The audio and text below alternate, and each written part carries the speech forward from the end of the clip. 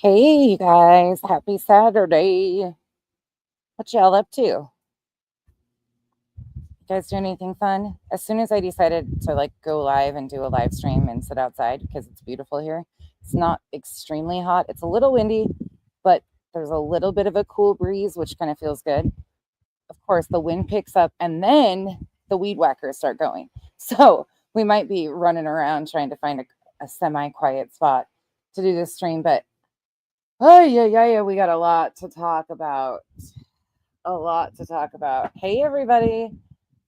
I'll be in and out too. I'm baking buns right now. Kyle and I went on a lunch date today, and then we went and got groceries. And now I'm doing my baking for tomorrow and getting everything ready for Easter. I hope you guys are having a wonderful Easter weekend, doing something calm and fun. But we got some plaintiffs and their reactions to this filing to kind of talk about, and some other sideways stuff that non-plaintiffs are kind of doing to, I don't know, the team members, I guess is what you would call it. The team members' spins on things. So we're going to get into it all. Let's go.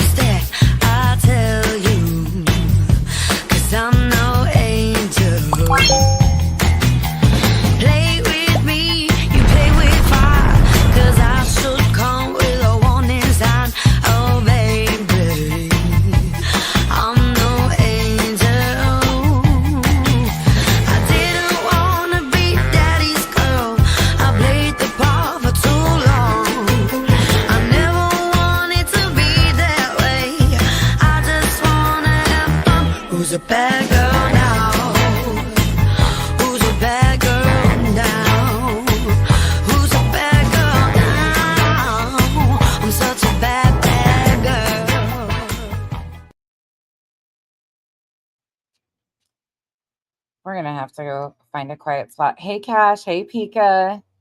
Hey, Revival. Hey, Liplocked. Janice in Accounting. Tinfoil Flupacabra. Question: which one of these asshats would you pursue first for money? Tinfoil. That's a good question. So I would personally, I don't know. I couldn't answer that. I think, well, depending on, again, I don't know all of their breakdowns and assets and stuff. So I think it would depend on who had the most free space. I don't know. I have no idea. Hey, Ree. Hey, Music City Mom. Coffee Addict. That's an interesting question, though, that I'm sitting here I don't know. Hey, Note to Self, Dazed and Amazed. Hey, Mal. Hey, Angel. Heather Licious, Pointer Lover. Akira, Crafty Girl, Up to Good. Sin. Tomorrow's your husband's 65th birthday. Oh, that's awesome. Lip Locked. Happy birthday to your hubby. Hey, Ohana. Mal, it's crazy. I caught up some today. And I was like, whoa. And there's some interesting distractions, of course, which is kind of what was to be expected of look over here, not over there. So that's kind of what I expected. But some of the things I'm not really understanding. Hey, Bia. Hey, Duchess, you better be in bed resting. You should be sleeping. Hey, Dreams. Moxie's mom, Pointer Lover, Eastern Girls, DeJennifer, Teresa, Catherine, Haley, Lisa, Thor, Truth Seeker. Hey, Steph. Hey, Passion for Victims. Electro, you're here but not here. That's kind of the way it always goes, isn't it?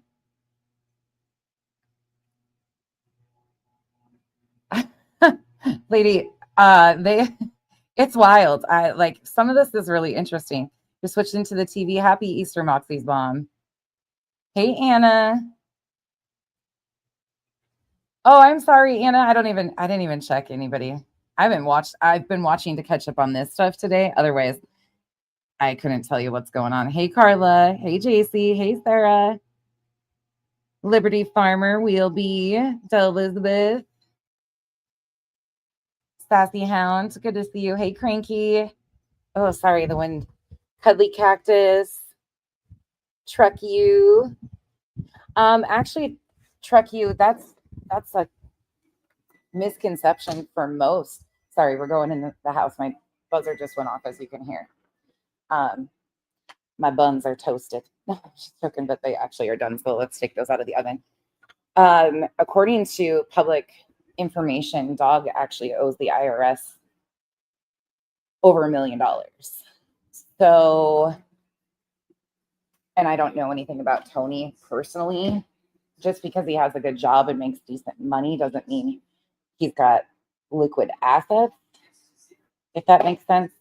I don't know. Truly, I don't know. It's interesting to see. Hey, Mercedes girl. You would be petty as fuck. Yeah, tinfoil. I don't know. That's a really interesting question that you asked, though. Hey, Tuesday said she thinks everything is fine. Yeah, everything is fine. Hey, Penguin Mama. Hey, Baton Rouge.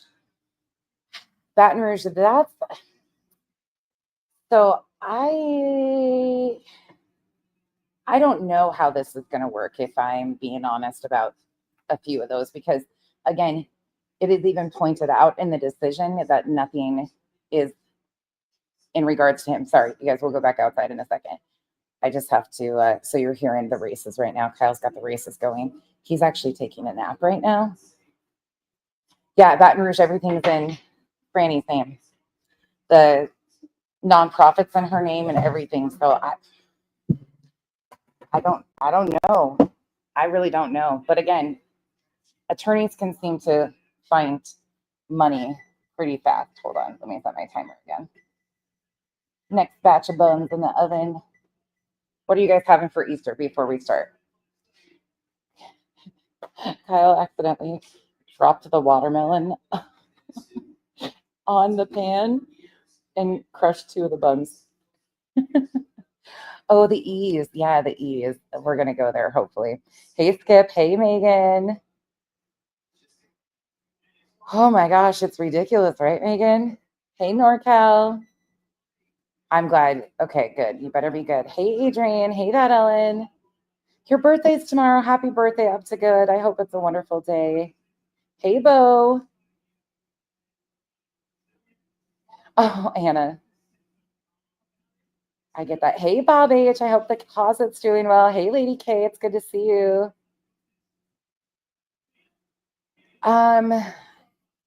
There is Baton Rouge mention of his homestead of family values, but because that is not really in existence, I don't think that's going to come into play, if I'm honest. I also did some research, and anybody in the chat can tell me differently if you've heard differently, but I have been trying to figure out, because one of the questions a lot of us were asking is, let's say one plaintiff wants to appeal because At Night has said that they already plan on appealing. If one appeals, do they all have to agree? And it sounds like no. It sounds like there can be a joint appeal or an individual. So it doesn't make sense necessarily, in my opinion, to appeal as is, because they have to put up a bond. I mean, it would be good if they do appeal. It would actually be good, in my opinion, for the defendants, because they have to basically put up the money to begin with, and then all it's going to do is end up costing them more in the end. So it could be a good thing. Sorry. But I don't know. Okay, who do you guys want to start with? Do you want to start with Betty, the E's? I got a few randoms in here. Brittany J. Hey, Sherry. Hey, Michelle. Hey, Beware Marching Band. Yeah. Doesn't Nick has judgments too? Oh, that's a good, yeah. It's crazy, and the thing is so many of us, hey, Shell, so many of us told her in the beginning, even people that don't like him, what are you doing? Back the fuck out. Don't do this. Like, you don't realize. Yeah. Yep, Dutch. Yep. It's been months since I covered that, but I knew there was quite a bit. Hey, Cat's Eye. Lip locked. What's funny though is Julie isn't the first to expose him. Granny actually was one of the creators that exposed Tony pretty fucking well in the beginning of this months ago. Granny actually called Tony to the carpet. That's why I think that she was kind of also targeted by these plaintiffs, because on YouTube, she exposed a lot of the stuff, and then JLR took it even further from there. And I don't fuck with JLR, but we watched some of that go down. Hey, Lila. Revival, that's interesting. So I did look into that previously because he is like bonded and insured. But I don't know how that would work, truly, because I would think that would be a client of his would have to go after. I don't know. It'll be interesting to see. It'll be interesting to see. Sweet one. A pot to piss in or a window to throw it out of. Megan, I knew about the lawsuits. Shit, what was that, like 6-8 months ago? They were exposed on him. At this time, yes. Beware marching band. Yeah, let me go over here. Let me pull that up just so we can clarify that, because some people are still going on and on about it. Hold on.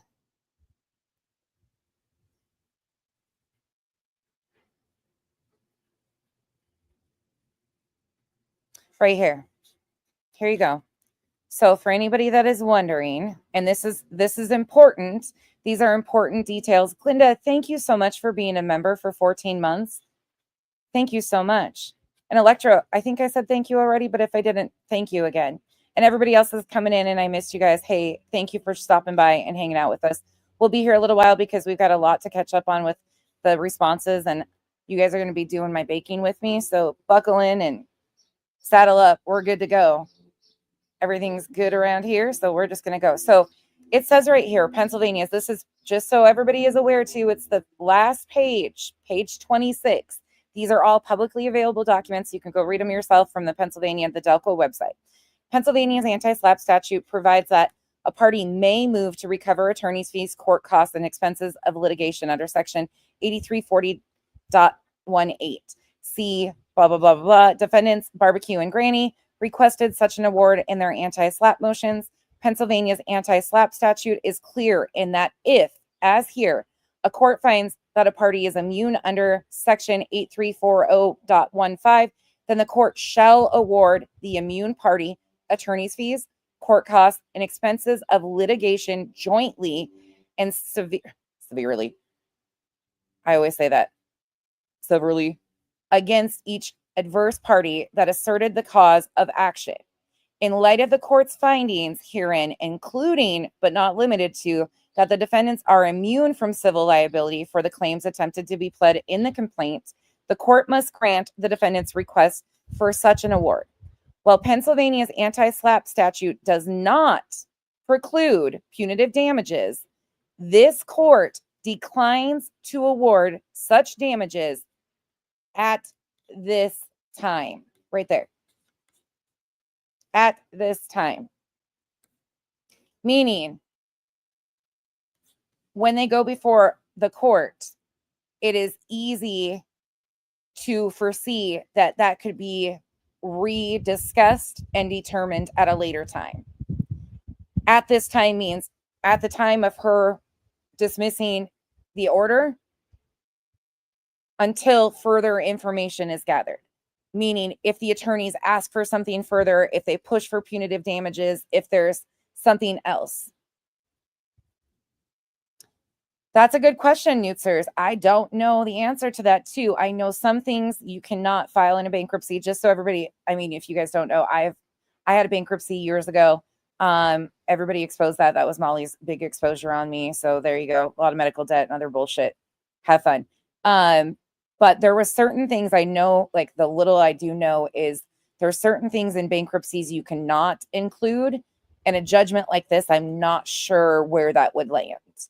But even if they try to get I don't know. You can't really file bankruptcy just to avoid paying a judgment either. Like federal bankruptcy courts don't really go. I don't know.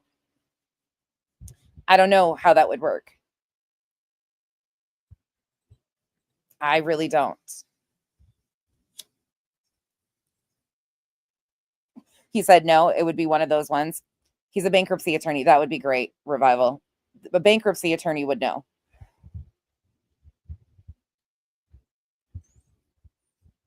Yeah, you can't. I know that there's specific situations like you cannot file bankruptcy just to avoid paying a judgment. There's a big like area like you cannot be discharged from the debt that you are owed or you owe just to like you can't file bankruptcy just to try to avoid those. So it'll be interesting to see again at this time it says that she's not awarding punitive damages. Hey Lizzie.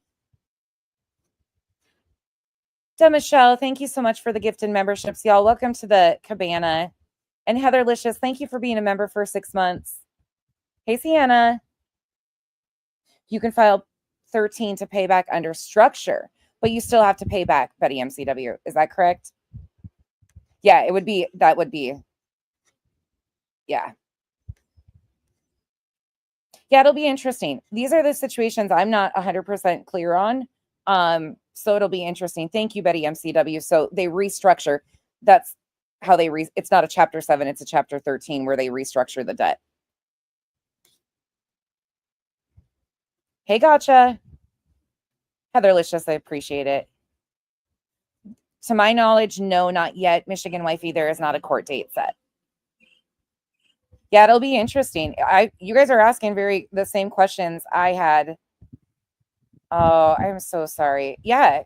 You know what? No shame. There's situations. That's why, like, again, was it the ideal situation? Absolutely not. But it was what it was. It is what it is. There's a lot worse things I could have done in my lifetime than that. So was I proud of it? No. It's one of those shitty situations, but it's taken years from that to rebuild stuff. So it's definitely not a way out. It fucking tanks everything for quite some time. So it's not an easy way out at all. And that would be stupid. It is only there if and when it's needed. So let's go. Who did you guys decide we're starting with? Actually, never mind. I'm not asking you guys. I'm going to open us up on a weird one. Yeah, I said weird. The reason why I'm going here is because she was specifically mentioned by Seth as part of her team, Seth's team. And this one there's something here that just doesn't sit well with me. We don't have much of this to watch before we go back into like the plaintiffs, but she is a part of the team. But listen to this.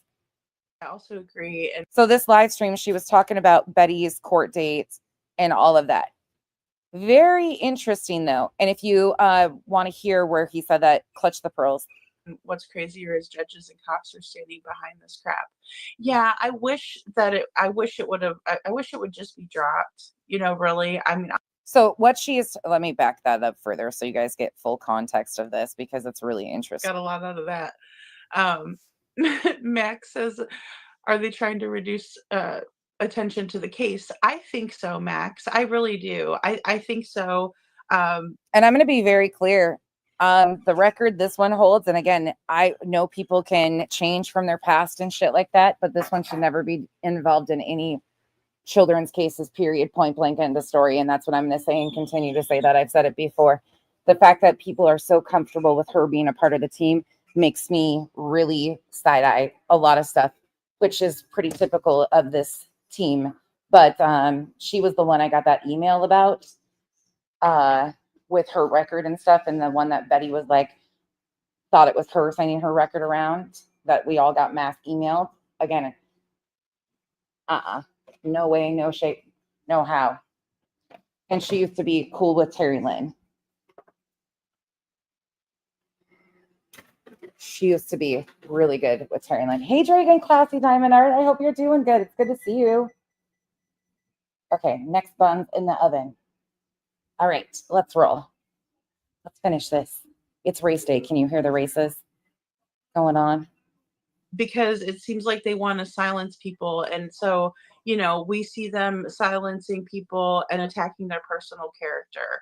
We see them trying to silence people and saying, oh, well, you're not so perfect. Look at you. Well, of course, none of us are perfect. If one single one of us says that we're perfect, we're lying. So, of course, she's pushing the narrative that the team is, that they're attempting to silence the team. She lied. And the date of this, just so everybody is aware, is the 17th, the very day that the judgment or the ruling in the Pennsylvania court came We out. laughed, Sasha. That's funny. Yeah, address. Thank you. Thank you, Cinderella. You guys, thanks, guys. I'll pop that one up too.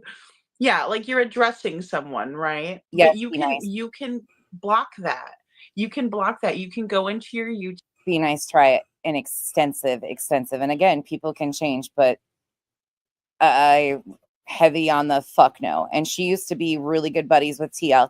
You see her, if you scroll in on your picture or on your screen right there, you see this flyer in the back of her. Let me go over there and circle it. If you're on a phone or where you can zoom in on this flyer right here behind her. You'll notice her logo for her YouTube channel is plastered right between Sebastian's faces on the missing persons flyer. Did you see that? She also has her logo for her YouTube channel on a missing child's flyer right here. If you zoom in, you can see it right there. YouTube settings and block that. So if you ever have people that are doing that to you, you know, I should have put that in the bullying video because you don't want to see that mess all the time. Like it ruins your day. Of course it is. If Care Bear, thank you for being a member for 13 months. And Shelby Lynn says she has a nasty record and is the one behind the bogus Nancy Grace photo. Absolutely. Ding, ding, ding. Yep, she does. And thank you for the support. if you sit there and you just say, oh God, who's saying this about me? You know, I mean, especially at this juncture.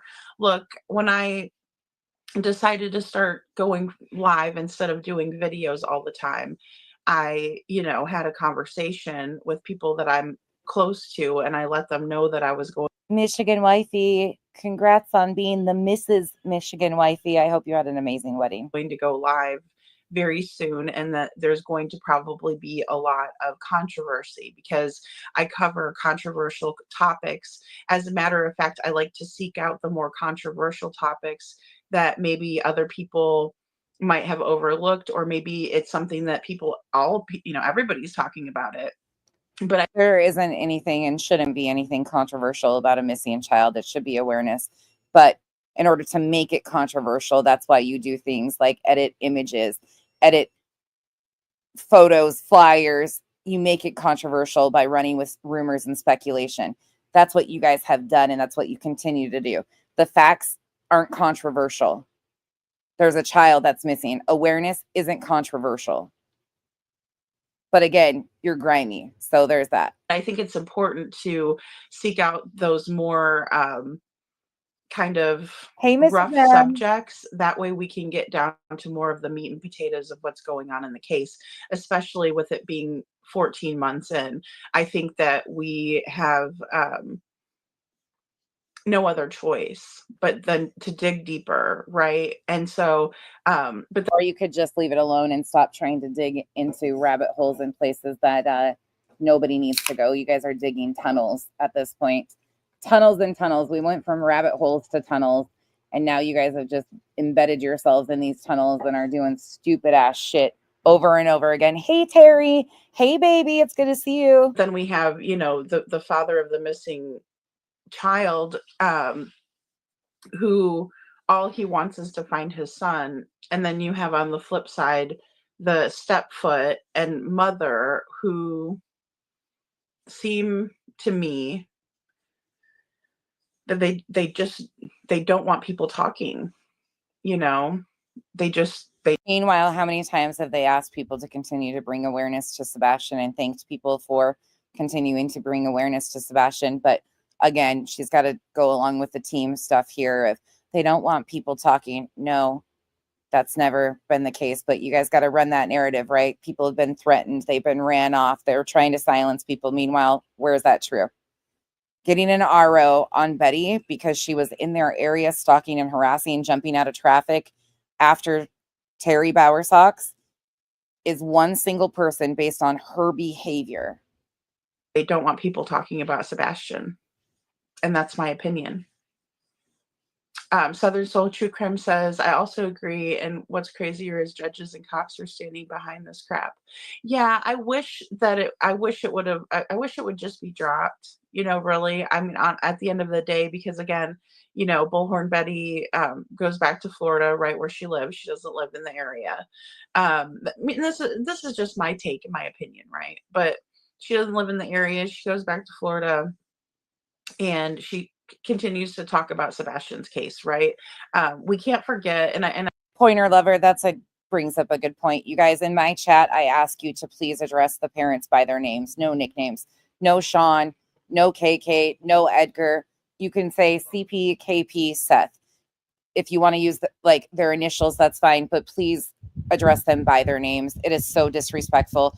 And at this point in time, again, I believe in innocent until proven guilty in a court of law, and none of them are even named suspects, let alone has this been classified as a criminal investigation. Is everything on the table right now? Yes, but we have no indication of anything. So please show them respect by just using their names. I know where the nicknames have came from. I get the dog bounty hunter called Seth Sean, but over here, I would appreciate if you address them by their names. Thank you. And I feel like the courts are kind of being a little bit disrespectful to Seth in a way. And, this is just, again, my opinion, but, the courts are being disrespectful to Seth. I want you to take into concept what she's saying here. The courts are being disrespectful to Seth. She's taking this away from Bullhorn Betty's behavior, why Bullhorn Betty was restrained. And she is saying that the courts, oh yeah. This is somebody that he has asked, to help him. And they're just kind of trying to silence him. So right off the bat there, you're getting. So just because he has asked this person to help him doesn't mean shit.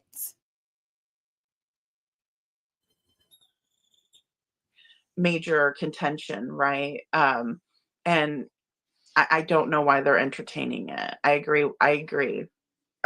Because she broke the law. She broke the law. You, with the extensive record you have, should understand that when people break the law, there is consequences for their actions. This is what is wrong with this and will continue to be what's wrong with these people, these creators that do this over and over again, because there is absolutely zero accountability in the spins and twists that they take from people's own choices. Betty made the choices to go from Florida to Tennessee. She knew exactly what she was doing and willingly went and participated. Hey, Wolf Rider. She put herself in those positions. She broke the law. You don't get to freely stalk and harass the parents of a missing child because they're going through the worst time. That is not our right to keep the parents of a missing child under surveillance. Southern Soul True Crimes, thank you for being here. Oh, Sasha.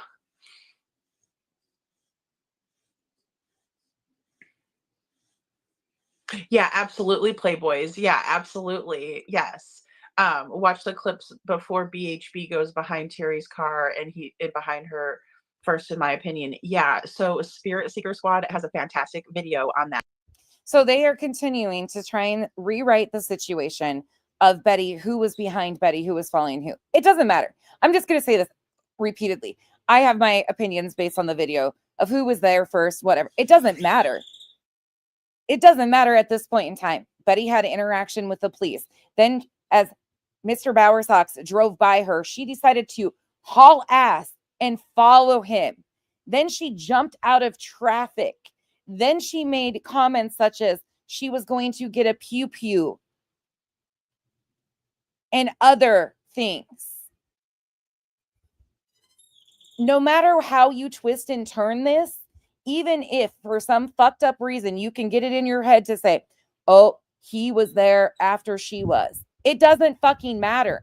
She chose to haul ass out of the parking lot, film herself doing it after she had talked to a police officer, jump out of fucking traffic at a light, and verbally accost the man, and continued on top of going on their property, which the neighbors in the neighborhood had called the police on her for. I pulled one of her videos in to one of mine before, right? Because she just has an awesome eye. She timestamps everything. You can see it all. So head over to Spirit Seeker Squad's channel and you can see where Terry Bowerstocks is circling her, right? Because she was kind of I won't say pulled over per se, because I think she was already parked, but it was more like the police officer kind of came up behind her and stopped her, and they were talking behind her vehicle, and you see him roll by, and then she's again sitting there talking to her live audience, and he rolls by again. And so it's undeniable when it's on, video like that. So thank you, Playboys, for saying that. Yeah, it is sick. It's so sick. It really is. It's so sick. James Coover, I just can't even believe it. Meg says looking like she was a character from Little House on the Prairie. I know that hairstyle was, very much and very, like, I thought she looked nice. Like that was the way that I would have thought she would have come up for Sebastian's, year anniversary. I thought she would be coming up looking, very nice and kind of more Stepford Wives or what do they call it? I don't know, but she did. She looked very much a lot nicer. I'll pop her up again here. But you got the braid, you know what I mean? She looks really pretty in the green kind of, I guess it would be more of like a turquoise color, but she's wearing green, right? Her hair is very nicely done, like, combed and everything, because, sometimes it's a little questionable, in some of those interviews, that we saw before. Oh, sorry guys. Hey, Deanna, good to see you. Thank you. Hey, Jude, for dropping Spirit Seeker's link. Oh gosh, it's just undeniable, guys. It really is. Absolutely, hey, Jude. Threatening a judge is a serious crime. It is. And she would have been, reprimanded right away. Trust me. No doubt about it, and I know we have to say allegedly in our opinions and stuff, but, it's just part of, how it works. So, yeah, federal crime in my understanding. Yeah. Yeah, see that's a close up of, and I don't know who all else is in the gallery really. The only people I can really name, I'm not even sure who the lady. Another one that's stuck on stupid. Okay, I just wanted to open with her. Now let's go further. They got to pick on every single thing, their looks, every little bit about it. All right, here we go. We're going to kind of hop all over the place. I know. You guys are going to cuss me already. Mr. and Mrs. E, they are not the plaintiffs, but they had a lot of interesting things to say. And there is Bullhorn Betty in the chat. Loud and proud, present and ready to help spin. Like, if you happen to be in the right spot, you'd get the deal. And if you didn't, that's kind of what with your dog Charlie gone. And it was so quiet. It was so like Lily and I, we the next morning, like, oh, this is so weird. Just the two of us in the kitchen, because it was, there was just all the energy of having the whole family here. So, but anyway, it was great to have you all here. And hello, Bullhorn Betty. Good to see you. Thanks for coming in. But Bullhorn Betty, of course, a friend of us and always doing great work. And she got to meet Aunt E. Yes, that was exciting. I was excited to meet her. A great friend to us. She's a great friend to us. Yeah, what a wonderful friend. You got a friend in me. You got a friend in me. When you need someone to be harassed, she's your girl. Such a nice lady.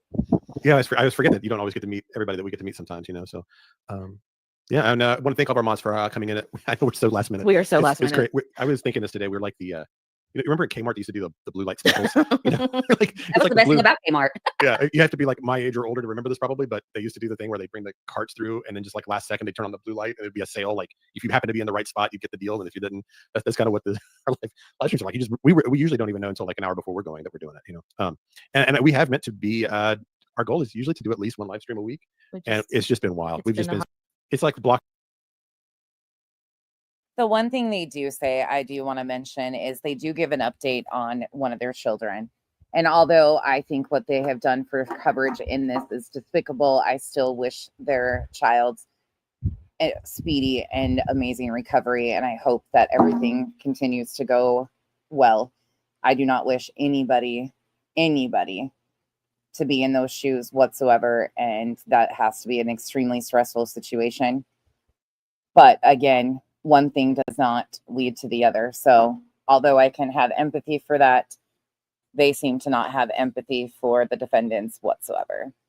So let's move Made it forward. 74 hours. Yeah, because So nice to see you all. Thank you so much, Opal. thank you, Opal. Did you And see then we had the- Detective Mom? Yes, it's super weird when you all are all gone. And yeah, it's kind of weird. We It get does used feel to weird. being on. Yeah. We kind of get used to kind of like it's so funny. I mean, like we're away from each other. You know, there's distance, and it's really names on the side of the screen. But it's like when we were waiting for the show to start, you're seeing everybody talking in the chat. It's like, oh, there's War Damn Eagle and Mystic Firefly and oh, Dreaming of Blue Skies. It's like old friends getting back. It's kind of It is. I've said it a million times if you've been with us, but this was the part of it. So I'm skipping through some things because it's irrelevant. Use this case and apply it to that article. So, Well, yeah, I think so, Sharon. Thank you, And War Damn Eagle. War Damn Eagle, 6 months, member. You're welcome. Thank you so much Bye. for that. Appreciate it. And I don't know. Did we thank the mods for being here? I see Castle, Kelsey, Dreaming of Blue Skies. I think probably a few more. But thank you so much for helping us out tonight. and of Dreaming of Blue course, Skies. Yes. Dreaming of Blue Skies, member for 9 months. The Thank you sweetest so member. much. Yes. Most supportive, sweetest. Absolutely. And Terry F., member for 7 months. Hello. Good to see everyone. Good to see you. Yeah, we do appreciate the support. Thank you so much for that. And we appreciate all of it. It's good to see Aw. everyone back. Ginger for we love you back. She's a Aw, great that's mod too. sweet. Yes. So, And Kelsey, member for 6 months. So we've got some of our great mods in here tonight, and they have been members with us for a while. I think We that got appreciate us you caught guys. up. I didn't even realize we've been around that long. You know how I am. It feels like it just started, but then it also feels like it's been I forever. know. I know.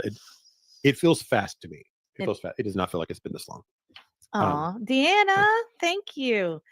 Thank you so I much. didn't Deanna. realize it. I didn't realize we'd be so like missed. Just like taking a week. What? How many We've weeks? been gone like 3 weeks. Oh, have we? Yeah, it's been, Well, it's been and 3 we did it weeks. the night that I got there, if you'll remember. Yeah. And then I was there a week, and then I was gone a week, and now I've been home for almost a week. Oh, that's hysterical. Yeah. I know. We're skipping forward more. Because with the last 2 lives we did, we're kind of I just don't want people to think I'm removing like important context or anything because I get accused of that. So here we go. They'll start talking and then we're going to skip forward because it's a lot of blah, blah, blah, blah. back to back. And it was just reading the new filings. Mhm. And so really it's been probably over a month since we did Yeah. anything just, related to special. So there's so much that's happened. The last live streams that they did, just to be very clear, were putting out that At Night in Team had filed for an emergency protection order. That emergency protection order, again, right here, you can see that has also been denied. That has completely been denied. But they said, it was approved. Again, we went back and forth. They were really offended because they were using the correct language according to their non-attorney friend in the chat. That's a blubbering fucking idiot. I mean, I'm no legal beagle whatsoever, but me having no knowledge is more knowledgeable than the one that claims she has some knowledge in the law. So that's what they did. But just so everybody is aware, once again, that has completely been denied itself too. And that we want to talk about. Yes. And kind of give our own opinions and takes on what it all means, So we'll just see if we have time tonight. And another thing, in case you guys are not familiar with the E's also stated right before the 1-year anniversary of Sebastian being missing that they had a source in law enforcement locally in Sumner County. They had a source that said that arrests were coming. They predicted within days, even potentially on the anniversary of the 1-year anniversary of him going missing. Yeah, that was never say never. Yeah, that's who they said was there, confirmed on top of 2 other people that it was the correct language.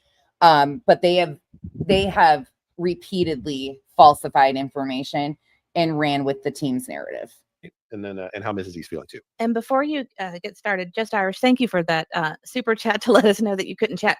I just changed it for you to 20 minutes, so it shouldn't be much longer. Yeah, she's on there. Okay, And good. I've heard Just Irish a few places. Very, very funny lady. I like to listen to you. So I don't know if you have Just Irish. Does she have her own channel, or does she have a place she regularly? No, she's a panel hoe. She's a panel hoe just recently. She hate bombs panel hoe. Okay, carry on.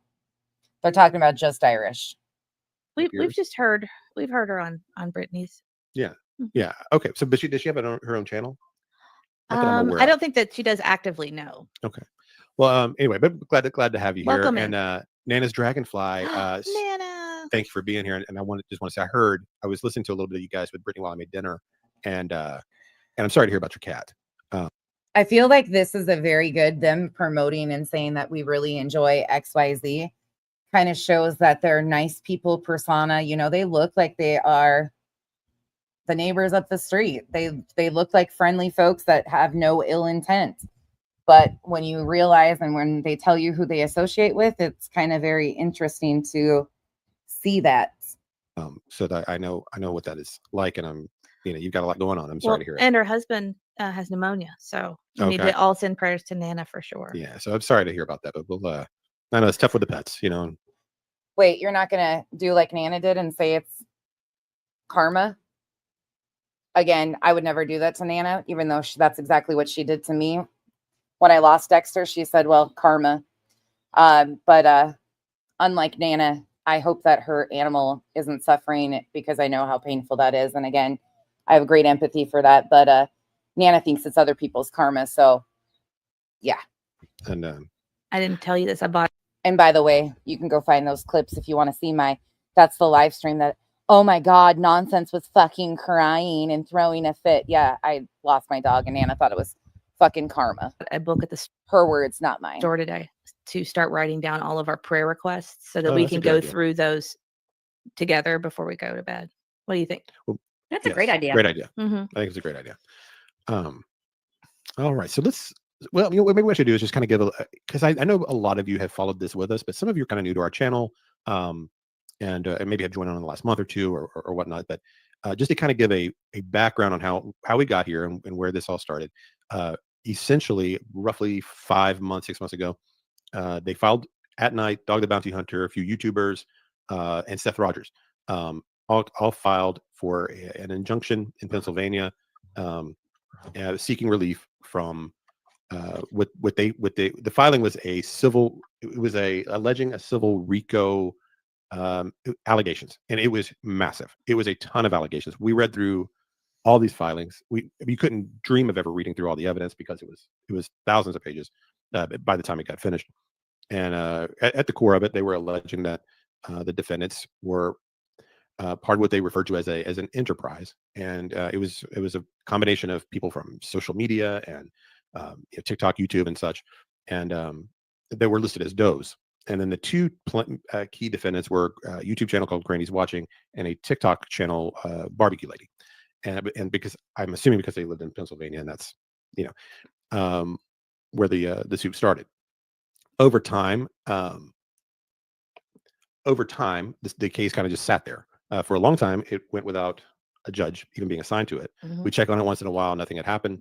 And then about 2 months ago, the defendants filed a anti-SLAPP motion, and so there was a hearing, and that concluded. And then we kind of waited, thinking something was going to happen within a week or two or whatever. Turns out that they have a full 60 days to bring back that ruling, and I think it happened on day 59, maybe. Was it 60 days?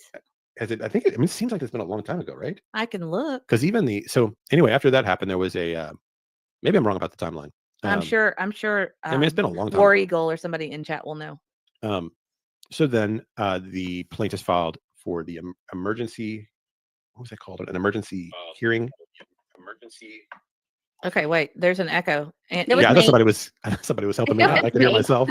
My phone Okay. was acting up, and I had it turned down, but it wasn't all the way. I was like, who's calling in to help me out there with the It was lingo? actually you, but you were on a delay. Sorry about that. Oh, That's War right. Eagle. I was saying, how long?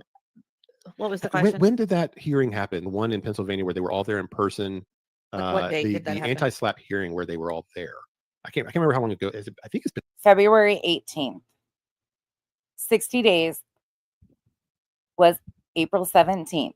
It's not hard to follow along here. The E's. You detailed this and ran with the narrative. Come on, people. The oral arguments were February 18th. been 2 months, but I might be. Oh, Sometimes you know, while. you might be right. Um, Because I didn't even know we'd been gone 3 weeks. So it's been something like that. But anyway, so that the decision was finally made yesterday. And even though this emergency hearing. I can't think of what it was called, but anyway, whatever the emergency hearing that they had requested from at Knight's behalf, it was sitting on the docket, and and when that happened, that's the last time we were live. Hong was posting on X that he believed that it would be heard anytime in the next week or two, and we kind of waited, and then 2 weeks go by, nothing happened, and nothing was happening with this anti-slap. So everybody's kind of wondering what's going on here, and then yesterday the judge just made a decision on all of it, on the anti-slap, on the Just because people like to say I'm not factual, this is just a reminder of the karma statement. This was who these people were. But unfortunately, it was just that reality gut check that I needed, and it happened publicly. So there's that. But the sad thing is you would never understand this. But continue on. Tell me more. Karma will Doesn't get you. feel good, does it? Nonsense. No, and whether it's true or not, Karma, Nana? Did you just say karma, Nana? Did you just say anything about karma, Nana? Have relentlessly come after me. They can't take it. Like, she's one of them. Oh, I can take it. Whether she has something wrong with her or not, she can't take what she does to other people when it comes back to her. And then nonsense. Today,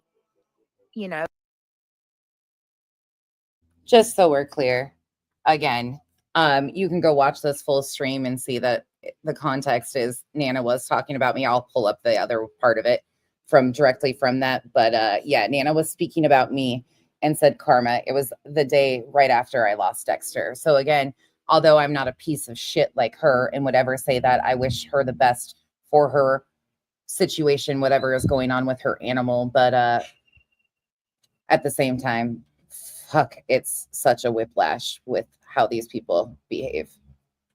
The initial injunction and on this emergency hearing, and she does explain why she does it that way in her written statement. So rather than me butcher it, we're just going to end up reading it, so that way we kind of understand how she came to the conclusion. thank you, War Eagle. Gosh. It's been highly contentious. It's been very controversial for the last 6 months. It's been very emotional for people, whether you're for various reasons, for whether you think whichever parent you kind of side with or have more sympathy for, whichever how you're viewing the case. Some people think it helps or hurts Sebastian's story in various ways, depending on your point of view. For some people, it just kind of became about defending their favorite social media outlets and such. And so it's been very, very contentious. So it's really just a toxic environment overall. So anyway, so we finally though do have some resolution to that. And the kind of three key decisions are that the original injunction, the whole RICO fine, that started this all, that was dismissed, and then the emergency hearing was also dismissed, and then the anti-slap was granted, and that was filed, of course, by the defendants. And if you're not sure what that anti-slap is, Yeah, people were asking you to explain that. yeah, I saw that earlier because I wanted to go over what the anti-slap is. It's a free speech, extra free speech protection type of law. I think 31 states have one of these now. And the idea is that is to protect defendants. He must have went to the Cornell Google website again. That's where he gets his legal advice from, is Cornell on Google. From someone just putting lawsuit pressure on them for the sole purpose of just silencing them, quieting their opinion. So that was the defense, and that was really just the defense of their majority of their defense for the position anyway, is that they the defense basically believed this was a First Amendment issue, free speech, that for the plaintiffs largely it was their speech is crossing over into not protected speech, right? Yeah, I just You didn't got a know if question? you wanted to address that. Oh, I'm sorry, Casey. Hello to the fabulous Ease. Good Friday and happy Easter, all of you. Driving, pulled over to say hello. Thank you, Casey. That's not what I was talking about. It's on your screen. I have no idea. Up higher. No, you don't have to show it. I'm asking you to read it Okay. because you didn't say those things. That's why. Oh, well. Right. So, well, that was part of so if you're talking about the stakes, so one of the things that, could have happened, as we said with the RICO part of it, the civil RICO case, if it had been successful, it had moved forward, the idea is that if it's successful, you're basically laying out the evidence for a prosecutor if they are interested in taking it to a criminal level. So you're kind of like, it's kind of like you're doing all the work for the prosecutor in that jurisdiction. What are you doing? A civil is laying out the groundwork for it to eventually go to a criminal. Oh my. Do you see why this has been interesting, covering the filings? And then of course they have the option whether or not they want to do it or not, but you've kind of already done the work for them. So they would look at it and see if they think, if it's successful, Right. and they feel compelled to do it. Of course, it's just their choice, but that could have escalated that way. I think we were just if it had been speculating. successful. Yeah. Yeah, you were heavy on the speculation. You know, it's a really serious matter. Somebody could go to jail for up to 20 years. You remember that? Because I sure as fuck do. In fact, I have the clip of it. Right. I think this is how we. Oh, and by the way, for anybody that wanted to know what live stream that was, it's still up. There you go. Allegedly Me, in my opinion, with Brittany J, her backup channel. The title is Fool Me Once from March 20th, 2025, where you can go find the karma stuff. You can transcript it if you want, and you'll hear it right out of her mouth. Explained it before. Obviously it's a civil case. So it was a civil RICO. So, no one's going to prison if the plaintiffs had won. What could have happened is that because you lay the evidence out there, if the prosecutors feel like this is something we can take to a criminal court, you've already done the work for us. I mean, the work is in the putting it together, the research, the evidence, whatever, and then they kind of take the ball and run with it because you've made it sort of easy for them. That's kind of how that was kind of what we laid out, I don't know, 6 months ago or so. But at this point, no, I don't believe anybody will be facing any kind of criminal charges for the RICO. I mean, it would be. You don't think anybody's going to be facing any type of criminal charges for the RICO? What RICO? What RICO? No, actually, they were pretty good about saying, Bex, they were pretty good about saying it was a civil RICO filing. They actually, I think one or two times did acknowledge that it was not federal. I will give them that, but they did everything else. Shocking if anyone, if that happened at this point. Yeah, because the case has been dismissed. Instead of like even entertaining that, you should have been like, well, no, there is no RICO. There was nothing established here. This is completely done. They can't refile it. It's dismissed with prejudice. Yeah, absolutely. But again, it's the gaslighting for me. It's we're going to follow the narrative because we are the team's lead master manipulator. So we're going to put it out here and tiptoe around so people still believe that there's some shit going on here. Because they got dismissed. So no one's tested the evidence. No one's heard it. It's not going anywhere at this point. No one's tested the evidence, sir. Tested the evidence. Are we in a fucking lab now? Are we taking a science class? Tested the evidence? What evidence? Oh, the fact that they didn't submit any declarations, any of the exhibits, all the exhibits that you went over that they put on their public available website, but never submitted to the court. How are we testing the evidence? We doing a fucking science project now? You see the dance that they're doing? There will be possibly appeals. I don't know. I might talk about this after we do the reading from the judge. So on X at night says that they will be appealing. Again, it's up in the air whether they all have to agree. From what I'm reading, it sounds like they can individually appeal or they can jointly appeal if they choose to. But in order to even appeal, they have to present a bond. And then it'll be more attorney's fees and it'll just go up the ladder. So, I mean, if they appeal, that's on them. I think they'd be stupid to appeal. That'd be my opinion because they have to put up a huge bond to even be able to do so. So we'll see what happens out of that. But of course, the instant thing was said, hey, Chico, hey, Lynn Love and Light, that they were going to appeal, which I think we all knew that. Hey, Jen. Hey, everybody coming in. Judges and all of that. But I don't know what the options are for the defendants. The plaintiffs, it seems pretty clear they have an option to appeal if they choose to. But for the defendants, I don't know if they can. I don't know what avenues they have to alter their decision because but we'll kind of get into that. Why would the defendants want to alter the decision? They won. The anti-slap was granted. It has been dismissed with prejudice, meaning that the plaintiffs cannot refile this. Why would the defendants want to alter the decision? Anybody help me here? Why did we pick this one to start? I was going to use this one at the end because I knew by the time we got here, but we started out, man, I picked the wrong one today, but oh well, here we go. That as we read it We're and in try it our now. best to understand it.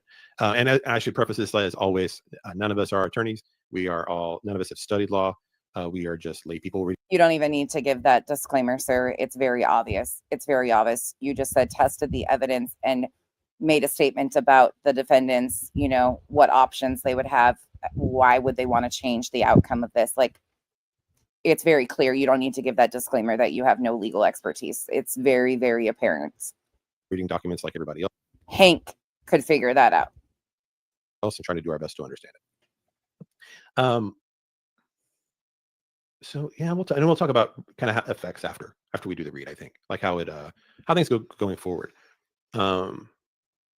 I don't know on the percentage. But let's see. And one thing that was kind of Christina, that's difficult with the interesting. anti-SLAPP is there was no precedent in Pennsylvania, so we really didn't know what to expect. How one of the things that surprised me about it is That is correct. It is the first anti-SLAPP in Pennsylvania because it was just enacted over the summer of 2024. I thought They're finally catching up on a few of the details that have been major key details. You can go back to the date that this was dropped. I started talking about anti-SLAPPs. I didn't know a whole lot about it, but I knew that there was going to be a problem potentially with the anti-SLAPP because it had just been enacted. And then also I was questioning jurisdiction over the plaintiffs and how that was all going to spin out. But the anti-SLAPP was what they went with and it worked. But it was interesting because when I was doing research, it was so brand new. I was like, what the heck? So you can go back and listen to me talk about it without even understanding what we were talking about at that point in time. But we were trying to figure out like different avenues they could take. my assumption of how it would work was if the plaintiffs had their case dismissed, which is what happened, and then if the judge had ruled that the anti-SLAPP could go forward, that it would then be a new hearing. I didn't know that it would Burn like hell. You haven't heard nothing yet. Just wait. It gets worse. I'm sorry. The brain cells will be like in mass strokes from your guys' ears will be leaving. They will be leaving at high rates. Say goodbye to them now because we ain't going anywhere. We're not going to anywhere intelligent and beyond. We're going to somewhere beyond, but intelligent life form and beyond. Nope, not happening today. be a decision at that point. By the time we're done today, you're going to feel like you went to the bar, took 15 shots of whiskey, danced way too hard. Your feet are going to be swollen. Your head's going to be pounding and you're going to have the bed spins. That's what you're going to feel like by the time we're done with this stream, because from the ease, it's only going to get worse. I assume there would be a new hearing to decide the merits of the anti-SLAPP. Happy That's not how that Easter, works. So she actually Santa. made the decision. So it's all over. It's all over. There's no more hearings without, at least best I can tell, unless there's some kind of appeal on that type of thing. Jen. I hope that makes sense. And if I'm wrong about some of this, feel free to correct me on it. That's just the best I've understood it. Easter. Okay. Can I talk with you for just a second? Sure. Okay, hold on. Aunt E, if you want to address chat for just a second. Can I talk to you for a minute? Because we're sounding like blubbering idiots over here, and I need to get you back in line, Mr. E. Oh man. Sure. Let's see. We go down to the bottom. And yes, we do appreciate no drama in here. We're just really here to read the facts and get to the bottom of things and be fair and honest in the way we report it to you. We're here for a good time. Probably a little bit of a long time too, but it will definitely be a good time that you'll feel hungover from when we're done. Thank you, Ginger, for all. That's such a sweet thing to say. To stupidity and beyond. Bree, I hope you had a good, relaxing self-care day. Thank you for the support. We need a button. To stupidity and beyond. Okay. With that, Now you're back. And I know that, like I said, I know this is highly, yeah. people are very divided on this. It's been Yeah, I told you guys, ignore all disclaimers that come out of them. It's just full shit. Again, this is the group of people that said that they had a source through law enforcement. An arrest would be made in days. Back around the anniversary of Sebastian, the 1-year anniversary. This group has been nothing but intentionally misinforming people. Again, they are a direct down line. Like if you look at it like a pyramid scheme, which is kind of in comparison here, in my opinion, they are directly underneath Nick, and they take that information and disseminate it, and then they build a storyline and other people underneath them. There's three main people that kind of create those storylines for the team. It's Crime Time Buzz, the Ease, and Spanky. That's kind of your three like top tier of the pyramid. And then underneath them, they're handlers of sorts for, I should draw this out. Actually, I'm visualizing it and I'm over here talking with my hands. But yeah, if you think of it as a pyramid scheme, that's kind of the way it goes. And that's my opinion. Extremely polarizing. It's been kind of tribal, really, for the most part. Hey, Granny. And so, but I know everyone has strong feelings about it. If you're new to our channel, our approach to all of this is it's polarizing because they falsified documents, put them on their public website to make people believe that certain things were happening. When I say falsified, I mean declarations from the tacos in particular. Paragraph 2 to 4. In paragraph 2, it stated that Miss Taco was home alone. Paragraph 4 of the declaration. Her son was home. Things like that. Then they never even filed the exhibits, but they put them on their publicly available websites. That's just one minor example of a ton. If we're going to talk about creators, we just talk about them in a neutral way or a positive way, but not insulting and that kind of thing about creators. And then unless it's the defendants, and then if it's the defendants, fuck it. We're just going to say that they are part of some civil RICO and some enterprise, and that they could be going to jail. And it was your chat that you allowed Nick the Hat to say things like, well, if they give us the call, it could be settled by Monday or something like that. I don't remember the exact terms now. And he was also bragging about how many hours it was going to take for attorneys to even read over it, basically acknowledging you guys played right along with all of that and thought that was just fine. Just in general, insults, trolling kind of stuff like that, we just remove that. Upsetting our regular chat. Yeah, upsetting the regular chat. If you're here to cause trouble, then you'll be asked to leave. If you are new to any of this coverage, I have an entire playlist of this, and what I'm talking about, the comments in their chat when they initially started filing, or when this filing broke, and what was being said by Nick and so on. We actually broke that down, and you can see all of those comments that were put in their chat as they were covering this and amping up the audience to believe that Granny and Barbecue were doing XYZ. You can go look at all of that. I think I've added most of them to that playlist if you want to catch up. You just want to we're just trying to understand the ruling, really more from a, I was thinking about this today. To me, what's the difference for me between like a post or a comment that to me is like, nah, let's just get rid of them or keep them. And for me, it's when people want to debate. It's the difference between wanting to debate people or ideas. And when people want to debate people and do personal attacks and stuff like that, I don't care about it. I just go somewhere else. That's the way I see that. So I just want to discuss ideas. I know. And I will tell you what's going on is they're trying to, because we decide to block people, they're making a big deal about us blocking people and upsetting our regular people. And it's people we've never seen before. Okay. Well then, yeah. So keep blocking those people. Okay. You're just here to disrupt. And I think that our regular people who've been following this all along deserve to hear you read the documents and go through it. Yeah. So. We don't do drama here. So that's probably about the most you're going to get out of us. Actually, that 2 minutes. Yeah. So yeah, we're going to go on and read it and just do our best to understand it. And if you want to hang out and you're not normally from this channel, then you're welcome to stay. I mean, you're welcome to even have your favorite person that you like and support and whatever. And we'll talk about who the real winners were and that kind of thing at the end. And the defendants should feel great today. I mean, they really should. They in a way their stakes were higher than the plaintiffs, because of that hanging RICO. And I know if I were in that position, even if I thought it was a long shot, I would be glad to have that door closed. I just would. And so I'm sure they're feeling great about that, and they should feel relieved. And so we're just gonna look at it as the merits of the case, what we kind of think strategy wise about how it was all put together, how the judge came to the decision, what the logic was, because we don't really know. We haven't read the full thing yet. So we're just gonna do that together. But yes, Mod, if you would help me out with that. If somebody's, me, I'd rather have a peaceful, thoughtful, idea-centered chat and live stream than more views and we don't care engagement. about that. I'd rather, because that's part of why we started the channel, is we wanted to have a place where it was we could talk about these cases in a more less tribal way, and a more Oh, that's what you did? You were locals on the ground. This is how you started your channel, was with heavy speculation and rumors. Driving routes from the Texas Roadhouse to their neighborhood, going and driving in cemeteries, and so on and so forth. You have built your channel off of misinformation and speculation, targeting the parents of a missing child. So carry on. logical, fact-based, truth-seeking manner. Right. If you're into that, we're a great place for it. If not- not, then that's okay. You'll find there's other places. And talking about our choice to give our mods or us the power to block somebody, that's not going to get, what am I trying to say? That is not going to get a response out Hey, Kay, it's good to see you. It's okay. Everything's good. I'm good.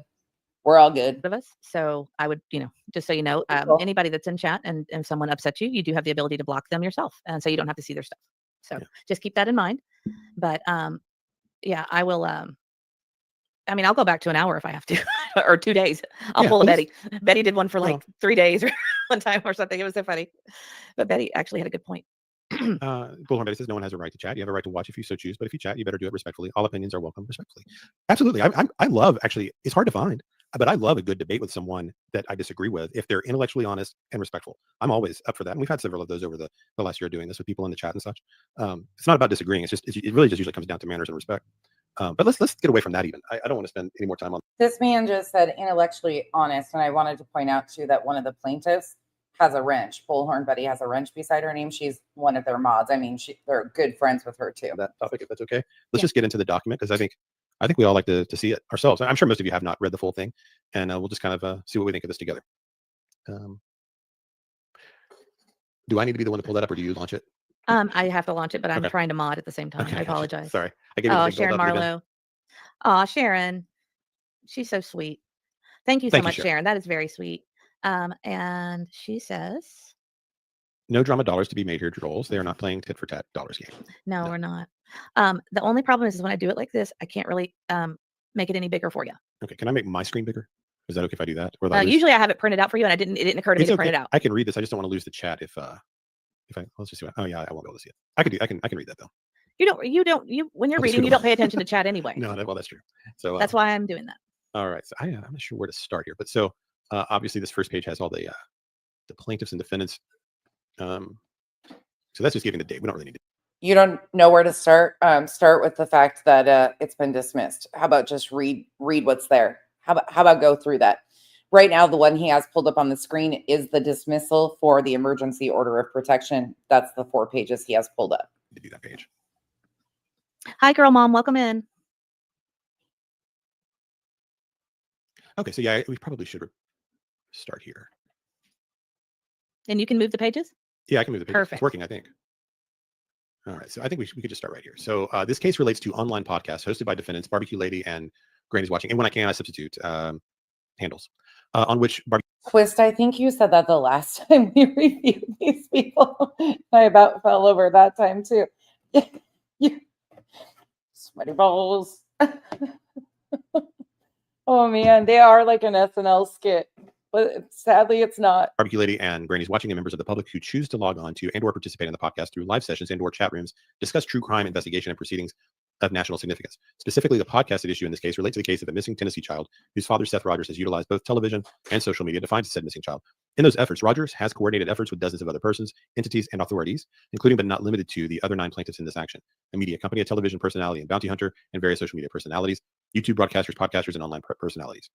Plaintiffs' complaint against the defendants' podcasters and 50 defendants alleges that defendants' statements and conduct on their podcast give rise to civil and criminal liability and purports to allege 47 counts against the defendants, including defamation, harassment, intentional infliction of emotional distress, cyberstalking of a child, and cyber harassment, civil conspiracy and coordinate defamation, criminal conspiracy, interference with prospective business relations, as well as alleged violations of the Pennsylvania Corrupt Organizations Act and violations of the Racketeer Influenced and Corrupt Organizations Act, and violations of other criminal statutes. The complaint seeks any injunctive relief. I should have read that earlier when I was trying to do my Research. my summary of how we got here, what the case was. Little did I realize that was just right there in front of me. But anyway, that does actually sum it up pretty well, what the original injunction was all about. Defendants do not dispute that they have discussed the search for the missing Tennessee child during their shows, but in their separately filed and above referenced motions, pursuant to Pennsylvania statute anti-site motions, assert that the lawsuit is So that SLAP stands for Strategic Lawsuit Against Public Participation, designed to chill their constitutional rights to free speech. They are immune from the liability for their conduct and speech on the YouTube broadcast podcast under Pennsylvania's recently enacted and so-called anti-SLAP statute. And if the complaint lacks any merit, it must be dismissed pursuant to Pennsylvania's anti-SLAP statute. Defendants' anti-SLAP motions were taken under advisement after statutory required oral argument at a hearing on February 18th, 2025. Well, that answers that other question we had. So I guess it was 2 months ago. That was that hearing. Okay, next time I'm printing it out. So because you read it when I print it out. Like you read it like Oh, front yeah, to back before. Well, I did read this yesterday, but I You wasn't just looking kinda- for the. I got you. I was trying to You were trying to get to the see- nuts and bolts yeah. of it. And there is something interesting also just in general with this. Uh, There is sort of a parallel between this and the Bullhorn Betty. Yeah, situation. it is. Yeah. In a way, it is a similar. There are comparisons you can make. I mean, they're different. It's a protective order versus an injunction. So obviously, there's different circumstances and everything. But at the heart of it, the defense is your right to free speech and what crosses that line on Right. the plaintiff's end. So it is kind of Or the fact that there was nothing to support the need for an emergency order for protection. I mean, there's that too, along with the whole thing was frivolous and nonsensical, but get to the judge's ruling. Come on. kind of interesting that way. Hobo's Life, thank you so much. Thank you to all the E family and dogs for the prayers. Much love. Surgery went great. In home doing good. Long road ahead. How is Middle E? He's doing great. Hobo's Life. And if you don't mind, real quick, Women's Warrior was saying I look very tired. This is not my color. That I look very sleepy tonight, and she's wishing me restful sleep tomorrow and a brighter day. Really, I am tired from being in the ER most of last night. So Yeah, that went for a long time. yes, so with our son, so I was there a really long time, and it wore me out. And so, but I appreciate your concern. It's very sweet, and this is definitely not my color. It washes me out big time. So, but thank you, I appreciate it. Let's see. So we got to the date. And by separate order, the court has granted anti-SLAP motions dismissing the complaint and thus terminating this case. As such, plaintiff's emergency motion for protective order and to enjoin unauthorized recording, broadcasting, and doxing filed on March 26, 2025 is denied as moot, as the case is no longer an active case. Right. So this was that one where they approved it for a hearing, or the filing was approved, and it was sitting on the docket when we were just No, stop using the word approved. Do you see how we just got back to the same word? It was approved. No, it was accepted to be added to the docket. That was it, like to the case file. That was it. It was never approved whatsoever. And here they are once again trying to make something happen that didn't. waited. And we got into that third week and kind of thought, okay, what's going on? No decision, no dismissal. It was just hanging there. And just by definition, you would think an emergency hearing would happen, less than 2 weeks, you would think. But that didn't happen. But this is why I'm assuming. I guess that the judge probably was getting close to their decision, knew they were going to deny, and that's why I just didn't do anything with that hearing, because she knew that she was already going this direction. Because she took 2 months to write this, and it was I suppose this is going to be likely case law because this is the first anti-SLAP in the state, so they had to be you wanted to look right and wanted to do a good job with it, I guess. So Taylor, welcome to the Cabana. Thanks for becoming a member. anyway, so that was why that got denied, and why I'm thinking that's why it didn't happen until that day. Does that seem likely? I mean, that's just what I'm inferring from that. And also, I wanted to say, Hobo's Life. I'm very happy that your surgery went well, and prayers to you. Yeah, I know. Yes. And thank you for that super chat. That was very nice. We'll do the songs at the end. They get overwhelming sometimes, so we'll just wait and thank everybody all at once, if that's okay. And hey, Josh, welcome in. Oh, hey, Josh. Good to see you. Okay, so alternatively, this court determines that plaintiff's March 26 motion lacks merit. That motion requests emergency injunctive relief based on alleged conduct on the February 18th, 2025 court hearing, which the motion suggests is violative of Pennsylvania's criminal statute, rendering unlawful the use of an audio or video device in court. This court has reviewed all 107 pages thereof, the 505 paragraphs, and the accompanying 446 exhibits, and finds that not one page, paragraph, or exhibit allows the court to conclude any named defendant engaged in an unauthorized recording or broadcasting of the February 18th, 2025 court hearing before. So basically, all of you people that ran around saying that things happened in the courthouse that day on February 18th during oral arguments, the judge had already talked about and decided upon during court that day, lied, because the judge said, yeah, it didn't happen. For the undersigned. Our son's in a good mood tonight. Yeah, I always love the happy sounds. There is no exhibit or evidence that demonstrates that any named defendant disseminated any video or audio or in any other way broadcast the actual courtroom proceedings on February 18th. Plaintiffs have not pointed the court to any rule of civil procedure or case law that prohibits a party from publicly discussing a case or courtroom proceeding where there is no existing so-called gag order in place. Some of our subscribers and people in chat also enjoy his sounds. It's hard. And actually, I wanted to mention this earlier, just real quick. Scotty Too Hottie had the funniest comment earlier, and we were laughing before the show started, and we forgot to mention it. But anyway, just Scotty, you made us laugh, and we appreciate that right now. Yeah, this is one I don't know. I'm not quite. I guess I haven't looked at the evidence, so I don't know what they submitted. But They're basically saying there wasn't any evidence to show that. I mean, the thing Even is, though You haven't looked at the evidence, Mr. E. Mr. E. The evidence, you haven't looked at the evidence, so you don't know. You don't know. But yet, remember this right here?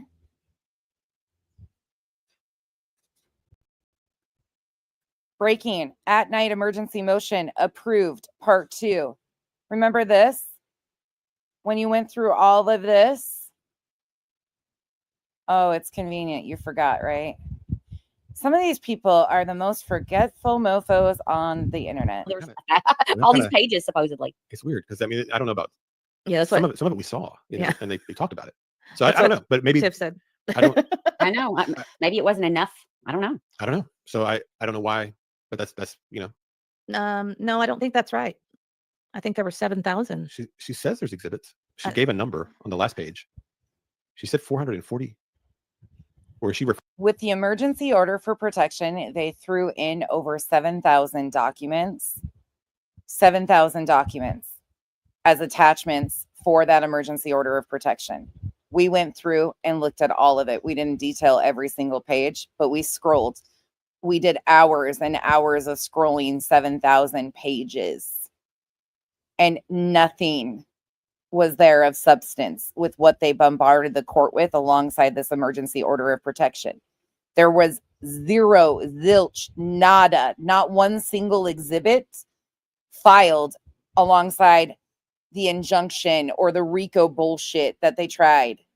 They didn't file a single exhibit with that, but they filed over 7,000 random fucking documents alongside this emergency order for protection that they attempted to do on March 25th or 26th, one of the two. I can't remember the Court has date. reviewed all 107 pages and 505 paragraphs and the accompanying 446 exhibits and finds that not one page, paragraph, or exhibit allows the court to conclude that any named defendant engaged in the unauthorized recording or broadcasting. I mean, So I don't know. Thank you So, for the super chat, Demon Chihuahua. Of course, I don't know. Maybe they hadn't submitted that because they assumed they would get to when the hearing happened, or would it work that way? You'd have to submit it with the file, I guess, right? and I think I there's don't some more. There's some more jargon about the exhibits later on that might clarify it. Yeah, it's going to clarify it pretty well that there was no exhibits filed with the injunction. Shell, thank you for becoming a member. Welcome to the cabana. Okay. Ginger yeah, says maybe- read. I promise we'll spice it up here a little bit, but the ease, we'll just pull this Band-Aid off and get rid of it. them literally. I think it's 7,000 pages, right? When it's, There's yeah, 400 and some odd exhibits. I believe it's 7,000 plus pages. Yeah. Yes. Well, I don't know. So anyway, whatever she looked at was not convincing, or she didn't see anything that made that connection. So anyway, there is no such gag order issued by the undersigned or any other Delaware County Court of Common Pleas judge in the above captioned case. So they must have referred to a gag order, and she's saying there was not one. There has been no reference or any alleged misconduct at the February 18th court hearing to Delaware County Criminal Investigation Division, and the undersigned is unaware of any criminal proceedings initiated to enforce the criminal statute invoked by plaintiffs in the March 26th motion. Why'd you Therefore, the swallow March hard? 26th motion must be denied for the further reason. Did you see that? He just kind of swallowed hard. Let's slow this down. Why are you swallowing hard? You can tell you didn't read this before. Watch. Initiated to enforce the criminal statute invoked by plaintiffs in the March 26th motion. Therefore, the March 26th motion must be denied for the further reason that it lacks merit. Okay, so this is the 2-page one, or the shorter one, right? Right. Or is there a Yeah. net? Okay. Oh, is So this that the was only, about the. this is the shorter one? I didn't mean to, I didn't know which one I picked. Sorry. Yeah. So let me. Yeah, you should have probably prepped yourself to understand that this is the dismissal. What you're reading is the dismissal of the emergency order for I just want protection. to make sure which one we're reading. So this was This the is order denying. denying plaintiffs admitted This emergency was motion. just about the court case. This is just Oh, about the yeah. illegal recording. So this isn't the actual. I mean, they're just dismissing this portion of it on Right. this document. Okay, so this basically explains why that. It's because it's two different filings, two different motions. The initial injunction was also denied based on the anti-SLAPP, but then she made a ruling also on the emergency order for protection and denied it too. This is the denial for what they filed on March 25th, what they added 7,000 random documents to. Oh my God, this is so frustrating. Naomi, thank you for being a member for 6 months. that emergency hearing was denied, right? The last. Yes. Yeah. Regarding the how Denied is moot is how she phrases it. Okay, so that's that one. So the next one is a is the longer one, about 26 pages or so, and that'll get more into the big injunction and why that was denied. Yes. Hey, Give Tia. me just a second. You all talk to chat while I'll pull it up. Sure. Let's see. I'll just. I don't know what you were referring to. Tina Girl says, "Chat is crazy tonight. I'll be listening, going to the bushes." Yeah, I don't blame you. Yeah, hopefully it'll calm down. Angel, it's because they are really trying hard to spin something here and there's nothing to spin. It's very clear. It's very clear. Just read the freaking order. Yeah, they didn't broadcast the court. Someone took a picture and realized it wasn't allowed and apologized to the court. That was it. Not the big deal. That night made it out to be. Yeah, well, we weren't there, so we don't know. We've heard Yeah. two different stories. Oh, Well, I mean, but I That's think why we like to go to court. you weren't there. You weren't there. But the transcripts that Granny and I read, the transcripts of the oral arguments state very clearly when the judge was interrupted by the sheriff coming in, not once, but twice, because people were calling to say that things were happening. Again, she continued with court and they continued to throw a fit. was it? Yeah, I don't know about We don't have to be there. The court papers were very clear. The transcripts of what happened during the oral arguments were very clear. a video No happening kidding. in the court, but the picture I think everybody saw. And if they Yeah. if they kind of said, hey, Is we this didn't the know one? that was obviously if they don't want to No. press any kind Did of I put the criminal. same one up? That's the same one. What in the Hey, world? PJ. Hold on. But that happened, and so maybe she doesn't think that was. But yeah. But it happened. They could not. They took a picture. Get over it. She knew about it. It was before court started. It is what it is. It's a mute point at this point. Carry on. Let's talk about the denial and dismissal. Dismissal with prejudice. Press charges against it, but that's their choice. Well, I think people are saying during the court proceedings, but I think the rule in that courthouse is no photography whatsoever in the courthouse period or video. Oh my God. Yeah, that was our understanding. Is Yeah. even in the hallways and stuff. And the order that you just read even stated that they checked and there is no investigation or anything. It was over and done with. But here we go. Continue to, well. But I mean, we weren't there. So But laws and things like that, rules like that, are really kind of just as strong as your willingness to enforce it. Right. So we were talking if about that today. Yeah, I mean, I think about this all the time. There's laws broken all the time. People commit crimes all the time, and you don't get prosecuted for all of them. I heard did you find the thing? Oh, where was it broadcasted? I believe they were on another person's another person was live while they were in the courthouse. Yeah, that was. Yeah. I think that was the allegation there. Yeah. They were giving like live updates and that kind of thing. So. Well, yeah, but- Just Irish said I clearly heard court proceedings aired in real time. So there's Hold on, Revival. Let me go up and look. Half Pint says, nonsense. Did you do a stream on the transcript? If so, I need to mark to watch it while I'm out on surgery leave and bored. Yes, Half Pint, we did on Granny's. Let me see if I can go find that stream for you. Give me a minute. that. Yeah. So And I haven't. Yeah. So, but anyway, it wasn't persuasive enough to the judge, or I don't know, whatever reason. And our mods are just confused as to how to handle chat because there's so many differing opinions tonight. So do you want to just maybe give them a little more clarity on how to handle chat again, as far as people and their opinions? Yeah, I mean, I'm seeing different opinions, and most of what I've been reading is okay. But of course, I've There's several seen that have been deleted. So I just want to make sure everybody understands. As long as if it's a differing opinion, as long as it's respectful, that's fine. Yeah, you don't absolutely. have to delete them or anything like that. But if they're being attacking other viewers and they're being rude, of course, time them out. But we just want everybody to be respectful, and we respect you and we respect your opinion. Kelsey says, I feel there's too much blocking going on for non-trauma statements. I agree, Kelsey. There's a lot of blocking going on. Okay, so you think we're being too heavy-handed with it? Yeah, I think if they have an opinion, it's fine. It's fine as long as it's respectful and and it's their understanding of something. That's fine. It's just not being rude to other people or making blasphemous statements against others. Yeah, right. Yeah, it's just we wanted to. I think we're used to a very peaceful chat, and so I think some of our regular people want to keep it peaceful, and they recognize people from channels Right. that are not so nice, Yeah, to yeah. us. I get it, So I get or to people in general, other people. I do So- get that. But Reputation precedes everybody, right? right, So, exactly. yeah, I understand. But anyway, let's just keep going with it. Can we pull it up, or do you have it ready? I do. But what I was going to say, I'm reminded of this all the time. I think of I heard this FBI agent talking once, and he said every day, any American is committing an average of 1 to 2 crimes per day, and they have no idea they're doing it. Oh, really? Just a variety of different, like just things you might do that you don't realize are crimes and how you handle your Like paperwork or littering? life or whatever. But I'm just, just kidding. and actually, what his point is that what he was talking about was law enforcement shouldn't target people, law enforcement should investigate crimes and not. This is called deflection 101. This is called, I don't really want to talk about why this is dismissed and the fact that there is no chance of them refiling it. I want to gaslight people. So this is all distraction and deflection. People. He's like, because what he was getting at was if you go, I want to go find out about this guy, they can find a crime on you, because some people are committing crimes all the time, don't even realize. And so anyway, but there's lots of crimes that occur that there's never any actual arrest or conviction, So once again, alleging that there was some sort of crime committed here, but it's just a common thing that crimes aren't prosecuted. More gaslighting. This whole thing is nothing but gaslighting and spin maneuvers, which land terribly. Trials. Told you guys we're going to end up with the bed spins. All that. But yeah, let's go ahead and do the next thing. And I also forgot to mention it is Good Friday, and happy Good Friday to those of you out here. Yes. Let's see. And let's see. I've got it right here. So there you go. So this is, I think that's the correct one. This is the granting. This is the longer one. I think it's 26 pages. Okay, so this is an order granting defendants motions for dismissal and requiring plaintiffs to pay defendants' attorneys' fees and costs under the Pennsylvania anti-SLAPP statute. All right, so page. So that's just all the date and all the players. You guys, hold on. I got to show you this really quick. Talk about distractions. Okay, ready? You might be blinded. I haven't had that much time to tan. Antonio's home. He's out here sunning himself.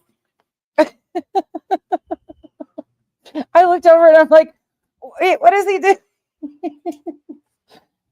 Kyle's tanning. There he is. So we'll skip that part.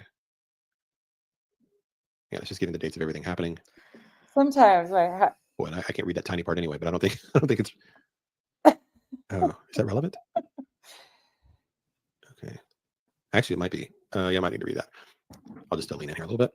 The court was required to hear oral argument on the anti-SLAPP motions no later than 60 days after the filing. The anti-SLAPP motions were referred to at the undersigned on February 12, 2025, and a notice of oral argument for the next possible open date on the undersigned's calendar, February 18th. Was both emailed to counsel for all parties on that date and submitted for docketing on that date. The notice appears to have been entered on the docket on February 20th, 2 days after all parties appeared for the February 18th argument. Although the parties were provided the opportunity to provide supplemental briefs in support of their respective positions pertaining to the anti-SLAPP motions, only defendants elected to make additional written submissions. Despite identifying 10 plaintiffs in the caption of the complaint and in the allegations identifying the parties, only one plaintiff attempted to verify the complaint, and that is At Night Media, through its managing partner, Hongji.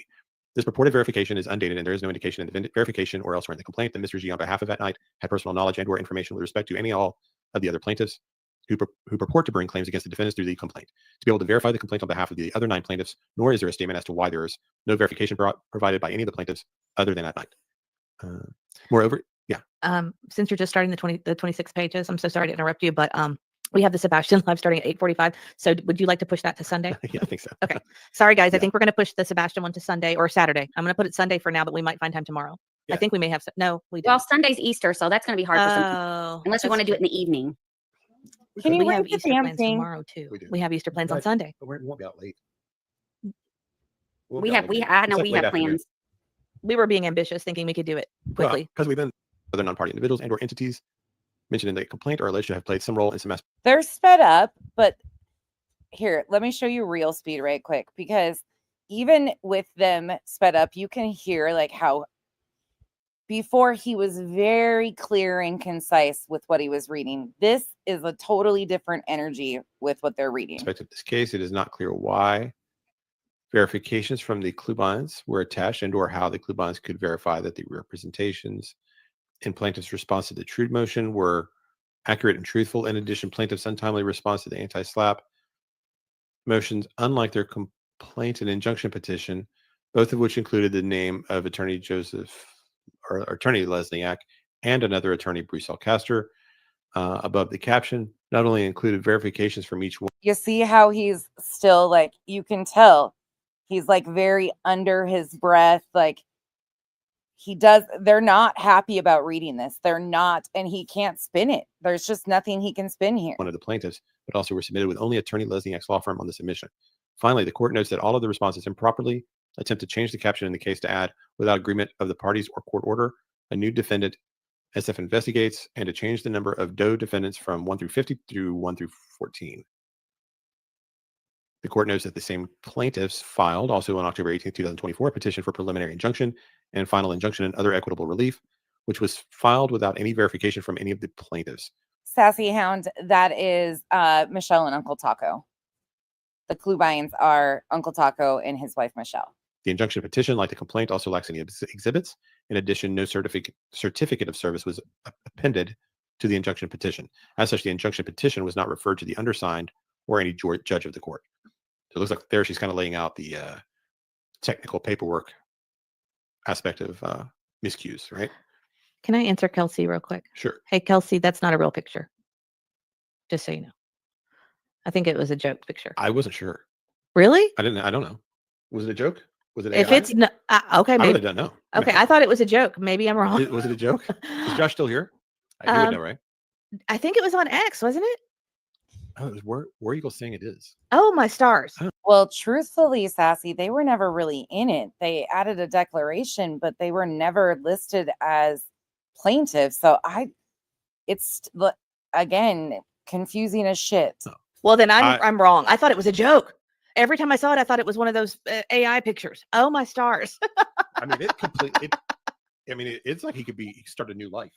Yeah, like growing his hair out. Like it makes looks him completely yeah, different. like a whole other person. for sure. Wow. If you don't know what we're talking about, just go to Josh's X account. That's where he posted it. Oh, wow. Okay, I was completely wrong. So it is Rocky Photoshopped. is saying it's photoshopped. I don't know. It's a good Photoshop. I really couldn't tell. There's Rocky. I can pull it. Just let me pull it up. I'm so sorry to get sidetracked, but since we're not doing another live, hold on. Yeah. Got a little more time. What is? Do we follow? Somebody said it's fake. I'm gonna fast forward. I'm gonna show you what they're showing. Look at this. They were even entertaining that this might be real. Okay. Absolutely ridiculous. Confused. Yeah. All right. Well, back to the case. Sorry. Hey, Kim. I think I'm at the top on this one. So I guess what this is each page has like notes. Is that how they're doing this? They're called almost like footnotes for each page, kind of laying out different. Yeah. Okay. I don't think I have to read all that. Rocky said she'll email you the original. That was an edited picture of SF Investigates that they think is so hysterical. They did some sort of filter and added it to videos and pictures of him, just like Hong, Josh, all those guys have been doing on X. It's disgusting. Yeah, I think. Thank you, Rocky. It's nice to see you. I think the bigger font is what I need to focus on. So anti-slap motions on February 18th, 2025, and having now reviewed all relevant submissions as well as the applicable sections of Pennsylvania's Uniform Public Expression Protections Act, it is hereby ordered and decreed that the anti-slap motions are granted for the reason. Infamous, if you don't have sound, go out and come back in. Everybody else has sound. So it might be, can somebody type in the chat to Infamous that sound is fine? They need to go out and come back in. Thank you. Set forth herein. This case arises from alleged statements and/or conduct of the defendants who host true crime podcasts on YouTube and moderate online discussions with members of the public through online chat rooms about news and/or criminal investigations. In particular, the defendant podcasters, Granny's Watching and Barbecue Lady, have discussed the case. Oh, sorry.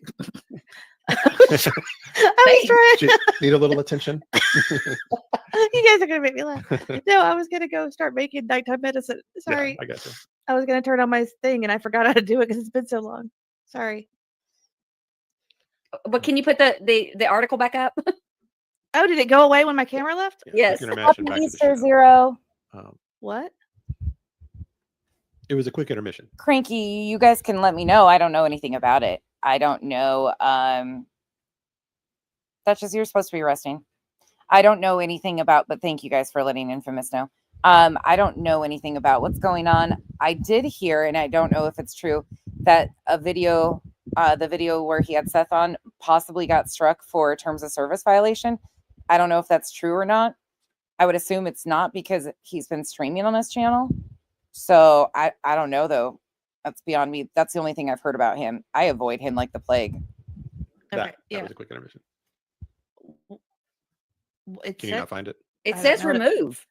I know. Hey, Wait, hold on 1 second. Alma. I'll fix it. I bet. Oh, there it is. Alma, thank you for joining me yesterday. All right. Now I'm going to go. Yeah, there you go. Says, You got it. Me. I hit the wrong button.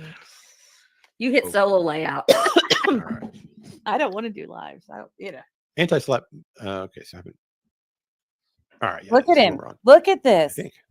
Anti-slap motions on. Oh no, we read that. Unreal. Just Okay, so completely this case unreal. arises from alleged statements and/or conduct of the defendants who host. Oh, I read all that too.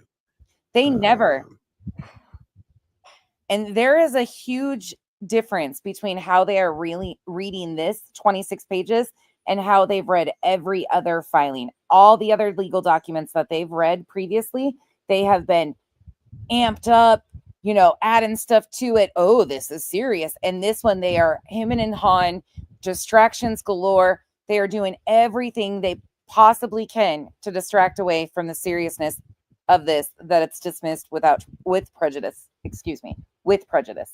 Okay, the father of the missing child is plaintiff Seth Rogers, who has coordinated with various individuals and entities, including but not limited to the other 9 plaintiffs in this case, all of whom are either a media company, a television personality, and various YouTube broadcasters and/or podcasters and/or online social media personalities, to That's attempt the to find point. his son. And a sprawling and at times almost They obviously were distracting to get the chat distracted, so they weren't paying attention to the seriousness of the content. The chat being distracted, playbook. incomprehensible document, and over the They don't want them to pay attention to what's actually being said. course of 79 pages and 350 paragraphs, the complaint and the civil action suggest that various statements of the 2 named podcaster defendants and 15 unnamed DOE defendants made it on publicly accessible online YouTube platforms, which several of the plaintiffs themselves have accessed, and on which panels, live shows, or chat rooms plaintiffs and plaintiffs' counsel have participated, give rise to no fewer than 47 purported causes of action under various state and federal criminal and civil statutes and Pennsylvania common law. The complaint does not seek damages for the alleged wrongful conduct. Rather, it seeks to preclude defendants from hosting their podcasts and to enjoin various forms of speech and/or conduct. Indeed, at least one of the plaintiffs has stated expressly that he intended to file a lawsuit without regard to whether he would win, but solely to cause the defendants to incur fees in defending against C reply and for the report. Okay, so they're referring to a text message. I'm actually going to file a civil suit against you and make you pay to defend it. Don't even care if I win. Screw filing a cease and dismissed. Waste of time. Stand by. I was done with you, but oh well. Emphasis added. That's okay. Tony's. Nick the Hat posting on a chat replay. We're not asking for money. If they end the nonsense. That's Tony's text message. Tony's text message, or part of Tony's text message, is what you just wrote. Sorry, the neighbors are outside playing. And then the second part was stated in your chat. Your chat there. Since Monday, this could be settled Tuesday. The YouTube broadcasters and/or podcasters, Barbecue Lady and Granny's Watching, do not dispute that they have discussed the search for the missing child during their shows. Indeed, all parties agree that, as summarized by the court during oral argument, Barbecue Lady and Granny's Watching host true crime podcasts that are broadcast on the internet. And on those podcasts, like any podcast, they take calls, they make comments, and they express opinions about crimes and investigators and incidents. NT at 6? I'm not sure what that means. By and through the motions before the court, however, sorry about the dog. This is wild to watch from them. I know that people are probably like, oh, people's dogs bark, Yeah. No, when you compare this to how they have behaved when reading the other filings, they would have never allowed for any of this to carry on. They were serious. They were really adding a lot of emotion to it. How, people could go to jail if they keep this is such a cluster, and it's mind-blowing to watch how intentionally they are attempting to distract from what is actually being stated in these. There. Defendants assert that the topics about which they comment on their podcasts are from public sources, and as a result, the motions assert that the lawsuits have to be dismissed because what defendants engage in is publicly protected free speech, and that the purpose of the lawsuit is to chill the free speech. The anti-SLAPP motions assert that this lawsuit is not only frivolous and baseless, but also a prime example of the type of lawsuit that the Pennsylvania legislature sought. Alma, that time it wasn't Hank, it was one of their dogs. Hank's following Dad around somewhere. To deter by enacting. I might skip ahead. On July 2024, a statute whose express aim is to protect Pennsylvania citizens from strategic lawsuits against public participation. Defendants contend that through Pennsylvania's anti-SLAPP statute, the legislature provided courts with authority to dismiss the lawsuits like the one at an early stage of the litigation to protect defendants from having to defend against meritless claims designed to chill their free speech. In other words, Pennsylvania's anti-SLAPP statute, like other states' similar statutes, not only provides essential free speech protections, but also protects those exercising their constitutional rights from incurring fees and costs unnecessarily. In theory, the Pennsylvania anti-SLAPP statute should deter such claims from being brought. It did not do so here, and therefore defendants in this case invoke the statute and assert in the anti-SLAPP motions before the court that their complaint should be dismissed and they should be awarded their fees and costs in defending against the meritless claims to date. So that is essentially what the defense argument has been. Ash, currently my understanding is they can appeal, but they have to place a bond in order to do that. Sorry, guys. Again, the neighbors' kids are playing outside. All along was that that it was the stifling of their speech and that their point of view and all of that, and that the anti-SLAPP is meant to defend against that. And so at this point, she's dismissed that complaint, and they will get interesting. Let's see, awarded their That would fees be and costs in defending. So they'll get their attorney fees, and then probably whatever filing. It'll be interesting to see where this goes from here. They claim that they're appealing on X. They made a post, but I don't know what's going to happen from here. We'll see what happens. Fees there are. Chief among the rights and liberties, and this is where she starts to get into the free speech aspect. Chief among the rights and liberties embodied in the United States Constitution is the freedom of expression. In the summer of 2024, Pennsylvania enacted the Pennsylvania Uniform Public Expressions Protection Act, the so-called Pennsylvania Anti-SLAPP statute, to curb lawsuits brought primarily to chill the valid exercise of free speech. There are two boys, and not very long we will be moving on to the other plaintiffs, and we will get to that. So I gotcha. If you can hang out just a little bit longer, we're not going to listen to much more of them. I just want to, you guys are seeing how this is going. To encourage continued participation in matters of public significance. Based on the Uniform Law Commission and Uniform Public Expression Protection Act, Pennsylvania's anti-SLAPP statute is designed to protect from baseless lawsuits those individuals who are engaged in constitutionally protected activities, such as speech or petitioning related to public participation. It does so by granting immunity in the form of substantive relief to parties who exercise their rights to protected public expression. The avenue for a defendant to invoke this immunity and secure the substantive, that's a tough word for me for some reason, relief afforded by the statute is a motion to dismiss made within 60 days of a complaint being filed. That asserts that the cause of action are based upon the movement's public expressions that are immune from suit. Pennsylvania's anti-SLAPP statute provides for immunity in civil cases if either of the following applies, where the party asserting the cause of action based on public expression fails to, and then she's going to read into that. I got to have a sip of water. See, he does not want to be reading this. Let's bump forward. You guys get the gist of what's going on here. Let's just bump forward a little bit to some of the better parts so we can move on. Would they be more compelled by the stronger allegations or more? Hold on. SLAPP?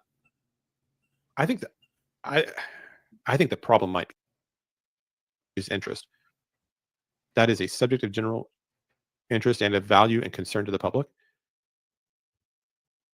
I keep thinking too that this is the same defense that Bullhorn Betty will be giving. It's interesting, the parallels of it. It really is. It's the same defense that Bullhorn Betty will be giving. Did you hear what he just said? It's the same defense that Bullhorn Betty will be giving. No. I have a hard time trying to figure out where the line should be drawn, because we've heard so many comments and accusations against people, and I wonder where that line is, like what you can say up to what point that it's not defamation or it's not something that can be sued for and won. Yeah, I think.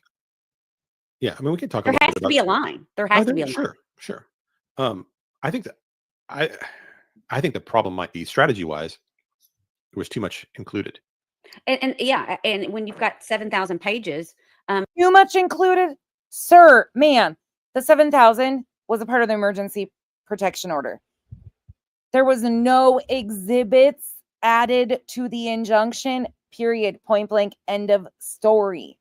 They are mixing the two intentionally again to try and gaslight their audience. That is what they are doing. The 7,000 frivolous documents that they added to the fucking filing was after they filed for that emergency order of protection in March. The initial injunction, they didn't file a single exhibit. And I think there's a lot of question about were all the exhibits there? Were the exhibits not brought forward first, and it's just the documents and the exhibits aren't there until it's considered? There's a lot of questions about that I would like more information on. Yeah, I mean, the exhibits were not filed. It says it. But I don't think that's what her decision's based on. It looks like her decision is really based more on how she views the anti-SLAPP, right? I just wonder if if they viewed some of the videos and they felt like they had a good sampling to make that determination. I know I felt like this when I was reading through all of it, where I would be at times saying, well, because there's so many allegations. Some of them were stronger. No videos were submitted. There was nothing added to the initial injunction for exhibits. What are you talking about? Than others. Right. And so sometimes I would be reading, I was like, if I were reading that alone, I would go, that's protected speech. And then I'd get to another one. I'd say, well, no, that's kind of more in that line of defamation. So you kind of wondered, because of the massive nature of what they filed, what was going to stand out to the judge. Like, were they being more compelled by the stronger allegations, or more compelled by the peekaboo? And it seems like, or the ones that in my view, were protected speech. Hey, So Shiva. it kind of, because it was all mixed in, sort of. And I think a more simple, possibly more simple and direct would be good. I just spilled coffee on my shirt, so that's why the change. Yeah. Or you just needing more attention. I guess I need more. I don't know. No, here, I'll show you. I'm sorry. I just didn't want to have coffee down my shirt. Yeah. All I'm over sorry. the place. That's okay. I thought it was You're drinking coffee late. I know. I thought we were doing another stream. So. And we might be going late because I'm only 7 pages in. Okay. In the live. I don't know. Hi, Detroit Rocks. Sasha, I can't answer that.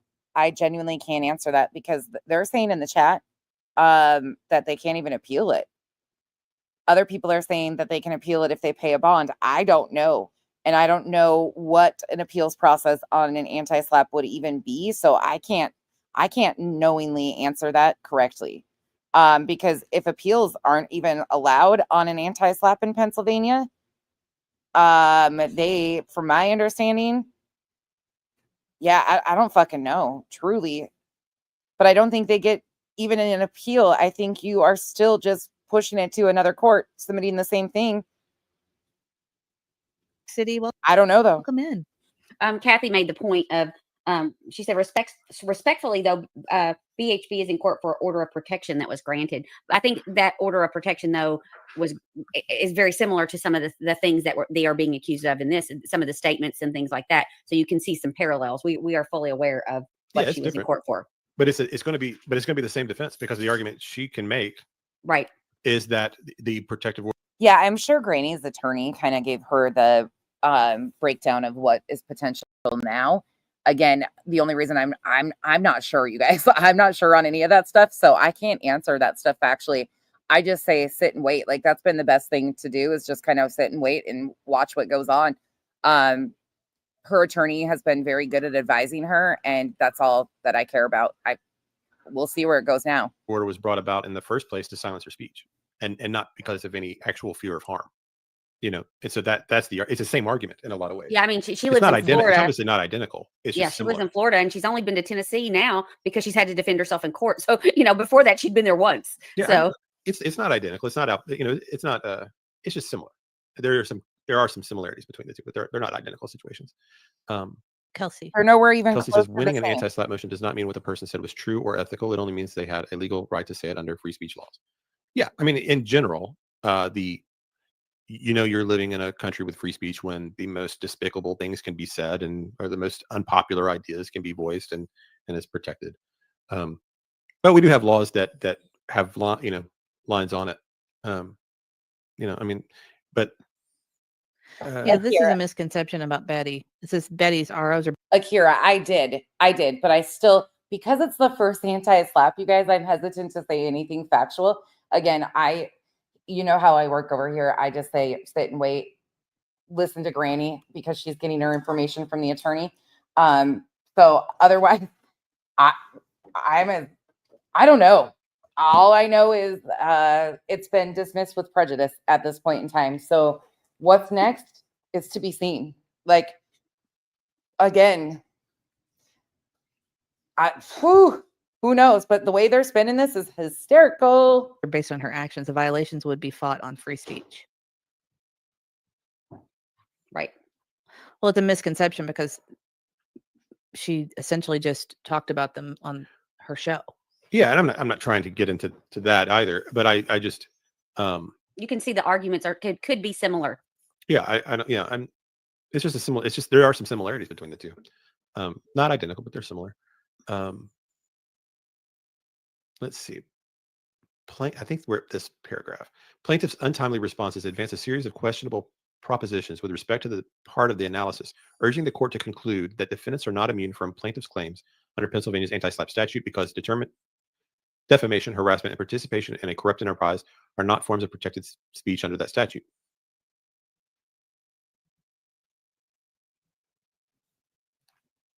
Okay, I had to reread that just to make sure I understood it. They suggest, for example, that the Pennsylvania anti-SLAPP statute defines protected. How they're even trying to compare Betty's situation in this is beyond me, but they're really reaching here.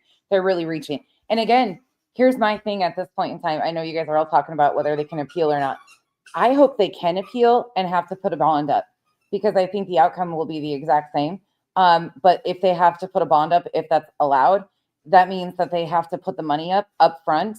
And I would think if they lose their appeal, then that money is right there. It goes directly to the defendants. That's what, and they're going to incur more court fees, more attorney's fees, all that. So it's just going to drive up what the plaintiffs have to owe. I mean, carry on, do whatever you think you can. It's all bullshit. It was bullshit to begin with. Public expression narrowly. Hank's playing. Even though the statute expressly provides the contrary. That's a good point, Cranky, though, what you said. And thank you so much for the support. And all the people that clicked on At Night's links should have their devices checked for malware. I'm serious. That's a good point. I actually wondered about tracers and trackers on the links that they put on their system. I clicked on them. I mean, come by me. Construction Thank of you. this subchapter will implement the goals under paragraphs 2 and 3. Encouraging participation in matters of public significance, not chilling such participation through abuse of the judicial process, granting immunity to parties exercising rights to protected public expression, and awarding attorney fees to parties forced to defend against meritless claims arising from the exercising of their rights to protected public expression. Emphasis added. Plaintiffs state further, tellingly without citation, that the Pennsylvania anti-SLAPP statute explicitly excludes defamatory statements, harassment, and malicious conduct. When the statute does no such thing. Similarly, plaintiffs see the defendant's alleged statements fall outside the scope of the statute's narrow definition of protected public expression. Based on Wecht versus Rhodey, a case that preceded the enactment of the Pennsylvania's anti-SLAPP statute by 24 years and therefore cannot support such a proposition. So this is kind of where you get into a little bit of just how a judge is going to determine which holds more weight. So I mean that's just okay. That's interesting. Plaintiff's response to the which one is that? Which one's Sing?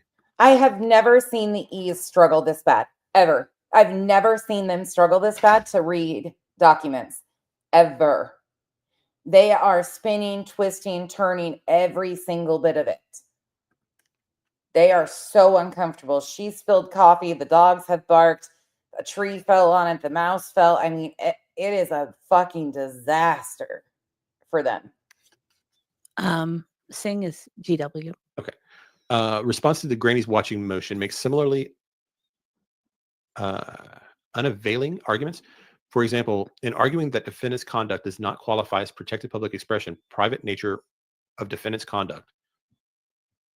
Okay, so they cite a number of laws here as support for the proposition that Pennsylvania's anti-SLAPP statute does not protect no. I don't know, Bodie. Part of me starts to think that I just gave them some credibility because they seemed nice. And I'm starting to question the competency level at this point. I mean, I don't know. I really don't have. Your guys is the guys. This group is so confusing to me. All of them, like it just doesn't make sense. Knowingly false statements or conduct motivated by malice. But that case does not involve the Pennsylvania anti-SLAPP statute or any anti-SLAPP statute, so it could not stand for that proposition. Likewise, plaintiffs argue that Philadelphia, another case, but again, that is impossible because the case does not involve the Pennsylvania anti-SLAPP statute or any anti-SLAPP statute. Gigi and I struggled like a mofo. So it's like any law they're citing. She's kind of just saying, well, that is null because, or precedent is null because of the anti-SLAPP being more recent. I don't know, but that's her decision. Beyond the Excuse me. Sorry. Bless you. This lady, she's got a vocabulary beyond the inapposite. I don't think I've ever seen that word before. Case law, moreover, plaintiffs cannot credibly claim that the search for a missing child, for which they themselves have coordinated extensive efforts publicly, as described throughout the complaint, is not a matter of public significance. Moreover, plaintiffs' response to the Granny's Watching motion admits that Granny hosted a podcast discussing true crime, and that the podcast involves calls and chat communications and discusses national news and trending cases. Okay. Can I just that word means not relevant or not appropriate. Okay. So I beyond the inappropriate case law. I'm not, I just want to go back to chat. We're not going to argue with each other. Please be respectful. And I want to tell you, I think you're misinformed about it. She said, no one stalked Betty. She videotaped her doing everything. Wasn't very smart. Man. I think that if you went back and watched that day that Betty was there, that's in question, you would be very surprised by what you see. I watched it live, and I was watching it live when she was actually being followed and stalked by someone in that family. And you know, we did watch it live, and I know what my eyes saw. So I just would prefer. Well, we don't really care at this point what your eyes saw or what you hallucinated or anything else, because the judge has granted the orders of protection that is null and void your opinion at this point in time on what you think you saw. A judge has already found that there is significant evidence to also send it to a grand jury for the criminal charges. So there's that. So not only were the ROs granted, put in place permanently for a year, they've also found that there's enough probable cause to send it to the grand jury, meaning that there's more than 3 that there's probable cause on going to the grand jury, which is a felony. Could be a felony depending on what they determine at the grand jury, which is 13 members. You're welcome to your opinion. Just there's no reason to keep going back and forth about it. Most people in this chat all agree about that. We all saw it live. So yeah, go watch the 30 minutes leading up to it. She's in. Yeah, she moves the car a little bit. She's in the same area. We kind of have an advantage because we know that parking lot. She was in the same place for basically a half hour. No, I didn't know that, Tiff. That's interesting. You can't really stalk anybody when you haven't moved for a half hour. I didn't know that. That's interesting. So there's no reason to go back and forth and chat about it, is what I'm trying to say. I would recommend going back to that day and watching it. We know for a fact that she was not stalking anybody. There are some cleverly edited videos out there, so that might be what you've seen. But if you go watch, if you want the truth, go watch the original live and start about 30 minutes before she has that interaction, and you'll see that she couldn't possibly have been following anyone, because she was talking to a police officer for like 15 minutes right before that happened. She moves her car a little bit, but she was in the same. It was basically it was really close to Texas Roadhouse. She was there talking to the police officer, and that's when he rolled up behind her. But you just go back and watch it if you care, if you want to know. Okay. And I'm going to ask you respectfully one more time to stop arguing about it, because she was doing a live stream talking about putting up signs. She was not following around. She had been live for quite some time, so we could see what she was doing, and she was talking to the camera. She wasn't following him at a store that was far away from where she was sitting. And receipts, I don't know this, but receipts can be fabricated. Okay, so just keep that in mind. We don't know where that receipt came from. We can't confirm it. Yeah, and knew he was going to pull up behind her. Yeah. If you know the parking lot, you don't exit that way. Like I said, we have a little bit of an advantage because we know that parking lot, but you don't leave the way that. Yeah, that's not how you leave. You can't exit. You don't exit that way unless you're going out of your way to swing up to that area. Well, that's not the exit. Right, that's going toward the store, not away from the store. He would have had to have looped to get to where he was, because that's not how you get out. There's only like 2 ways out of that giant parking lot. Yes, it was going towards the store, not out for him to toward go the parking lot. He was going toward basically a dead end, which is the Texas Roadhouse direction, which you can't get out without passing back. It doesn't matter at this point in time. Why are they distracting with all this shit about Betty? Betty's situation has nothing to do with this. Read the dismissal. Read the court's dismissal. You see again how they're deflecting from.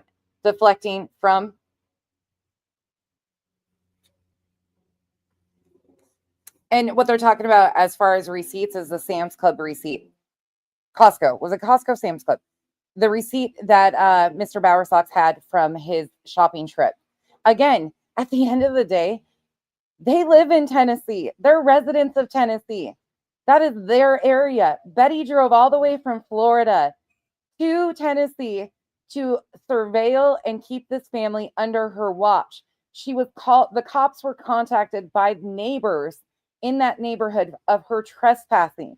It wasn't just that one sole incident. It was a culmination of many things that she did repeatedly over and over again. So you can twist and turn this all you want. A judge has already ruled that there was enough information to grant the restraining orders for a year. On top of that, now it has been provided that there's probable cause to send it to a grand jury. Done. It's done. Anyway, it's just hard if you haven't actually seen it. But yeah, But we're there all the time. So. but that's not why. Ginger Girl's mom says she's a little confused. This seems to only address words that were spoken and not behaviors that were done. And she said, "Am I wrong?" Okay, I'm gonna start. I'm gonna say this one more time. There's a lot of people here that aren't normally here, and you're saying rude things. You are going to get blocked. We're just not doing. We're not doing it. So, Yeah, well, I mean, I think we're being as fair as possible to everybody. We're Well, trying to be. there's one for you.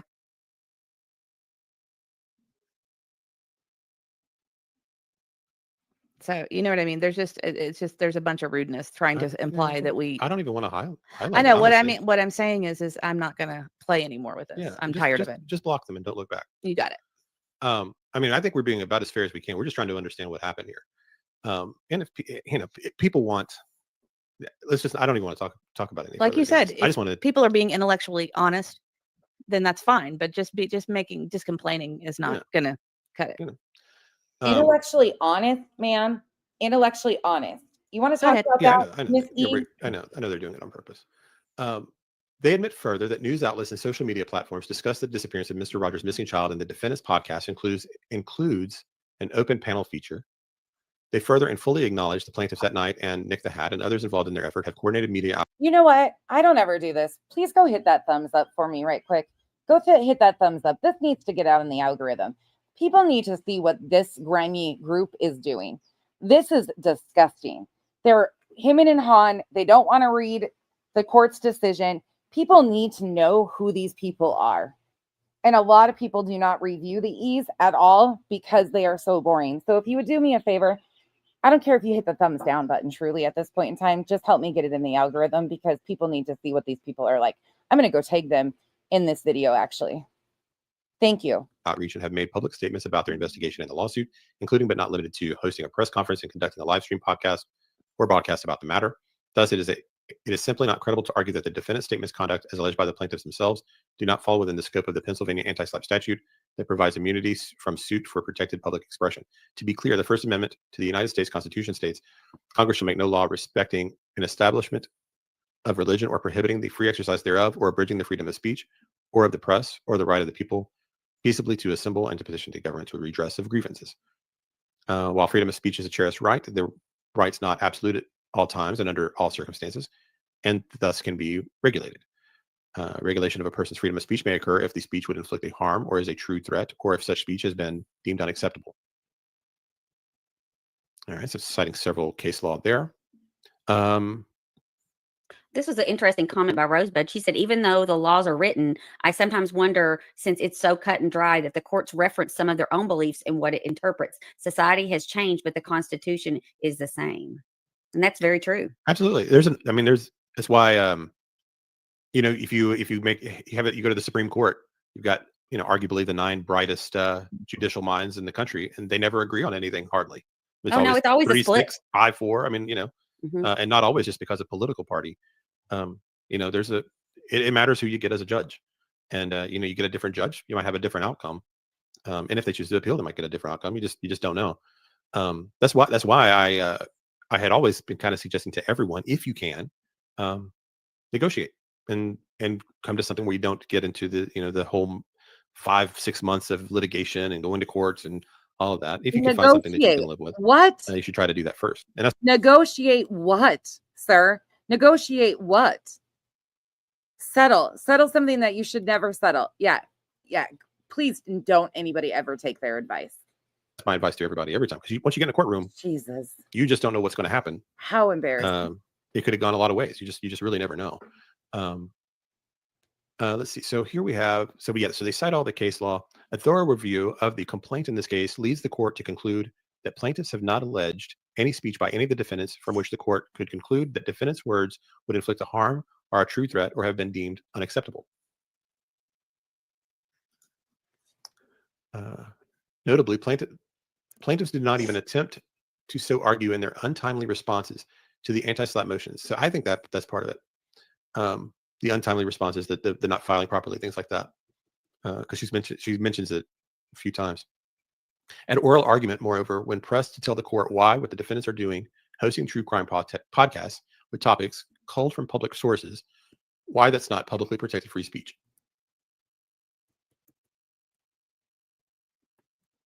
Plaintiffs offered the following. Oh, I see. Because it goes a step further. During these podcasts, they made accusations of Seth Rogers being a P word. This is more than passing a note to the person next to me.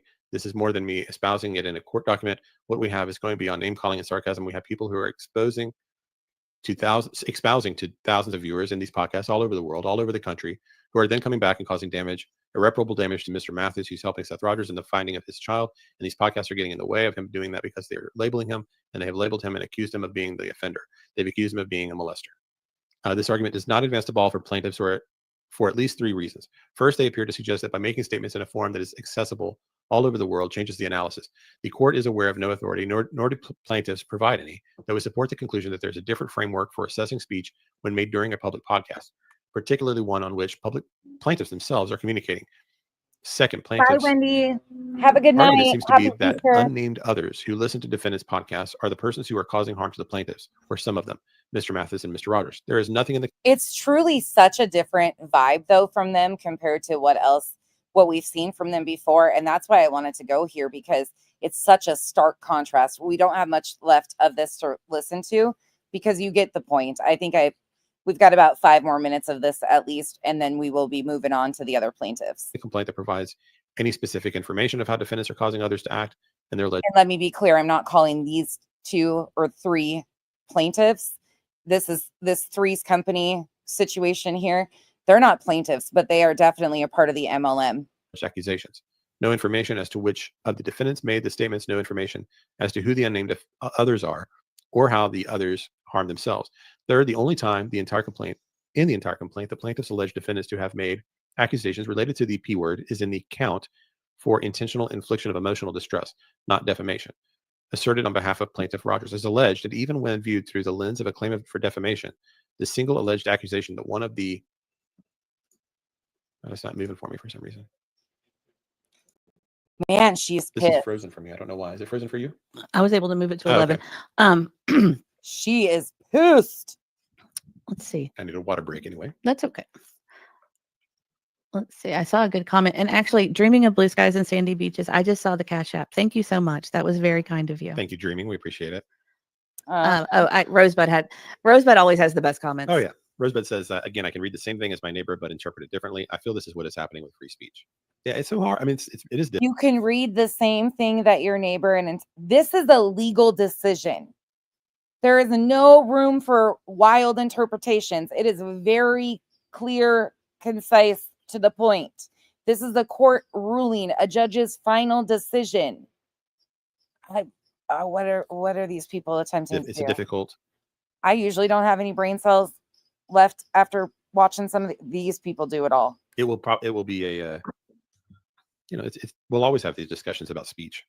I think it's interesting where that line is, and she certainly is a free speech advocate. Just reading this, Well, a true crime junkie had a good point. She said, I'm just confused as to why at night and the lawyers chose to call it a RICO and not go about it in a different way. And I think there could have been several different ways that they took this on. All we've done is kind of just read what we have found out about it. But yeah, I think you could analyze the way. No, you've emotionally manipulated. Let's be honest, let's be honest for a moment. You have intentionally, willfully, knowingly, emotionally manipulated your audience with fluff and bullshit. You've added you've said how serious this was.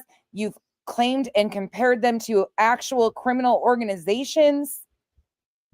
You have done that. You haven't just read the filing. You're not innocent in this. You have created and concocted a fucking storyline to continue, in my opinion, to intimidate the defendants. You've allowed plaintiffs in your chat to say things such as, well, this could be done by Monday if such and such happened. People could go to jail for 20 years. Fuck you.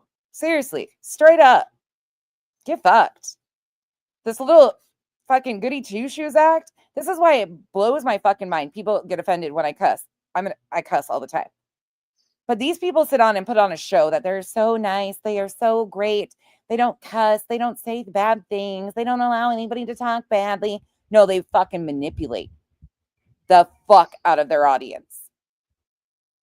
I'd rather listen to someone say all the fucking horrible things, all the cuss words, than be emotionally manipulated off of bullshit any day of the week. The way it was handled and decide maybe a different route would have been more successful. Yeah, I mean, I'm sure everybody could. I'm sure everybody's sort of Monday morning quarterback. Absolutely, We're beware. thinking what would have been a better strategy, what could have worked. But see what again, on this particular judge, Yeah, this was not effective, but maybe it done a different Demon. Yep, they are. You're correct. a different courtroom. You never know. But yeah, I kind of feel that way. Maybe I guarantee you could have put this before any judge, any sitting judge, the outcome would have been the same.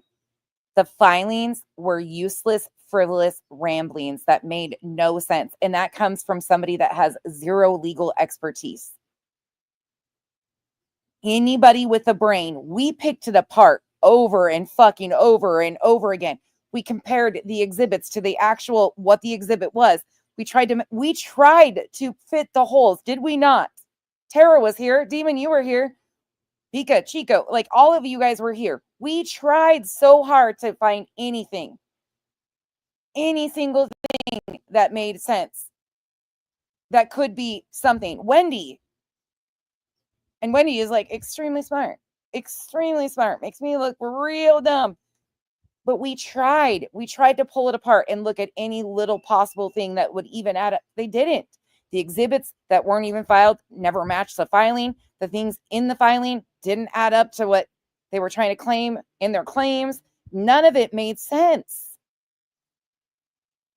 Any judge, and I'm willing to say that, in my opinion, any judge, 10 out of 10 judges, you put it in front of 10 judges, the outcome is going to be the exact same.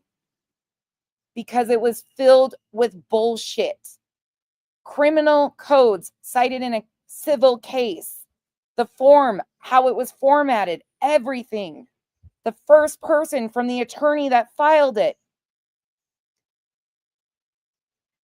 Every bit of it was fucked.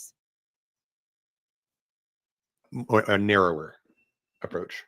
Can I stop you for a Yes. second? We have 421 likes. If we get to 500, can we do machete?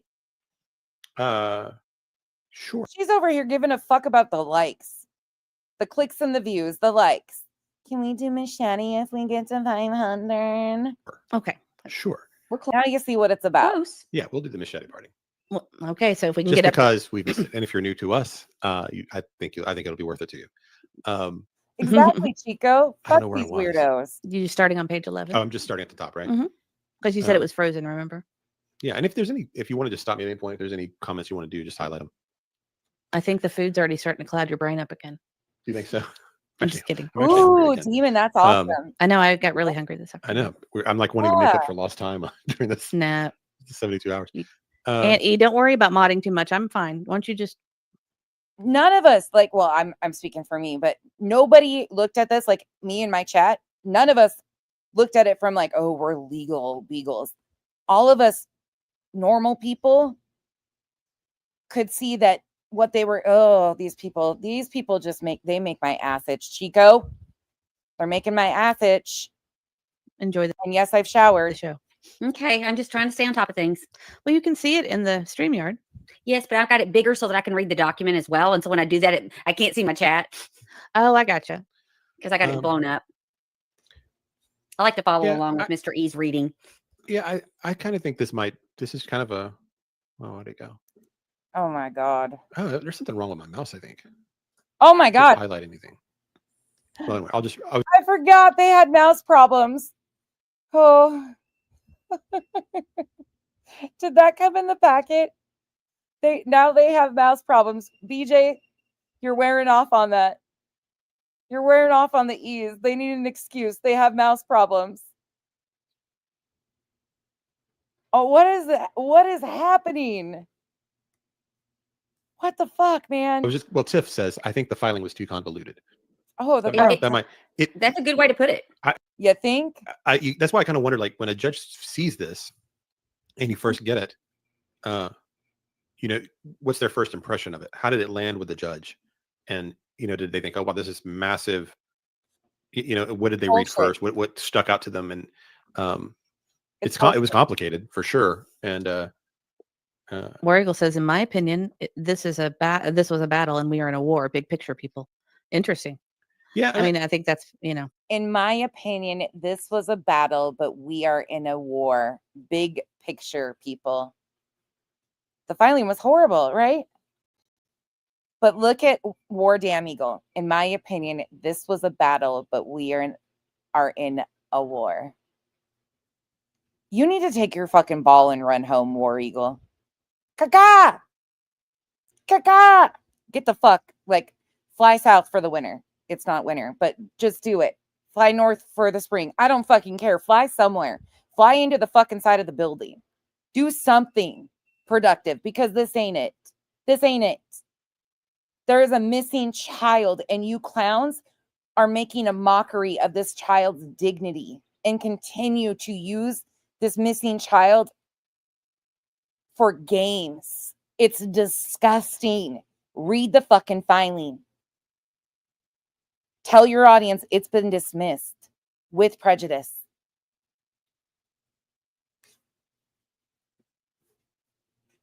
if we get through, I know I keep stopping to talk or whatever too, but if we get through, we'll talk a little bit about kind of what it means going forward, I think. And ultimately, this was Cracking, I'm losing my what kind of mind. will happen after this is things sort of go back just the way they are. I mean, nothing really changes much other than the obviously the victory for the defendants in that, they well, I mean, they go back to prior to the injunction being filed in the first place. Kelsey says Just Irish hasn't seen the machete party. Oh, you haven't? Okay, we gotta get to We gotta get I've never seen to that. So do the 500 if you're coming in. Austin and Brittany are wearing off on them. And please hit that like button, and we'll have our machete party. And Rob wants to know, do we know if it's being appealed? I've heard from other creators that it's being appealed, but we have not reached out to anyone for comment. I think At Night posted that they were looking at an Oh, appeal. is it on I think X? there was an X post about it. Well, yesterday I haven't or been the active before. on X. He took over the account, and I haven't been looking at it. So, But but I a have little seen busy other this creators past mention it. that's the kind of thing this is actually a question. I don't know if anybody will know this, but when you have that many plaintiffs all together, do they all have to agree to appeal? Oh my. Like, how does that work? Does At Night lead it? Whoever did the filing, or I do not know. or do you have to vote? Or That's a can great can you question. drop out if you don't want to do the appeal? Can you Because be a there's risks dropout? and reward for doing it. This isn't fucking beauty school. You don't get to drop out, okay? Do you get to vote? What in the absolute fuck? Are we gonna play tic-tac-toe? So I don't know if anybody knows the answer to that. It was something I was thinking about today. Plaintiffs is a P word, does not take the speech out of the scope of protected public speech because of the suggestion. Does someone have the answer? No, T in there's. Sienna, sorry, I missed that. Hold on. Let me go back over here. Sienna, thank you for being a member for 2 months. Thank you for putting up with me. Kraken, thank you for being a member for 7 months. Much appreciated. You guys, we'll move on very fast. But this was, caca. Is here, and I just want to tell her Crazy. hello. Oh, I'm sorry. Oh, well, we did it 5 minutes before we went live, Tia Nurse. Gosh, I know. I know. We Oh, get like no notice at Hi, all. Reality Win says, I heard they are appealing. Okay. At Night said they are appealing. Okay. See, I haven't been on. I really have not had time right now. My work has been very busy. We've been super busy. And Graham's here. We love Graham. Hey, everyone. Hope you're doing well. I finally get to catch a live. Well, Okay, more distractions. Let's move up. Let's go to where they distract more and talk about the judge. Here we go. Should we stay out of their chats? Is it another is it like the So then the other thing that happened is people started talking about LawTube. The freaking chat was over here doing all the things to distract, talking about LawTube, talking about all these other things. They weren't even paying attention. Again, it's intentional. It's intentional distractions. knitting community over there? We talked about the knitting community. Should we tread cautiously if we go visit? knit 1, purl 2. No. Okay, that it's what really we're covering? sad tonight because we only have 482. Oh, we We can are get so that. close yet so far away. Okay, I think we're ready for the next page. Okay, Yeah, let me take that down so we can see it. hold on one second. They're all All right. over. All over. Fourth, various counsel on behalf of some, but not all of the plaintiffs. Simply put, the complaint in the case nearly impedes judicial review because it is poorly pled and lacks a coherent and logical presentation of the material facts on which the Kraken, thank you again. causes of action are based Much appreciated. in a concise and summary form. Yeah, it was massive. So I can see I think I can see how why it they was would be difficult angry to with it. understand. And plus, we also have an advantage. We know the people, most of them. I mean, I don't know all of them. I think that's part of And what makes it fast. They have an advantage because they know most of the people. Ooh, cheers. Yay. Gold star, trophy worthy. You know the plaintiffs in this. Not something I would say publicly ever. I would probably not ever admit that those are my people. Nope, not today, not tomorrow, or any other day. Fascinating. We knew some of the things that had happened, but not all. So we kind of like have we already kind of have a preview. And for a judge, they don't know any of these people. They don't know, they're seeing all of it for the first time, all these names, and it's just hard to. I would be overwhelmed as a judge. So I think it makes it difficult for them to step into it, just in a practical way. Pennsylvania is a fact pleading state and it requires a greater degree of particularity and organization than the complaint in this case provides. Requires that the material facts on which a cause of action is based shall be stated in a concise and summary form to enable the adverse party to prepare her defense. If anything, the complaint reads more like a pleading that the scrivener intended to file in a criminal proceeding, as it refers throughout and consistently to criminal statutes. But even viewed through such a lens, the meandering presentation of the facts supporting supposed violations of the law is almost incomprehensible. Indeed, by appearance and substance, the complaint does not seem to have been prepared by a practitioner with more than 20 years of litigation experience. Would you mind to do the page for me? Come on, I'm trying to keep say up with something you. about that. Moreover, although the complaint references well over 50 exhibits, absolutely no exhibits were attached to the pleading filed on October 18th. The court acknowledges that during oral argument on the anti-SLAPP motions, plaintiff's counsel informed the court that he has not been permitted to upload videos, podcasts, or the YouTube broadcast of the Office of Judicial Support docket. However, the court notes that nothing prevented plaintiffs from uploading to the docket the 46 documents that are referenced in the complaint, which are clearly paper exhibits. For example, all of the sworn declarations of plaintiffs. Why are you so Similarly, quiet? nothing prevented plaintiffs from filing the reference exhibits via praecipe. They did not. The docket contains no such praecipe, and it was only at oral argument on February 18th, 4 months after they had filed the complaint, that they proposed that the court should accept the omitted exhibits and audio transcripts of the YouTube videos, podcasts, and or broadcasts. Likewise, plaintiffs could have, but elected not to, submit transcripts for the hundreds of hours of these YouTube podcasts, Cat from got which the plaintiffs argued at oral argument their claims against defendants arise. Notably, and pertinent to the court's analysis of plaintiffs' purported civil claims against defendants, the filed complaint makes only general references Why the mumbling? to the YouTube podcast with no specific identification of the date or time of the purported statements that are the basis for the purported claims against the defendants. Moreover, the very few specific quotations that plaintiffs attribute to each defendant are set forth without specificity as to the date or time that these statements were made by either defendant. Hi, Rita. Welcome in. Hi, Rita. Good to see you. So yeah, there's organizational issues there. In examining the complaint itself, the court notes that I gotta do the glasses real quick. Oh, I'll clean here. I'll do it. You think these are organizational issues, sir? These are just organizational issues. There's just some organizational issues. Nope. That's not organizational issues, sir. I've got got a my cloth. I've got my cloth. I did see some nice. I starred something because I didn't want to interrupt you. Okay. What did I do with that? There was one about a book that you guys should read called Autism Out Loud. Oh, okay. I wrote it down. Girl Mom says, me and my husband were talking about the greatest lawyers of all time. Who do you all think the best lawyers of all time is? Tom Cruise. You can't handle the truth. Here we are. More distractions. Do you see what their chat's off on? Like, who's the best lawyer of all time? Well, it sure as hell ain't Lesniak. I can answer that. I can answer that very easily. Lesniak is not in the running for that. Definitely not.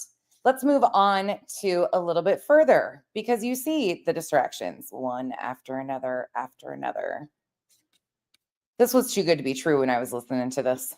wasteful piece of S, and that defendant Granny's watching stated, "You won't ever catch me driving with my children unbuckled and standing up." But there is no identification of any specific time when these statements were said, or any evidence other than the bald accusations not verified by plaintiffs Jackson or Griffin, corroborating the suggestion that these statements were made by defendant Granny's watching. There's also no reference to who heard these purported statements and how these statements were said, or that they caused actionable damage to either plaintiffs Brittany J. or Bullhorn Betty, while she makes a vague and general allegation that defendant Granny's watching and calling plaintiff Jackson a lazy, wasteful piece of S caused her humiliation, damaged her personal and professional reputation, and or affected her professional standing. The complaint does not otherwise describe Brittany J's purported professional reputation. Further, the complaint does not identify any person who heard the statement or describe how these purported statements have caused a loss of these plaintiffs' credibility. Again, such specificity is required in the Commonwealth under Rule. You had a thought? Yeah, go on and read it. That's fine. I do have a thought though. Oh, go ahead. I understand what the judge is saying, and it Yeah. makes sense what she's saying in reference to the outside of YouTube world. Yes. But in the YouTube world, it's very different, and I don't believe the judge understands.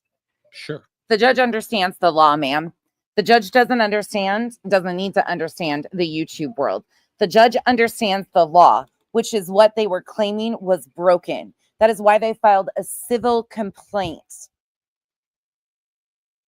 stating criminal codes. The judge understands what the judge needs to be ruling on. They don't need to understand YouTube. Does that make sense? Does that make sense? Yeah. Because in the YouTube world, it can cause a loss of reputation Oh, yeah. to say things like that. Oh, sure. Are you fucking joking? Again, it's not defamation if it's true, and she actually got a ticket, a violation that she's acknowledged for her kids standing up in a car, calling her a lazy, wasteful piece of shit. That's nice in comparison to what she could be called. Carry on. She ruined her own reputation. Nobody else.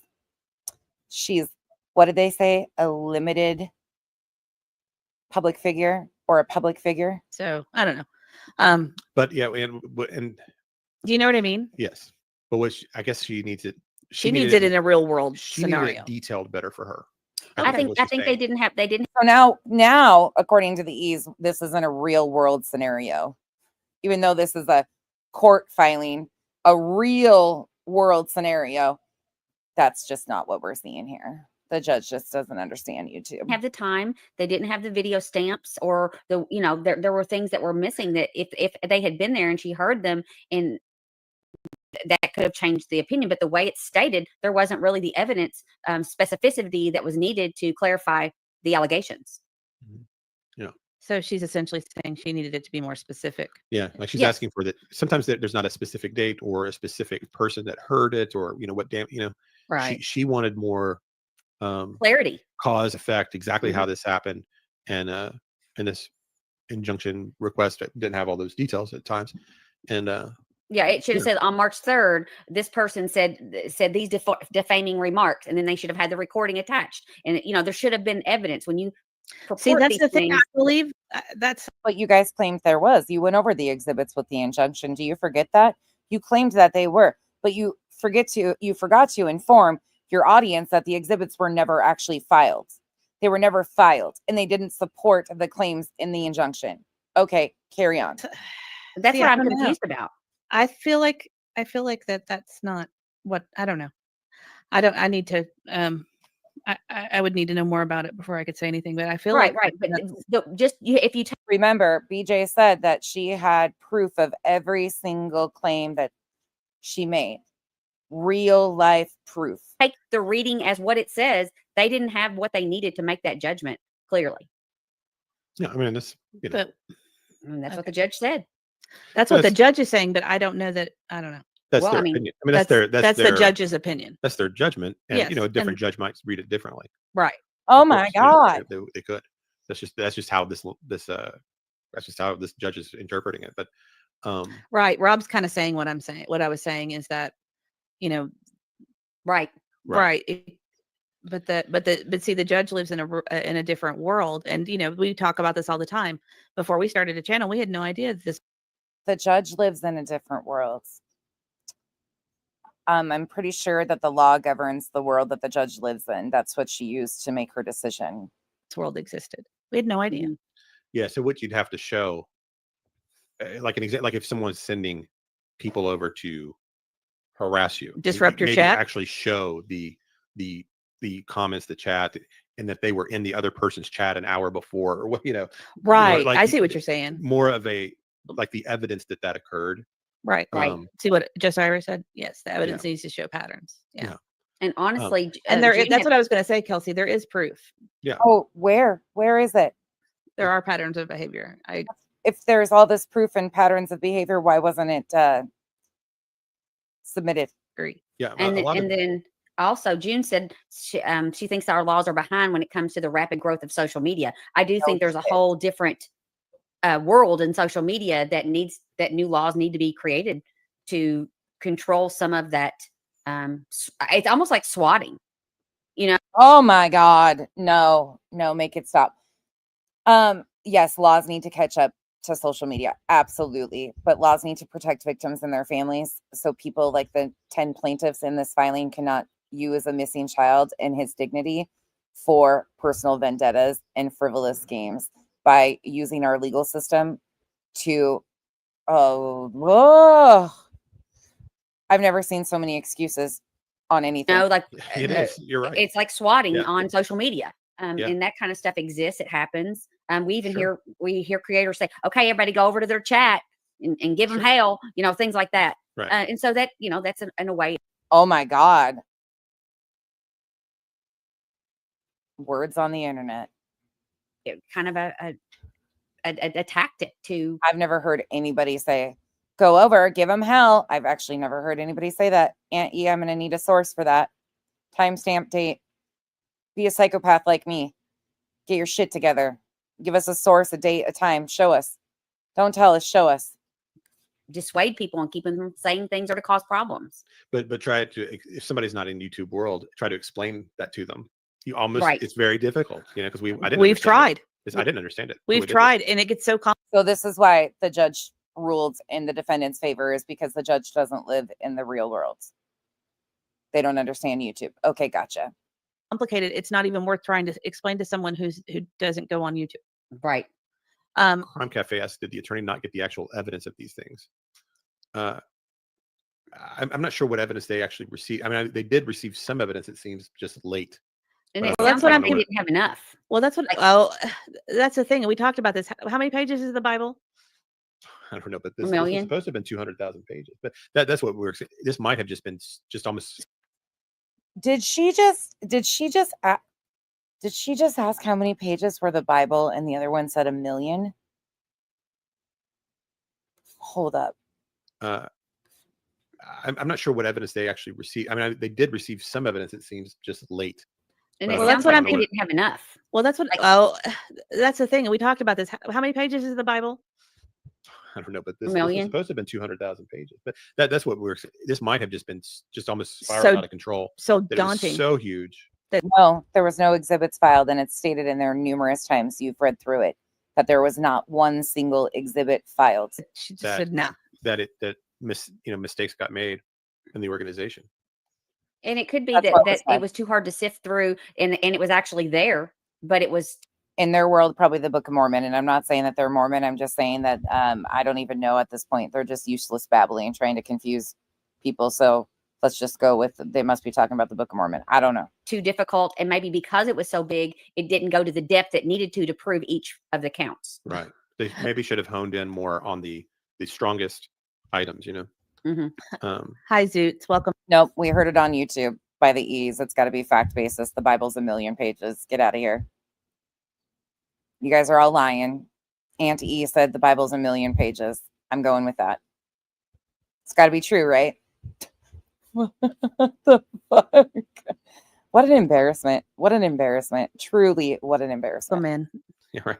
Zoots and Boots says, "Hey guys, each argument should have been presented like a YouTube short video. A digital world is waiting for real world laws to appear." Thank you, three. That's Thank you, so Zoots and true. Boots. That's Yes. good. Yeah, and Very I good. thought that was going to always be a difficulty for this. The challenge would be it's just so hard to explain this corner of the internet.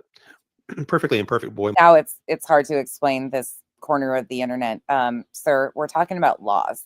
We're talking about laws that exist that these plaintiffs said were being violated, and what they claimed in their filing was the basis of why they needed these protections. They used the real world laws that govern even that little corner of YouTube that you're trying to talk about.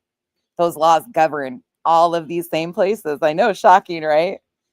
Are you Scientologists? Do you believe in Xenu? I'm starting to wonder. Mom, can they go back and resubmit with more specifics and evidence? I don't know. Oh, I don't think they can resubmit. Is this what happens after the aliens get a hold of you and you're anally probed with those little e-meters by Scientology? Is this OT8? What the fuck are we on? And how do we get off? How do we get off this rag? Because it's with prejudice, right? Yeah. So I think they can, if I understand, I think they can appeal. What I don't know is, can they almost look at this judgment and go, well, here's some mistakes that, we can almost edit and make a better argument for the appeals court, or does it have to go with everything they just submitted as is? Can they, can they tighten it up? I don't know. Romy too. Hey, Mr. and Mrs. E.N.T. I didn't even know you were alive. Mhm. I know, little We surprise. did a live. little live in. It's just like Shelby Lynn when the first initial filing, the injunction dropped, and Justin was running around saying it's over 700 pages. It's so much. And then because they made an ex post when the emergency order of protection was filed for and said there's 200,000 plus pages, and factually there was a little over 7,000 that they added to of frivolous bullshit, like screenshots of Twitter posts that took 75 of them to gather. People were like, oh my God, it's true. Again, if it's on the internet, it's true. If Hong says it, it's true, right? Fuck my life. I can't imagine being this gullible. I wonder how they've made it this far. Ambush. Yeah, we did. And Shelby Lynn, thank you. Let's see. Yeah. All right, you ready to get back to it? Did I finish this page? Are you ready to get back This to is it? like We our stop and new have a game. chat. I know. It's our new game. Are you ready to get back to it? Like, they are dreading this. We're about 3/4 of the way think- through when I started kind of. I think I was here. I Yeah. think I was at similarly as to plaintiff. We're going to fast forward because he's going to go back to reading a little bit. Let's go back to where they talk about the judge a little bit more. I promise I'm not going to torture you, but some of these parts are too good. And Yeah. so it does impact that. That's what I'm saying. And it can Interference with prospective business. So Bullhorn Betty purported claim of interference with prospective business also fails for lack of any specific facts to establish this claim. To prevail on a claim of tortious interference with prospective business, Bullhorn Betty must establish that she had prospective contractual relations. The defendants acted with purpose or intent to harm Bullhorn Betty to prevent those relationships from occurring. That the defendant had no jurisdiction to act in the manner they did, and that Bullhorn Betty suffered actual damages. Just watch Miss E's face in the corner. She is pissed, man. She's pissed. Here, let me take this off. There you go. Watch her face. In Pennsylvania, complaints must be pled with specificity and not simply provide a cursory ground for the tort that defendant is alleged to have violated. The complaint must provide the facts that are essential to the claims raised. Bullhorn Betty's allegation pertaining to the purported claim of tortious interference with prospective business is as follows. Defendant's repeated defamatory remarks and encouragement of harassment against Ms.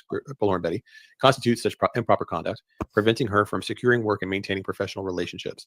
This complaint, like in one of the Foster case, fails to distinguish between the prospective or existing contractual relationships and fails to set forth any facts that would establish that Bullhorn Betty was entering into any contracts with any business, let alone an interference with such contracts.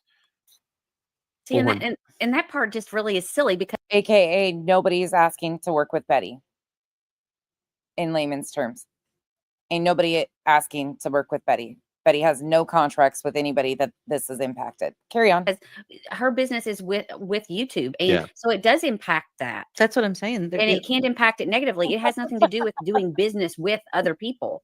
Shelby Lynn, clap on the clapper.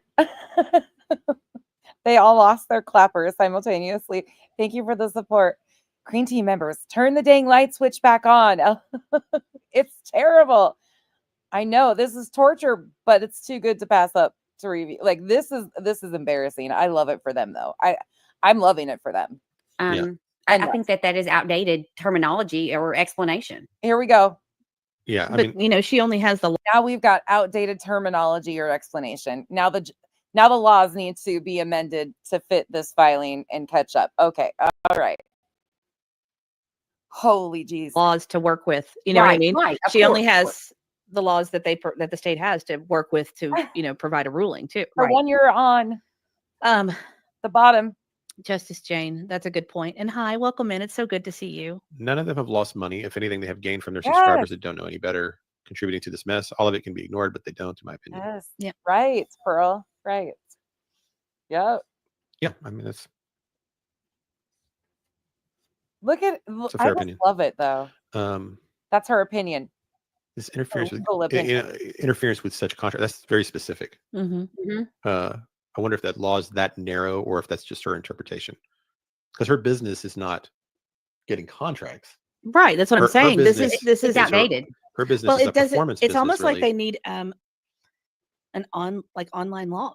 Although I suppose somebody Oh trying my to get God. you deplatformed would be trying to You break your can't. Yeah, that's a contract good point. you have with YouTube. Like if you could show that, like if somebody were trying to deplatform you, There's Like reporting you, falsely reporting, things Yeah. like that, trying to get you deplatformed. yeah, if they could show evidence of something like that, that might, But you'd have to show specifics. Yes. yeah, like you'd have to show the report or the attempt or whatever was made to get Would that you. mean like with strikes and stuff Maybe. too? In other words, if she had a contract with the company that she was working alongside, and that contract was revoked or removed because of anything that was happening from the defendants, they would have to be able to show that it was directly cause and effect because of defendants' actions that impacted the contracts for work. They didn't show any of this. Again, she has no contracts with anybody. Oh my God, that pause game is good. 3M, good notice right there. Look at Mrs. E's face in the bottom corner. She's on the bottom. 10.99. There you go, Lisa. Oh my God. Oh. Oh, this is the perfect, like right here. Somebody take a screenshot of this. This is the perfect explanation of what it looks like. The stream stinks. And it does. Miss E, BJ, with this face, BJ would say, why does it look like you always smell shit? Why does it look like you always smell shit nonsense? Why do you always look like you've smelled shit nonsense? Miss E, why does it look like you've smelled shit? I don't know. I don't know. I'm just trying to think of like her interpretation of that. Oh, What would fit? Lord. Something like that might. And like Kelsey said, even if it's outdated, you have to follow the law that we have Sure. right now. And the judge is basically telling you what to do. They're saying this is what you should have had in order. Sock Betty. BHB did. You can go to her channel and watch it if you want to, or there's live streams that I've detailed it to, videos on my page. She jumped out after following Mr. Bowersox out of a parking lot. She jumped out and verbally accosted him in the middle of traffic when she went from Florida to Tennessee to keep them under surveillance and continue her stalking and harassing of the parents and the grandparents of the missing child. It was Betty. The stream is called Look What Bullhorn Betty Did or something like that.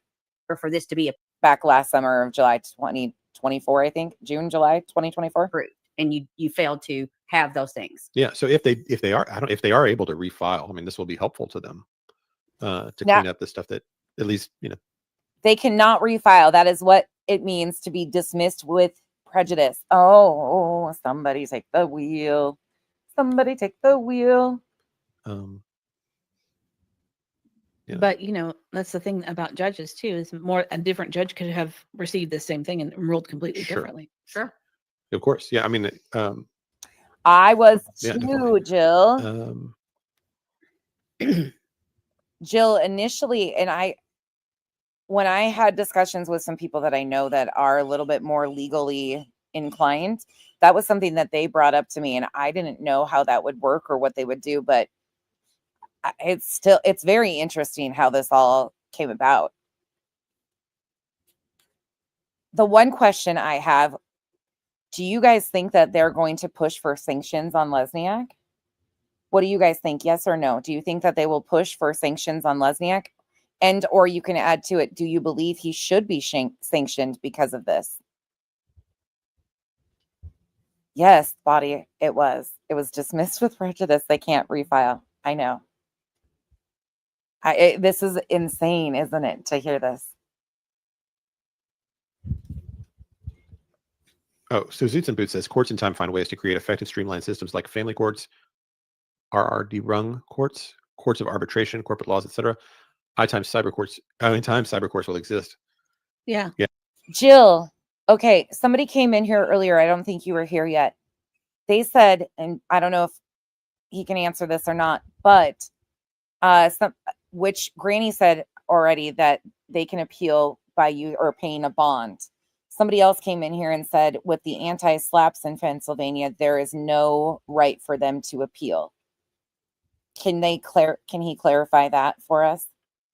Is it allowed to be appealed? I'm going to go with yes, it must be able to be appealed with a bond, but somebody else came in and said that there was no appeal on an anti-slap. That would be helpful. And thank you. Yeah, You're I right. think you're right. You're Right. absolutely right. I think that's true. Needs to be Thank you, Jill. pushed to the forefront as far as cyber courts. With people that understand it, doing it. Laws need to be changed. Laws need to be passed. Legislation needs to be passed to protect victims and families from people like At Night and the plaintiffs from doing this, using a missing child, their dignity. And again, re-victimizing, my opinion. You don't have to like Seth Rogers, but I do believe that the other plaintiffs used his situation and he is a part of that too. So don't think I'm leaving him out of any of that either. But I think all things are true. I think the people that have surrounded themselves around Seth are using him at his worst time for their own personal benefit. And I think he's also allowing it too. But I think they, based on their terms, saying he's a vulnerable, grieving man, they are exploiting that man willingly, and he's allowing it. Moreover, this section of the complaint does not identify which of the defendants made statements that interfered with Bullhorn Betty's perspective or current business relationships, nor does this section set forth which statements were made vis-a-vis Bullhorn Betty or when. These alleged statements were made. As such, a purported claim of interference with a prospective business relationship is not supported by evidence and is therefore wholly deficient. As Plaintiff Bullhorn Betty has failed to establish any facts in the complaint as to one or more essential elements of this claim, the defendants are immune from liability under Pennsylvania's anti-SLAPP statute, and this claim must be dismissed. Proud Fur Mom asked, do all the plaintiffs need to agree to appeal, or can they remove themselves if they want? That was something I was Googling it too, which I don't really trust a lot of the Google stuff, but At Night has, I know, Shelby Lynn, I know, thank you for the super chat too. I know I'm horrified, but again, you kind of see what they're doing. You kind of see what they're doing. Everybody's like, Jill, ask this, ask that. Sorry, Jill. Invasion of privacy, public disclosure of private facts and false light. Plaintiff Chastened Crime is the only plaintiff who purports to state a claim for invasion of privacy. Public disclosure of private facts and false light. Is a public figure who inserted herself into this public controversy of the missing child from Tennessee. She herself is a podcaster who goes by the handle. Yeah, how that came to be the other day is Spanky actually called a number and he clicked off. Yeah, absolutely. 100% I can. Megan, let me find my phone.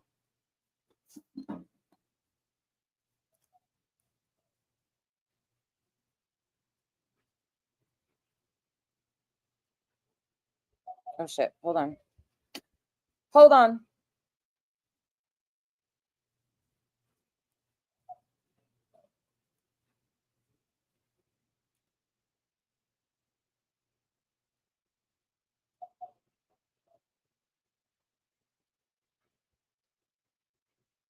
Gotcha.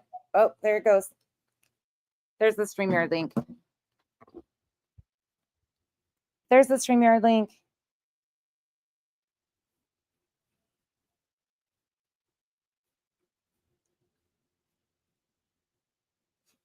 Yeah, I don't know. Again, not sure how any of this works.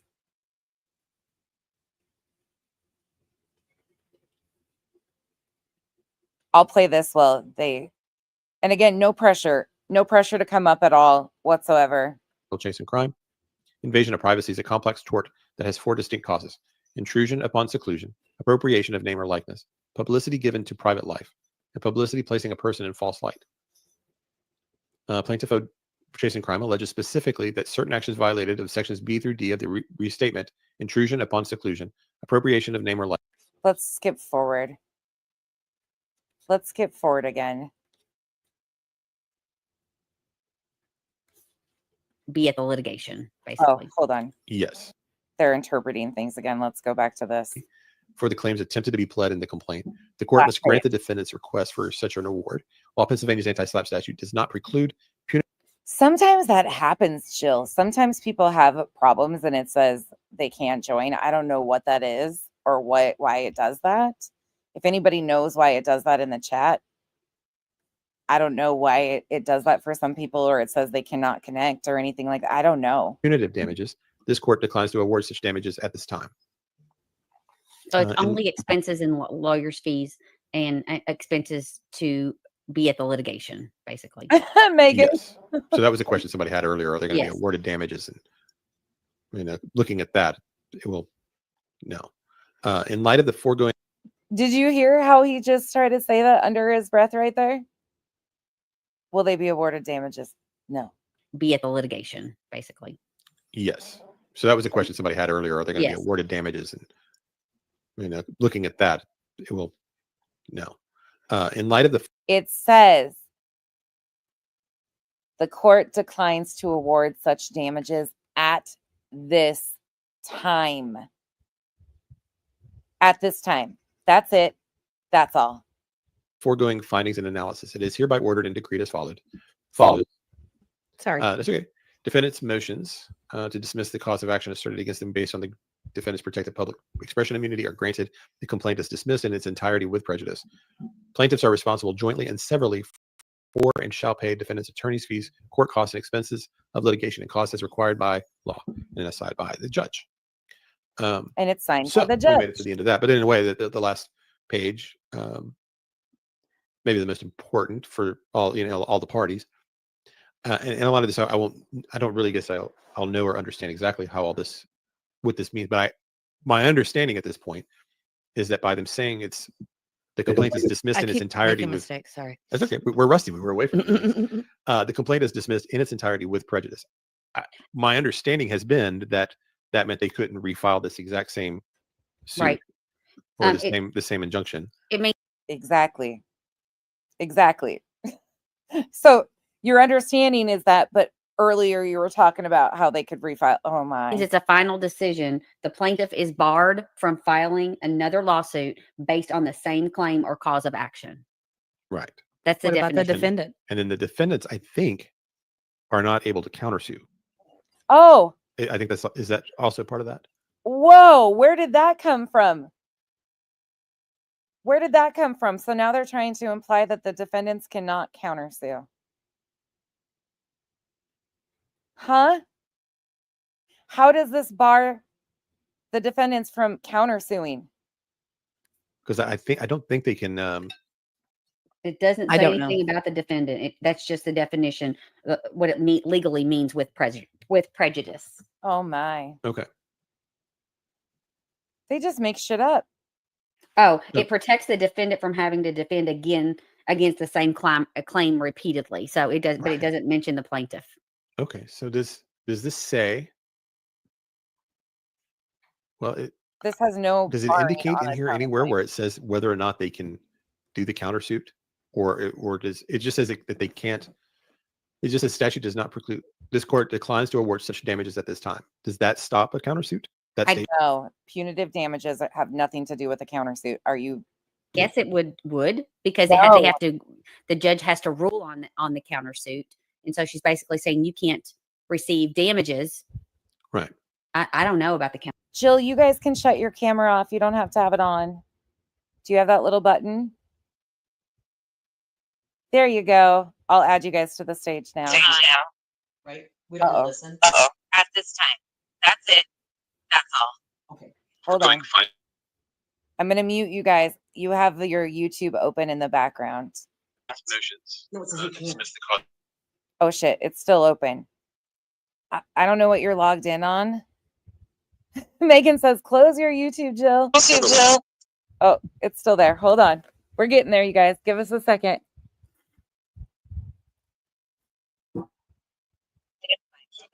Oh, it's still there. Give us a minute. Turn your stuff off, Jill. Kraken says. Turn my stuff off. What stuff? I don't really guess I'll Do never you have another? do you have another what this means, but my understanding at this point is that by them saying it's the complaint is dismissed. Okay, so if I have to get rid of this, how are we going to hear what they're asking? I don't get that. The complaint is dismissed. Everyone can see and hear you. Your YouTube app? If you close the YouTube app, you should still have the StreamYard link open. You can hear it in the StreamYard. You'll still get audio in the StreamYard. Here we go. Okay, so I'm gonna Hold on, you guys. Give us a second. Another close lawsuit. it. They're getting there. Hold on. Hold on, you guys. This is awesome, though. Thank you. Oh, did we get it? Jill, try talking. Uh-oh. Okay, let's see. Is that now? We can hear you. We can hear you. Okay, good. Here you Oh, go. Okay. Sorry, Damn he's it. dinner. Okay, there we go. Okay. Do you need to show? Does he need to show himself? Okay. Still says No. everyone can see. No. I'm going to mute you guys. I'm going to go mute. And then how about you just answer questions? Will that work?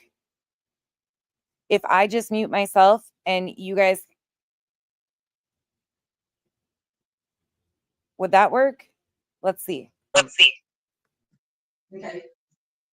How about she ask the question? How about, okay, have her ask the question, then you'll answer. How about that? What are the questions? Well, ask her. Say nonsense. Can you ask a question? Yeah. I gotcha. I gotcha. I'll mute and then I'll unmute and ask the question. We'll see if this works. What they were asking is, because this is an anti-SLAPP in Pennsylvania, can they appeal the anti-SLAPP ruling? And I am not licensed to practice in Pennsylvania, so I don't really know their law, although it'd be very unusual not to be able to appeal any court's ruling. So the specific provisions of Pennsylvania law would apply. I would think that they certainly can appeal the ruling, but there may be provisions that they have to follow to do that. Okay. Okay. Oops, sorry guys. I'm gonna mute every time. Ask your questions while I have them here, you guys. There was another one about so there's 10 plaintiffs in total on this filing. In order to appeal, do all 10 plaintiffs in a typical situation, again, I know you're not in Pennsylvania, do all 10 plaintiffs have to agree to appeal, or can they do it individually or jointly? Again, it's not a situation that I could be 100% sure on, but I would say this is that if somebody opts out, the others, I think, should still be entitled to appeal, but they're going to have to abide by, whatever bond requirements there are. And then if the person or persons who have opted out, then they may not be entitled to any relief that the appealing party would get. That's interesting. Oh, Oh, sorry, guys. I forgot to mute. Another question. Kraken says, can the defendants countersue? Well, not at this point, there's a ruling that went against them, so their avenue is to appeal. So I don't know what they're talking about, countersue about what. Not off of, at this point in time, they have the ability to try to appeal and win or lose on that, but there is no countersuing up to the Court of Appeals or anything like that. The record has been established, and the Court of Appeals is typically not what they call a fact-finding entity, is simply trying to make a determination whether the presiding judge appropriately applied the law to the facts of the case, and so they're looking for errors of law. Sorry. Sorry. They were talking about the defendant. They were talking about the defendants being able to countersue, meaning the people who won the anti-slap barbecue and Granny, can they countersue the plaintiffs? But countersue what and how? Are they talking about a new action, or are they thinking they can do something as part of this appeal process? Because they can't do it in any part of any kind of appeal process. And so, I don't know what their basis for a countersuit would be, especially as they, at this point in time, New suit, right? at this point in time, have come out on the short end of the judge's ruling. So they could just be digging a deeper grave for themselves. Who could they do a new suit? Next question. Can they ask for punitive damages at the hearing deciding the payment? The defendants. Can the defendants ask for punitive damages at the hearing deciding the payment? And that is coming from, because at the end of her decision, she specifically says that the court must grant the defendant's request for such an award, while Pennsylvania's anti-SLAPP statute does not preclude punitive damages. This court declines to award such damages at this time. Hold on, I'm coming back to unmute you. It seems like it's certainly open to that. And I think I may have erred before when you're talking about the defendants. The defendants in this case you're talking about are the prevailing party, right? Right. Correct. That would be granting them. They can file a lawsuit of their own if they want to, but it'd be kind of separate from what's going on here. Sorry, I'm going back. And forth. Trying to mute and so we don't have the background. Yeah, I think they got it now though. Okay, let's continue. I'll unmute in just a second for them. What's the next question? Let's see. How well, I think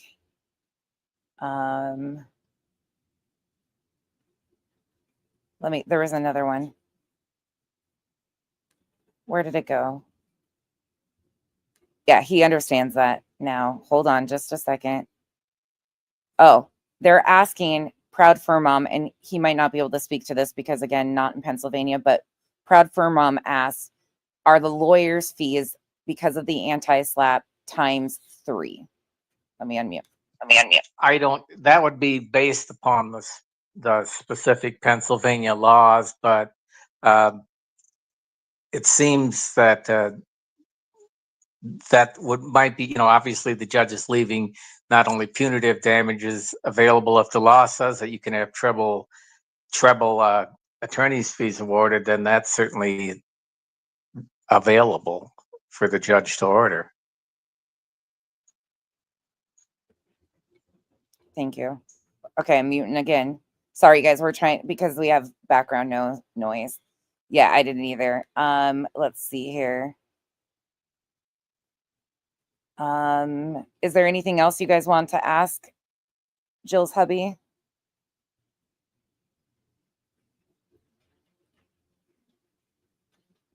Sorry, guys. We're just going through.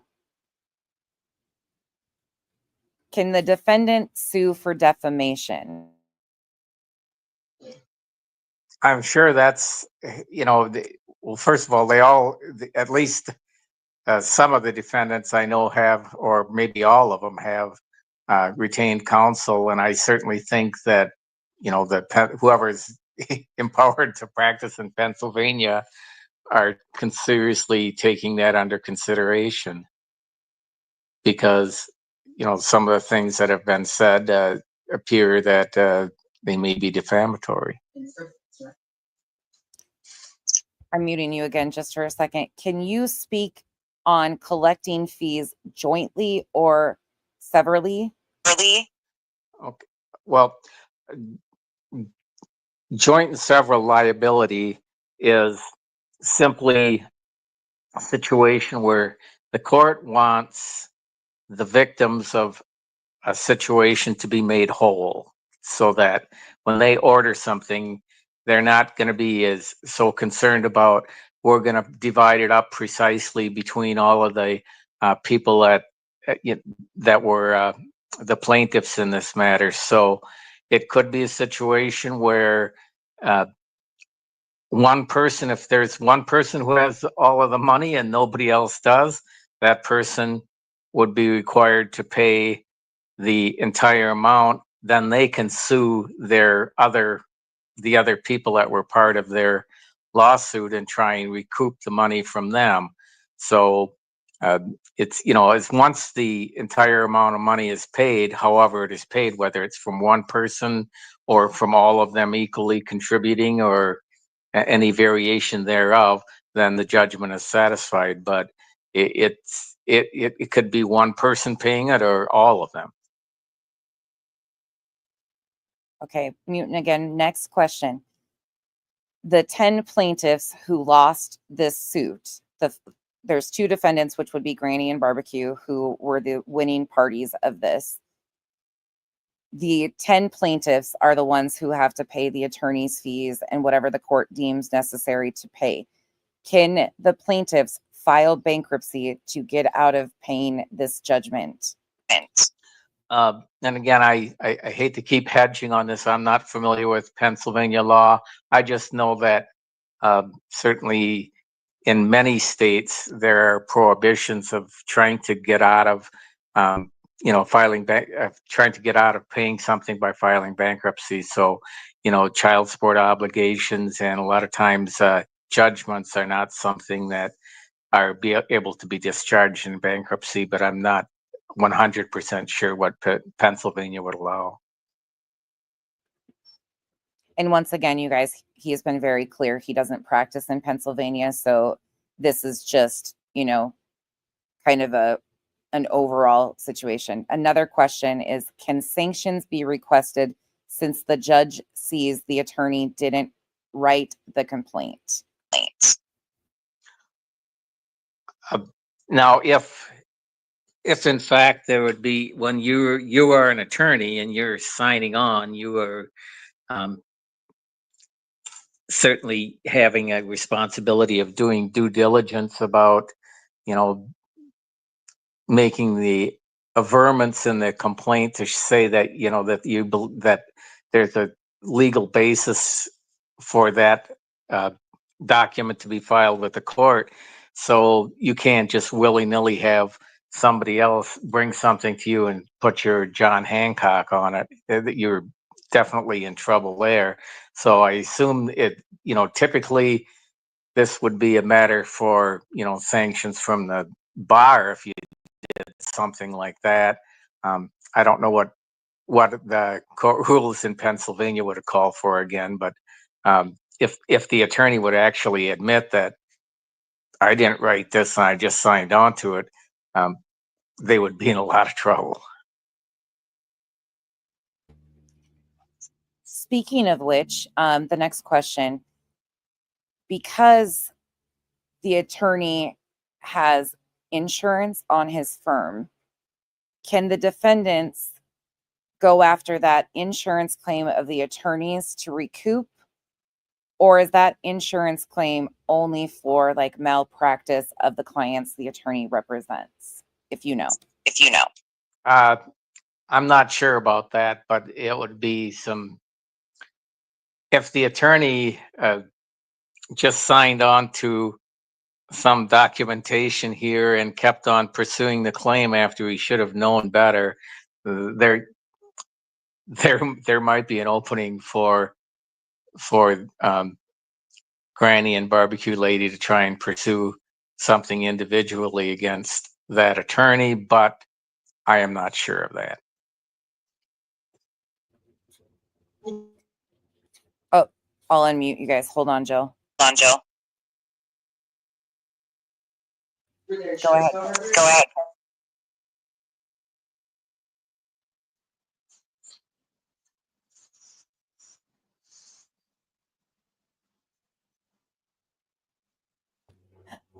We're trying not to talk over each other, you guys. I'm sorry.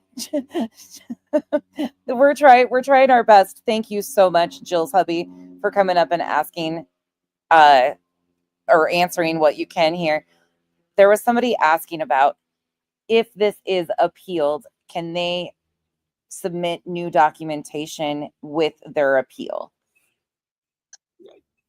Very typically, no. The record of the appeal is the court record that was before the judge, and so that record is what goes in front of the court. You don't get to try and add a bunch of new things very typically. So again, it's not a fact-finding thing where people get to add more stuff and say, hey, we forgot to do this.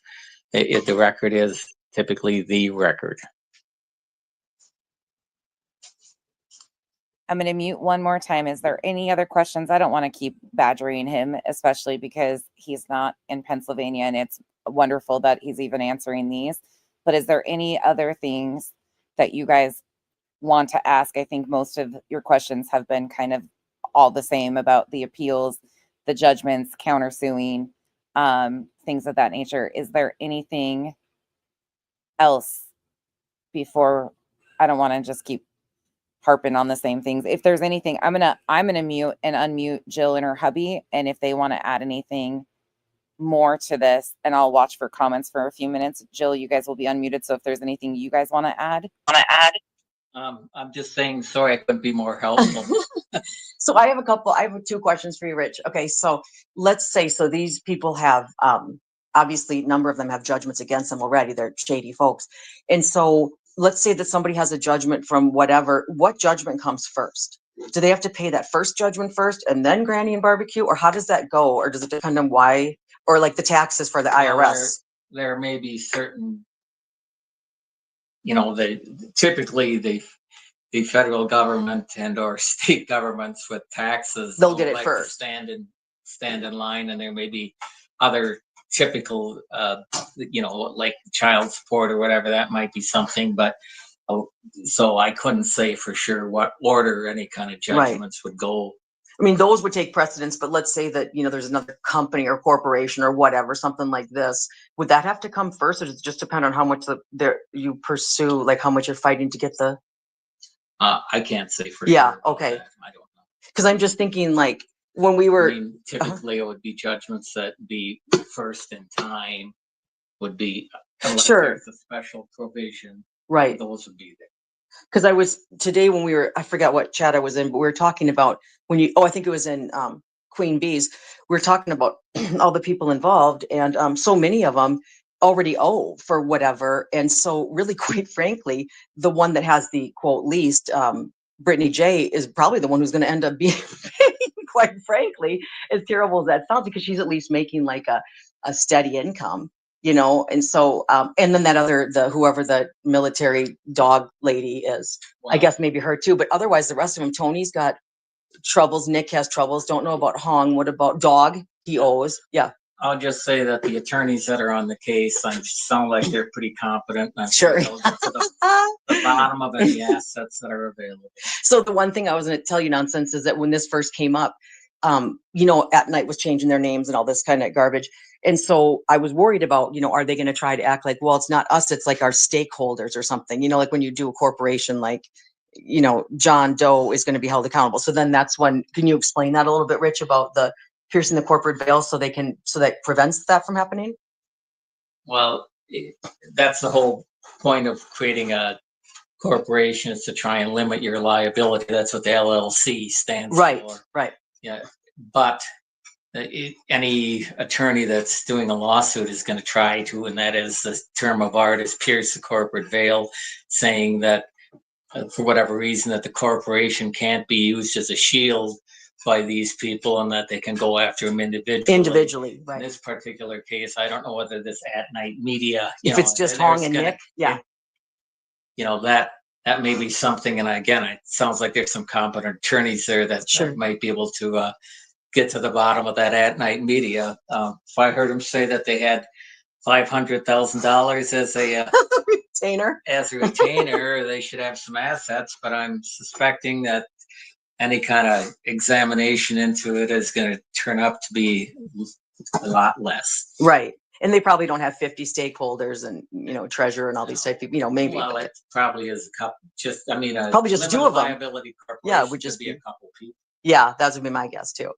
What else is I gonna, oh, and then you said that sanctions for an attorney, that's really more of that's more of a bar thing than the judge, or how does that go?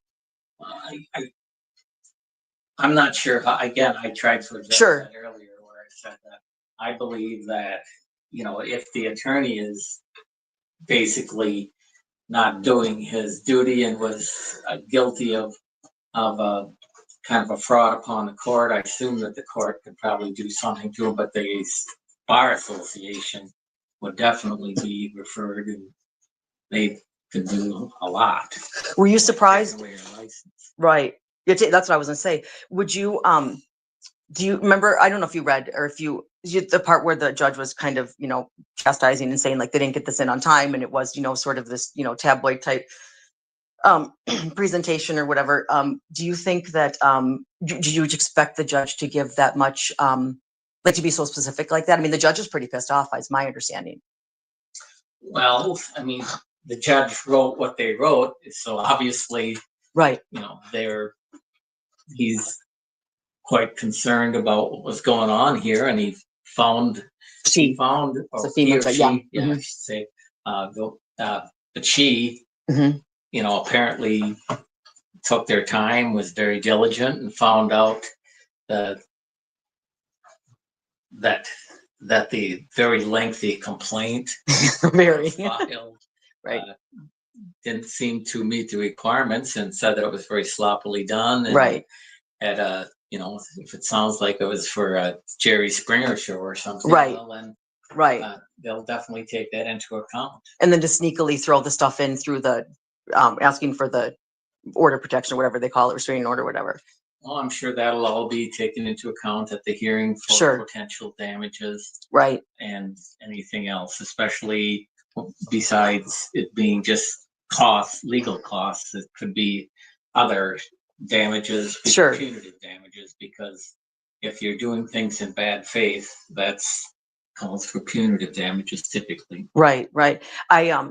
What's the thing I was thinking of a little bit ago? Oh, we were talking, Rich and I were talking earlier, and Rich was just saying, I was telling him about these people having these judgments, you know, and I mean, he knows these people are nuts, but, and just, you know, he was saying like, you know, the judge will be like, you know, it's pretty rare for that many people to have all these judgments. I mean, it seriously is a way of life for these people. You know, I mean, they just sue people and they have these judgments against them, because most people in the world just don't have judgments against them. And then you've got how many of the plaintiffs? I mean, that's pretty weird. Like the majority of the plaintiffs already have been to court for a million different things. It's very strange, you know? And so the judge will be like, well, so this is something that you, obviously we already know it's frivolous, right? But this is something not only frivolous, you do this on a regular basis. Right, this is kind of a normal thing for you. I forgot what Queen Bee said, how many different judgments or how many times Tony had sued people. I mean, just dozens. It's absolute silliness. You know, it's not common to find somebody. Most people don't even go to court once, right? Much less sue somebody a dozen times. So I just don't think that's going to be a very good look, you know, but whatever. I mean, she already probably has figured out what they're like, but that just seems very strange to me. I don't know. But yeah, that's I guess what we know. But it was hard last night listening to the E's because one, I had to subscribe. And so by the time I did that, it was like over. But I was having Rich listen to some of it. It's like, no. And it's just the weirdest thing, the way they just go, yeah, I think that's maybe how it goes. Okay, we're just going to go with that. And I just think that's so weird that you would read something without having anybody, you know, like if I was reading like a blueprint to a house, you know, I would never do that without a contractor, because I have no idea what I'm talking about, like where to put outlets and things like that. And so I wouldn't even think to read that unless I say, I'm going to read something to you with only words. I won't give any explanation. But that's kind of weird. So it just seems strange to me that they would read something. You may as well just read the dictionary, right? Because you're not adding anything. And so I just think that's really strange.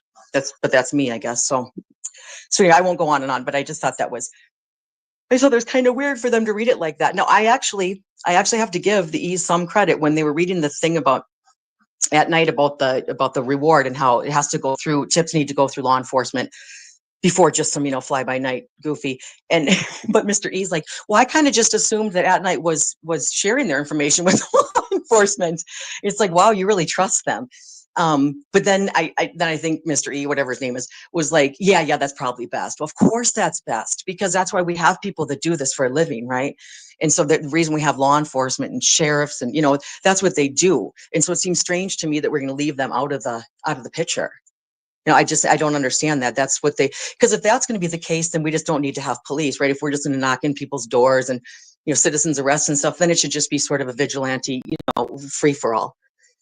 Willy-nilly, everyone do what they want. That just doesn't make sense. And so, but I don't know. It's so strange that they wouldn't say like, oh, I don't really understand this. Let's look into it. Or, hey, could we get an attorney to come on and explain it? And, but I don't know. I guess I don't know anything about them. I saw 5 minutes of them before. And then last night for just less than 20 minutes or whatever. Cause by the time I subscribed, they were done. But, I don't know. So, I mean, I thought that was okay when you read that from At Night, but, I think sort of, reluctantly At Night put that out, but I don't know what they were trying to say initially. What if people are afraid of the police or something and they don't want to report to the police? Problem is that then if you know too much about it, you're going to be in some trouble. That's what I don't understand. So if you call and you know a whole lot about it, they're going to kind of wonder why you know so much about it. I don't know. I wouldn't call anybody but the police. And then really it would be their job to inform the police. I don't know. And then I suppose that's for the reward. Is that what that was about? To receive the reward? That's what it was. That you have to follow this protocol. It can't just be, I don't know. The whole thing's very goofy. I'm muting you right quick, Jill. Just a second. Hold that thought for 1 second. There's somebody asked, an LLC is one of the plaintiffs. 2 of the others are officers of the LLC. The LLC would cover for the 2 officers, correct? And thank you, 57 in fat. Unmuting you guys now.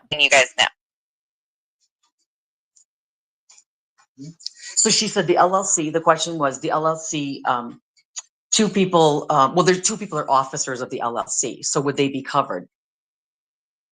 Well, that's the whole point of the LLC, is to try and keep your liability limited. But especially if it's a corporation that appears to have about 4 people in it. Right. And, again, the attorneys that, from what I've seen, the attorneys that are representing Granny and Barbecue know what they're doing. Sure. And I think that they will, there's from law school days, my professor always says, if you're suing a corporation, you always try to pierce the corporate veil and go after the individuals that are in there too. So I certainly anticipate that this would be happening if there's an attempt to try and avoid liability just by saying, oh, hey, our corporation had no assets. Right. Yeah. Yeah, that's what I would. Yeah. Okay. We'll leave it at that. One more really quick. And I don't know. I don't think you guys can really answer this, but 57 in fat, thank you so much again. How could Nick and Dog say they have no money? Didn't they each supposedly fork out $25K towards reward money? Well, beyond that, they have judgments. So here you go, Joe. Right. Well, they can certainly say they have no money, but they can be compelled to provide information about whatever finances they have, accounts, income tax information, all that sort of thing, and any kind of transfers of money that they've made in X amount of time, or that they're trying to bury by holding it in somebody else's name. So, which is a question I was going to ask you quick. So when they do like the look back or whatever, let's say that, however many months ago they said, oh, I'm going to transfer some money and put it in my mom's name or something. How far back do they look and say, hey, that's just too coincidental that you put that kind of money into your mom's? I'm not sure how long that they'd have the ability to look back. I mean, it's frankly, I do know, like, anybody who simply is trying to have like a parent or someone go into some sort of nursing facility. Home, right? Yep. A lot of times they have Minnesota has limitations about how soon you could have, if you did it, years ago, it might be fine, but if you did it within the past year, 6 months, can be problematic. So Pennsylvania would have their own statutes about that sort of thing. Okay. And about why the transfer was made. Was made, right? Yeah, it'd have to make sense. That makes sense. So the only thing I have to say, nonsense, and I will say this right now, I promise you this will not be overturned. I promise you. Like, I can't say enough about how I guarantee it. If I'm wrong, I'll leave YouTube and never come back. I promise you this will not be. I mean, they might try to appeal it, but it will never be overturned. Never. It's not happening. It's just not happening. There wasn't an error of the law. The judge was very specific, and the judge took the time, which is why I'm kind of happy the judge did take that much time. Because anytime they don't, I mean, first of all, whichever side you agree with, you always want a judge to at least put a lot of thought, even if they, judge, even if they rule against you, at least you could say, well, at least they thought about it. It wasn't like something they did over the weekend quick, And so it's something they obviously put time into. Plus, I also think too, the more time they put into it, if it were to be appealed, they're gonna. If they said the judge made a decision in 15 minutes of all these different, it's going to look like they didn't really do their due diligence. I guess this way an appeal would say, well, God, they took would pretty much every single day, right? Would they have one more day? Depending on if it was a holiday, whatever, Good Friday. But so it's not as though anyone's going to say it was a hasty decision. If anything, I can't believe that they were able to read all that crap anyway in this amount of time. So I'm happy it took that time. I think a lot of people are really nervous, like, oh, it's taking so long. But it should, especially with just look how long it took us to cover this stuff, And plus they got to be looking up all these different laws and what have you. So yeah, I think that taking that time was a good thing. Even though it was frustrating to wait, I think that was a good thing. I'm muting you really quick, Jill. One more question. In general, can lawyers face any consequences for filing irrelevant material, evidence isn't that considered abuse of legal process and face sanctions? I'm unmuting you now. And Dreams, thank you. Thank you. Did you hear the question? Just that Yeah. one, if somebody's filing others. Yeah, like if an attorney files something that is just completely, just ludicrous or just doesn't have any sort of merit whatsoever, can they be sanctioned for that? Yes. Okay. And okay. You have to be able to either be arguing that you have a valid basis in law for doing what you are doing, or that you have a good faith basis to change existing law.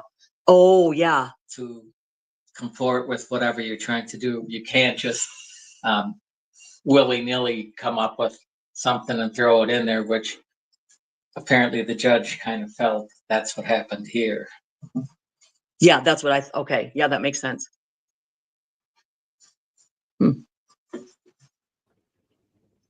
Muting you really quick just so I can say once again, everybody in the chat is saying thank you, thank you, thank you. Appreciate you coming on and answering these things, and appreciate the time you were giving.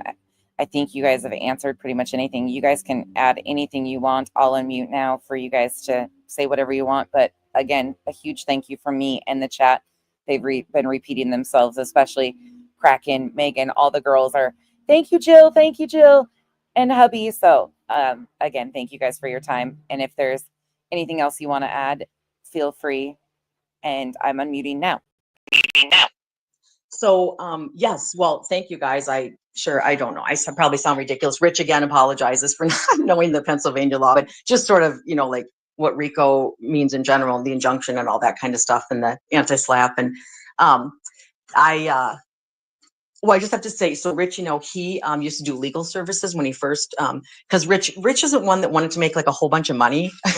Not quite sure why that is, but anyway, so when he graduated from law school, then he went did legal services, and then after like legal assistance, whatever, and then did criminal law. He just retired, so he did.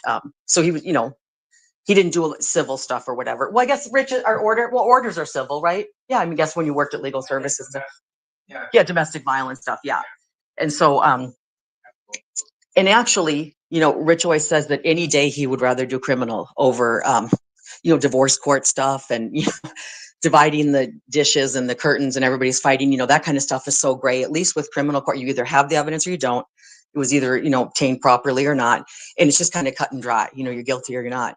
But the kids in the custody and the switching stuff like that, he wouldn't do that again for anything. Or CHIPS cases, which would be children in need of protective services. That's social work. In fact, interestingly enough, I was a social worker on a case and the therapist actually on the case, and he was the attorney. We actually disagreed. And so that's how we met. And he kind of got me to go on his side. I'm not exactly sure, but anyway, that's how we met. We had a couple cases together, and then we started dating. But yeah, interestingly enough, I was on a different, and I was very afraid of him, whatever, questioning me. You know, I was very, very afraid of him questioning me. So, but it all ended up working out. But yeah, so he wasn't really interested in, and he doesn't want to do like, you know, corporate law or anything like that.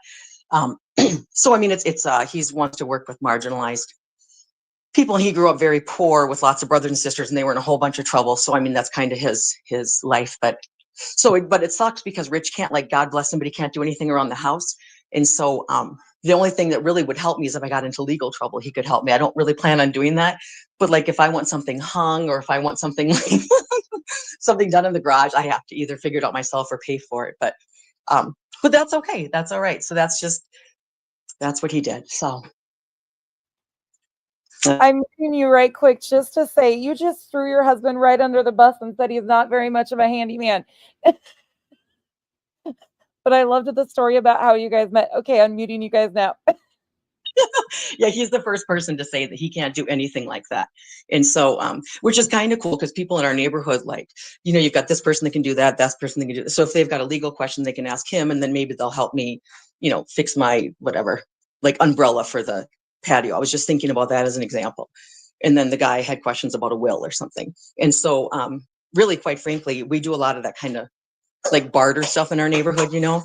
And so, you know, like nobody would care. Like you would never charge anybody, you know, or like our accountant used to, like, I know she had problems or something, so Rich would help her with her son. I don't remember the whole story.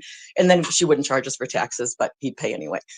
But anyway, that's kind of. Say it took me 25 years to convince you I can't do anything besides law, and I'm not changing. He's not one of the fancy attorneys. So anyway, that's what, yeah. So that's, but he knows that. It's just that I don't plan on getting in any legal trouble. But I guess if I do, you know, or if I get sued by somebody, I don't know.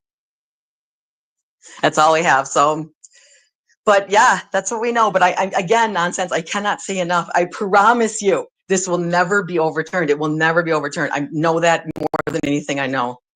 I'll bet everything I own. It will not be overturned. Muting you right quick to just say I highly agree with you, Jill, on that. Highly agree. Okay, unmuting you now. Totally. Yep. Absolutely. So that's my thing, that they can do what they want. They can say, oh, it's going to be so great, and they're going to do this and that. Quite frankly, there's going to be nothing but fighting about money between them. Who's going to appeal? How are we going to, who's coming up with the bond money? Then how are they going to come after? It's you know how money stuff goes, right? It's like an inheritance when somebody dies. All the people used to get along hate each other, right? It just happens. It's sad. It just, the majority of the time it happens. And I think they're already maybe not all getting along anyway, but this will be it for them. You know, and Brittany honestly thinks, she truly believes that she's like, hey, the junction didn't work. We're just going to move on. No reason to talk about it. I'll just go about my life. Like, she doesn't realize that she's absolutely, that judgment stands. And even if the appeal were to, the original judgment stands. Wouldn't that be something? Well, like I said, the appeal's not going to, but let's say, you know, then they'd be okay, but she would still, oh, she's not thinking, but whatever, that's fine. This is Brittany's deal. Like, I don't know what's going on. And then when it happens, it's kind of bigger than life. But that's, you know, I don't know what to say about that. That's too bad for her, but whew, she screwed up. Live and learn, right? Expensive lesson. I'm muting you really quick just to say that all of your wonderful ladies and everybody in the chat is saying, Jill, you are an incredible woman. We appreciate you so much. And they are just, you know, doing the normal, how much they care and how much they appreciate your time and you coming up. They love listening to you. So, okay. Unmuting you now. Awesome. Thank you so much, Nonsense. Yeah, you've been so helpful. And I mean, we've got the best mods, and I just can't say enough about Granny and just, you know, our subs and members and everybody is, I couldn't be in a better community. I mean, and I just feel like we're on the right side as well. But I just couldn't be in a better community. I trust. It's funny because on YouTube you think, God, don't trust anybody, but I would trust those women with my life. I really would. The rest of the people, I'd just be very, but and I mean, there's people that, you know, we're close with and stuff, but those women in particular, I would, you know, I wouldn't think twice to tell them anything. And so I don't know how I know you've got that though too, Nonsense. You've got some people that are really close, but I don't necessarily think that goes on in some of the other communities, you know, but I don't know. I just know that I'm happy where I'm at. So thank you. I don't know what else to say, but yeah. Oh, sorry, I muted you really quick. I agree, though. You guys have an incredible support system. And watching you ladies rally around Granny going through this has been inspiring, because truly I agree with you that on YouTube, oftentimes, even the people around or the closest people to a creator or just in those groups is the one holding the knife ready to stab him in the back. And your group has stood strong beside Granny all along. And it's inspiring. It's amazing to watch how you guys have all navigated this. It was hard to watch because you guys all were, it impacted all of you, because there was nothing anybody could do to fix this situation or really solve it right away. And watching somebody you care about so much go through this, I know took a toll on all of you guys. So once again, I just got to commend all of you for standing strong next to her. You guys have an incredible group of women, and I've been lucky to get to know some of you through chats and stuff, and I've really enjoyed it. So once again, thank you for everything you do, and all of you girls have been amazing. And it's one of those places that if people want to see that community can exist and there are good people out there, that's a great example. Unmuting you now. Yep. Yeah, absolutely. And I think too that sometimes people think that, I mean, I can only speak for myself, but I'm not interested in taking people from the other side, so to speak. I don't care if they want to be on that side, that's fine. I'm sure they feel as convicted as, as we do about whatever, how, our side. It's just that I want to be sure that the right information is out. So when they say Granny did this or Granny did that, or like the E's reading the stuff, I just want them to have the correct information. They can still say they think the judge is stupid and ridiculous and didn't do the right thing. I mean, they can't say that there's anything that she, did error wise, but they can say those type of things. That's fine. They can have their opinion. But it's not about getting people. In fact, quite frankly, we're very different people, really. The green team, the things that they kind of want to talk about. And that's fine. I'm not making a judgment call. They can talk. It's just, we're probably not the same people. I don't think they do well with us, and I certainly wouldn't do well over there. So it's not about trying to take anybody's subs. Everybody just stay where you're at, or don't, whatever you want to do. It's just that I want to be sure that the right information is out. So that way, if they don't like Granny, they don't have to like her, but they can not like her on accurate information, right? I just don't want someone not to like somebody on things they didn't do or things that are screwed up, right? And Granny's personality is different. Some people, Granny's she's very frank, and she's very, upfront, and this is the way it is. And I remember the first live Granny ever had, I thought, oh my God, she's mad at me or something, or I don't know what, but she's just and then 2 seconds later, it's fine. It's like nothing ever happened. Just like when Rich would go to court with the prosecutor, these people get along fine. He gets along fine with the police. I mean, they deal with each other every day. It's not like they can be fighting in court and then go have coffee together. And like when I was a social worker too, like it's weird for me we talked everything out, right? Here's the case. What should we do? How much is it going to cost? What facility should they go to? Why is this one better than this one? With child protection, should we remove the kids? This is stuff that we all talked about in a group. It's not like one person just decides that. There's not one child protection worker that marches out and removes those children. There's a whole, and plus to cover your ass, right? You want to be sure that when you say why you did this, there were 9 people that decided it, right? There was a mental health worker. There was you want to, and so people I wish people kind of understood social services a little better. And although it varies with state, it's not just one person decide that. They didn't just make their decision up. It would be ridiculous to do that. I mean, we would have therapists, we would ask, we would have, professionals in different fields. So, but that's another thing. I think that we're going to be really, well, I won't really get into that, but I think people are going to be surprised when they find out, if we ever find out what the child protection stuff was, because it's not going to be what people probably think. I think there's a case plan. I think it was probably followed. And people aren't going to like that. They're going to say, oh, and maybe, somebody, what they ask you to do in a case plan isn't, go to parenting classes, whatever. Some people think it isn't enough. Some people think it's too much, but my guess is they had a case plan. I don't know how many reports were made, but those reports aren't just made and nothing happens. Like you sit down and say, okay, what's the deal? How do you discipline? Is that right or not? How could we discipline differently? Could we try this? It's not like we want to people think it's a fight, like we're just going to take your kids. No, in fact, if anything, I would argue the kids get to stay way more often than they should, because people have rights, I mean, and that's, I don't know, how I feel about that, quite frankly, but social service is the sort of, what a mantra is, that this is what they believe. I'm not saying I believe this, that keeping children in the home is better than removing them. I think the majority of the time that's the case, but there are a lot of kids that should be removed and will do better with different parents or foster parents or adopted parents. But the family unit, they always want to push for the family unit. So when people say, why wasn't he just removed? Oh my gosh, I don't know what they're talking about. You wouldn't believe what you have to do to, I don't know. But so my guess is there was a case plan and they followed it, and it was, because if it wasn't, then he would have been removed. So, but I think that'll be interesting. People in 5 reports, well, that can just mean a lot of different things, but I know that people wouldn't understand that, because why would they? I wouldn't understand a lot of things that, aren't my area, but so I don't know, but that's why I kind of feel differently about. Another thing is, we know how when reports are made, certain words are used that can trigger people. So you can use smack or you can use hit, different words get people worked up, just like with divorce papers and decrees and stuff like that. It's just, I don't know. It's hard for people to hear that stuff and really know, because we really weren't there. But I guess we just have to go with what we go with. I just don't think the child protection thing is going to be what people think it is. It's not going to be as people think it is. I'm going to mute you for a second because I'm going to add too, so I can just give a personal experience on mine, and I've shared the story many times. My girls were taken 3 times by CPS in 2 different states, previous to the 4th time being a voluntary handover, but every time within a short period of time, they were reunited because, like you said, oftentimes CPS works on reunification, the family unit, and it was really frightening and frustrating, and it was difficult all the way around.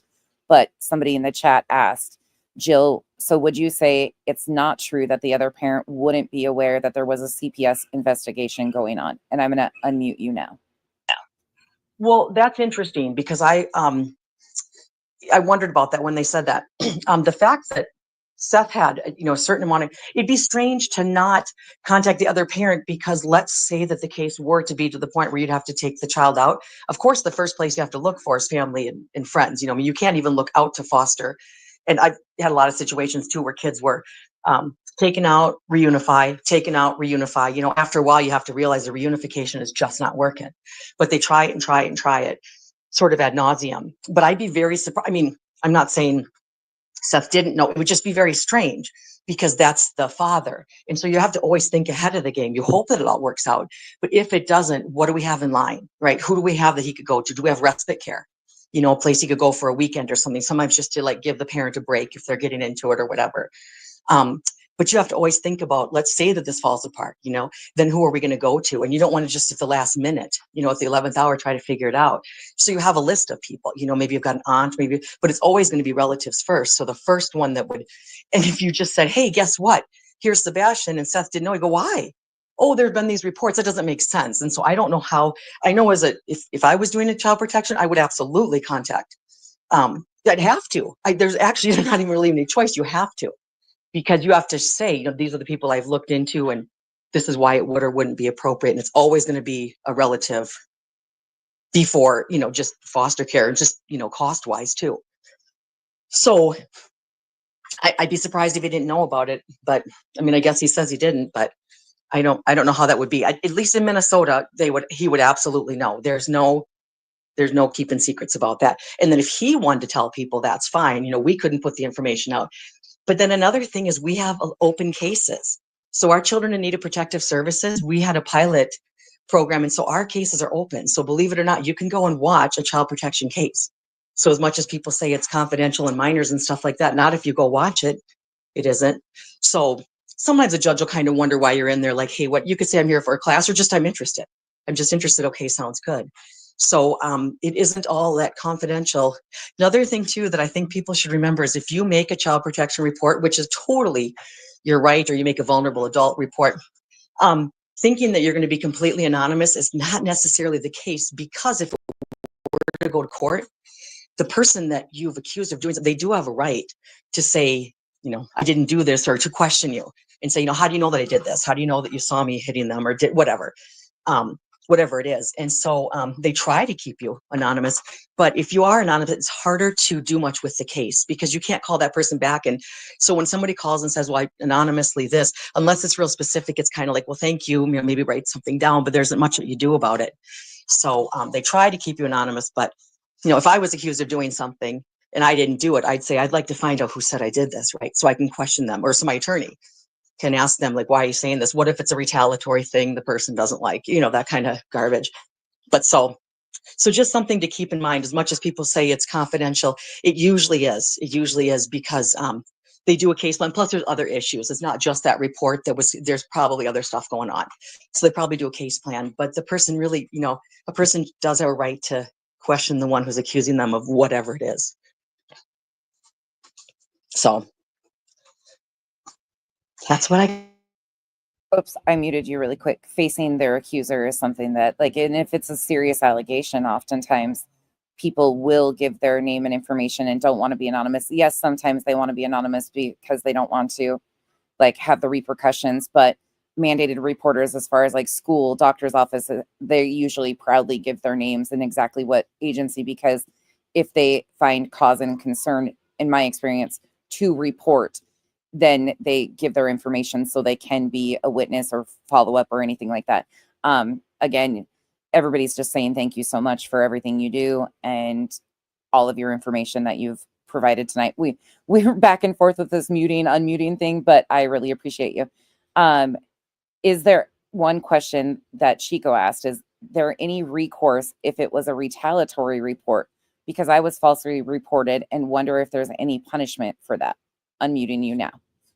Well, what we would do usually if we would take a report, first of all, the town I worked in was kind of smaller, so we knew sort of a lot of people, but even in the bigger areas I've worked, first of all, what is the person calling about? When did it happen? Were they there? Is there a connection? Is it your ex's new girlfriend or whatever, or wife, so there's so many things like that. You can also look and see, has this person called in with other stuff? Certainly their phone number is going to come up, and they can say they don't want to answer questions if, you want to call them back. And so, but if they say stuff like that, you kind of wonder well, it's really concerning to make this report, but not concerning enough for us to ask you some more details, So that's always kind of a red flag. Here, I'm going to tell you this, but don't ever contact me again. So it's kind of strange.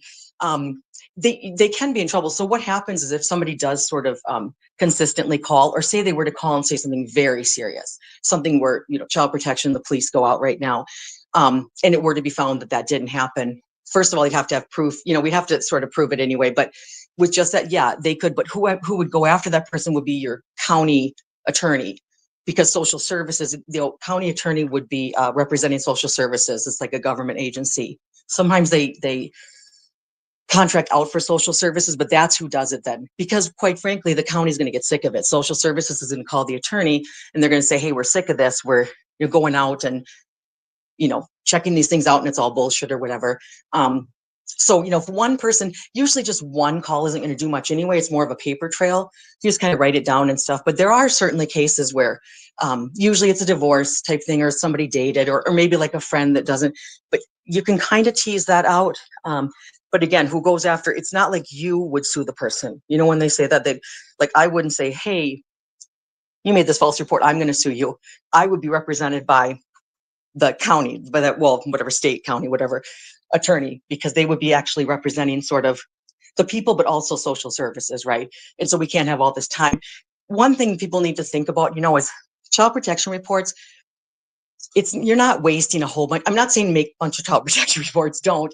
But it's not as though, oh my goodness, they have, so we had people calling with frivolous stuff, or even stuff that really didn't meet criteria, but I'd still write it down. So they don't want to be inundated with calls, but it's not like because of that one call, all these other children didn't make it or whatever. They are kind of overworked and underpaid, social workers are, but you just kind of tease it out. But again, if there's some retaliatory thing, or if it's just a bullshit report, or if they're doing it consistently, the prosecutor is going to get sick of it and say, we're just not going to have this. And so we've had that a few times where people they just made bullshit reports.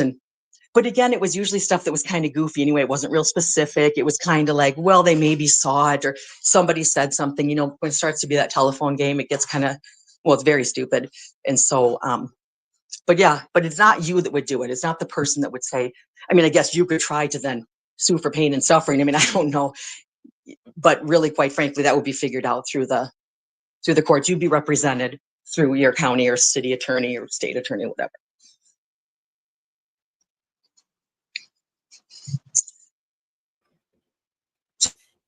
I've muted you again really quick just because I knew you were like, okay, I'm done with that thought. If there's anything else you want to, this has been amazing, Jill. I can't thank you enough for coming up. I am honored to have you and your hubby on panel. Thank you guys so much. And thank you for working with me to get this to go back and forth. But I really, really appreciate your time and giving us some insight into these things from your standpoint. And I enjoy the stories that you've shared with us. If there's anything else you want to talk about, or if you want to hop down, it's up to you. But again, a huge thank you for giving us some fact-based information on these situations and how they can play out and everything. Much appreciated, because so often we get, 15th hand information that is very all over the place. And I know it varies from state to state on some things, but again, huge appreciation for you guys coming in and talking to us tonight. And if there's anything else you guys want to say, feel free, and I will unmute you now. I can't think of anything. I guess one thing I would say is that when you've got like social services involved or child protection involved, if the worker wants to fight and they want to win the case, it's not really about winning. Oftentimes it's just about like, can we figure something out that's going to work? Can they go away for the weekend? Can they stay with their aunts? Can we do something with visitation? Can we do some parenting classes, or if kids are little, there's different, activities and protocol and stuff. But if you want to fight, that's not going to really work very well.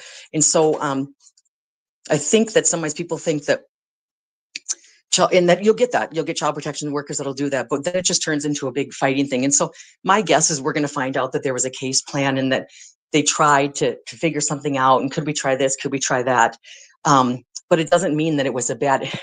Oftentimes, reports might be made, and it could be more like, we need extra services. Maybe we need to look at the IEP again. It doesn't mean that it was something, horribly serious. Or so I don't know. I hope that people can think about that, because there's a lot of weight put on there. And I'm not saying, there's some issues clearly, but mostly people just want to be heard.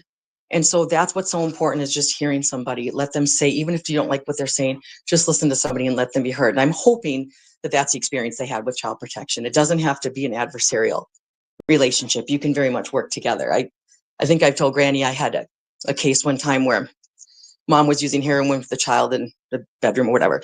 And so I think I had said midnight, and it was actually like 11 p.m. that she did it, which obviously is not going to change the judge's decision.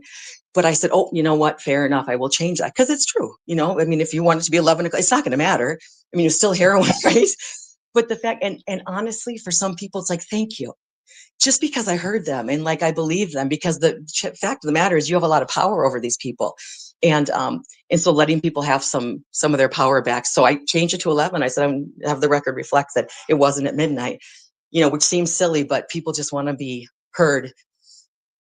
So you just can't the fighting. That's why it's weird for me on YouTube when people want to fight a lot, because I don't really know why we're fighting. Just try to figure it out. Maybe we're going to disagree with this case or what happened, but the fighting about it just seems weird to me, because what's the point of being here if we're just going to block people and delete them? And then what's the point? Then are we just going to sit in chats and all agree with each other about lots of great things? That'd be fine. It's just that you don't really grow if you don't sort of, see things differently. It's not even about disagreeing. Sometimes it's just about, oh, I never thought about that. I guess that's a possibility. And so, but a lot of people really, they want to fight, and that's okay.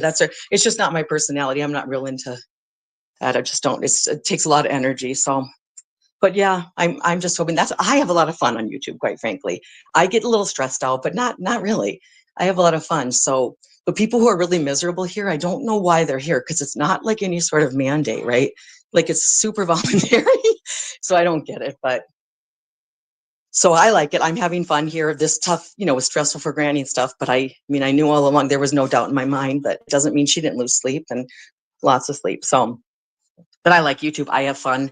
I don't know, maybe I think it's important for people to take breaks, but that's not for me to decide, but anyway, but I really appreciate you two nonsense. And there's just been so many awesome creators that have supported us. And yeah, that's important because, you know, Granny does stand on her own, but it certainly helps to have people, have your back. Obviously, that's important. So, so thank you so much, and to your mods and to your subs and everybody. Yeah, but I think this is going to be done and over. I'm very confident. I don't think they'll even appeal it, quite frankly. I don't think they'll come up with the money. But even if they do, there is no way in hell that's going to change. It's just not changing. I'm muting you right quick just to say I agree strongly with what you're saying. I always felt similar to you that eventually when this worked through the process, it would be done and over. But at the same time, I just felt horrible because of the stress. And I agree with you too. I'm similar in the same way with Granny. Like, we do our own things. We definitely kind of stand alone as creators, but when you're validated by other creators and other creators can see like this is bullshit, there is something behind it that speaks volumes, because other people seeing it, you feel less crazy, or like, okay, like other people understand that this isn't the reality. I'm not doing these things. And just to feel validated, heard, understood at times in this space it's amazing. So I agree with you on that. And I try to stand on what's right is right and what's wrong is wrong. And what was done to her on the basis of using a missing child, all of it was completely bullshit. And I stand firmly against normalizing using our court systems for this, doing this to families. Like, stuff has to change because there's enough problems. Our resources are overwhelmed as is, and you're giving us a little perspective. Now add 100 cases to that workload, and a worker trying to navigate all of these different pieces and these family dynamics, and everyone is so different and their needs are different, and what they need from their worker is different, and the reunification process, everything's different, and we got to stop bogging down the needed resources with frivolous bullshit. Okay, I'm muting you now. Yep, absolutely. And I think too, like knowing where people, like meeting people where they're at. I mean, it sounds very cliche, but honestly, like I don't have a child that had autism, so I can learn a lot from those people. I did happen to work in social services, so I can maybe tell them things. And again, states are different, but overall, it really is sort of reunifying with the, family. And so, so that's why I think that so many people can be so helpful in so many different ways. One person in there somebody in the chat might be a nurse and they know what kind of medication works for this, and somebody else might, whatever. Maybe they do PCA work and they can talk. So we can learn so much from so many different people that if you're not open to that, then, I mean, if I wasn't open to hear that stuff, there'd be no reason for me to, because I can just stay at home and agree with myself, right? That doesn't cost anything. It's just, or just hang out with people who all agree with me, but that just seems kind of dumb. And so I like to challenge myself. I want to learn stuff. I want to hear from different creators, people from different states. They see things very differently. Certainly Minnesota and Tennessee, night and day as far as social services and stuff. I mean, some of it's just a financial matter, but so yeah, I learn a lot. I learn a lot from people, and I'm hoping that they can. I don't know that I have much to teach, but I mean, maybe they can learn things from me too. But I don't want to fight with these people. Thing is there has to be some drama, right? So we have to figure out some sort of drama, but how can we reel it in and like sort of rein it in and harness it, right? With cases, there's going to be drama. One person's going to think this happened. The next person's going to think, and you're even going to get people that think, aliens did it. You're going to get some crazy, you're going to get some, tarot reader. I don't know, nothing wrong with tarot, I guess, but whatever. You're going to get those people too. That's okay. It's just when it turns into what it is now. I don't care if they think that Chris and Katie are bad people. Do I think they should sit and talk about how they look? Of course not. It's ridiculous, and the thing is, like I could go into your chat and I could say, hey, nonsense, I don't agree with this, right? Or I want you to think about this differently. And I can do that with Granny too. There are some creators, well, you couldn't even get the question out before you're blocked, right? And so to me, then there's just no reason to even bother with it. And so I wish that people be a little more open to listening, and I understand how you phrase the question to them. If you come in and call someone an asshole, they're not going to, but if you just say, hey, could you listen to it this way? Or could you think about it this way? Even if they disagree, at least they thought about it. And that's kind of what, that to me is kind of frustrating when you go somewhere and before you even get a word out, or you go in there and the chat's like, you're in the wrong place, that kind of stuff. It's like, okay, because if we do too much of that, then no one's ever going to want to, and I understand I'd stay away too if I was going to get yelled at. I've had it done. And so, I don't know. I just think that, and I'm not trying to be Pollyanna, we can all get along. I think that we can even have a certain amount of drama, right? Because there's drama with cases. Because everybody wants some drama. I mean, I think probably in this arena, but there's a way to do it. I don't know specifically how to do it, but I think there's a way to do it without it getting like this. I don't know the answer, but I just, this is what happens with the Watts case. And there's certain ones that are just, I don't know. But I mean, I guess we'll figure it out. We'll navigate. I mean, live and learn, right? There's things I wish I'd have done differently, things I could have, but that's okay. I just wish it wasn't like this. I wish it wasn't getting into people's personal lives and stuff. But I tend to be somebody who I want to deal with creators and subs that are willing to I have no problem with somebody saying, hey, I don't like that you did this. This hurt my feelings. I mean, I want people to tell me that. How would I ever know if I just lived in a world of everything is great? And Granny's like that too. So if Granny seems really blunt with people, it's not because she doesn't like them. She probably, 10 minutes later, she's not going to be upset with the person. It's just, she's just like that. And to me, I like that. Maybe it's not for everybody. Maybe that's not her style. But when people say, oh, I think Granny's mad at me, like, no, she's not. She was just, upset about one thing or whatever, maybe her tone. But there are people and that's why there's different channels, different creators, right? I couldn't handle Brittany's personality. Just doesn't work for me. I modded for her briefly. It doesn't work for me. And that's okay. That's why I don't go there. But there's a way that we can do this, I think, and keep it appropriate. I don't know. It's going to be hard to reel this back in because a lot has happened. So muting you right quick. I don't think this particular case can be reeled back in. I think we're so far beyond, but I think this is a good learning experience for a lot of people. And I think many people, one thing I've seen, and I hope it continues, is many people are realizing holy shit, I really allowed myself to believe XYZ based off rumors, not a fact, and got emotionally involved, and they've reeled it back in over time through this case. So I believe that there's hope for some people. One thing that always bothers me is people are so quick to be and I tend to be like this sometimes too. So I'll admit it, but I'm very black and white thinking. If I don't like you, I'm not there. But I've learned that I have to be able to have those conversations or listen to those things in order for things to evolve and learn. Because if I'm not learning something on here, even here, the people that I think are completely useless, and I'll say that, I think everybody at the end of the day has some sort of use in them, but they're even teaching me something. The people that I can't stand watching, or the ones that I review, they're still teaching me something about, oh, this is actually going on, and how do we, and some of them we're never going to be able to bridge that gap. They're never going to change. It's just who they are, and it is what it is. But overall, I think there is a lot of growth that can happen. And I think a lot of people are seeing that, we got to do better for the dignity of victims across the board. They're seeing that the justice system has so many errors and issues. I think people are starting to learn a little bit more and being a part of those conversations. But you're right. We got to be able to have those conversations. And the sad thing is, a lot of times on YouTube, it's tone. If somebody comes in here and I misread a chat or something they say, I might, depending on my mood, I might come across really snarky or ask my typical asshole self. And it might be just a misunderstanding. My tone might be bad. And sometimes that's, communication. But I think we also see that because so many of us are used to texting instead of picking up the phone and calling. And some of that stuff continues to happen. But I agree with everything you've been saying. I'm going to unmute you now. Sorry. I just wanted to add too, because you've been making so many amazing points. Again, thank you. And thank you. Sure. I think that also a lot of with these cases, like you said, there's probably going to be, laws that come about because of this. I mean, you think about the Brian Laundrie and the, standing outside the home and this kind of stuff, now there's rules about that. I think they say, rules and regulations are written in blood, so sadly, the Drew Shadeen law, Drew Shadeen was killed, but that's why we have that law, right?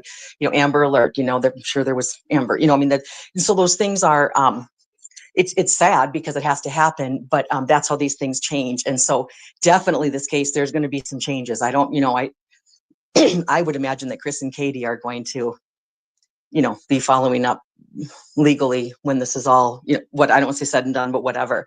I just think that if there's any sort of silver lining, that's what I guess it would be, is that, and then we also learn ourselves too, right? Like you said, we go, oh geez, maybe I shouldn't have believed this. Some people are just more likable. So sometimes the story that you believe, they're just a more likable person. Maybe you have something in common with them, or you like how they look, or you don't. Sometimes you just have a bond with people. I have to try to remember, to not get caught up in that. Some people are just more charming, quite frankly, than others. And so it's hard not to believe their stories, because you like to listen to them more. I mean, we're all sort of guilty of that.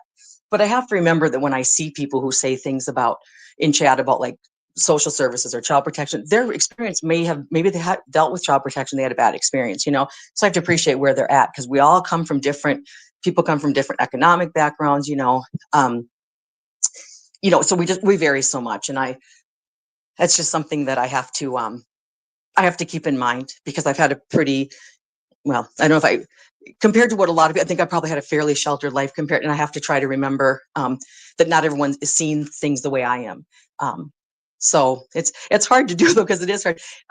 It is easy to be much more black or white. It's just that with these cases, whether it's somebody's guilty or not might be a black and white, but the whole like parenting and all that kind of stuff, it's all gray. It's all gray. It's very tough. Some people will say no, but this part, that's what's hard about it, is it's not that, again, like I said, that's why Rich is much rather do criminal law. I mean, he'd rather work with a murderer any day than, mom and dad fight and the kid came back with the sandals, but then they don't have the sandals and they were 35 cents at a garage sale. I mean, this kind of stuff goes on for years.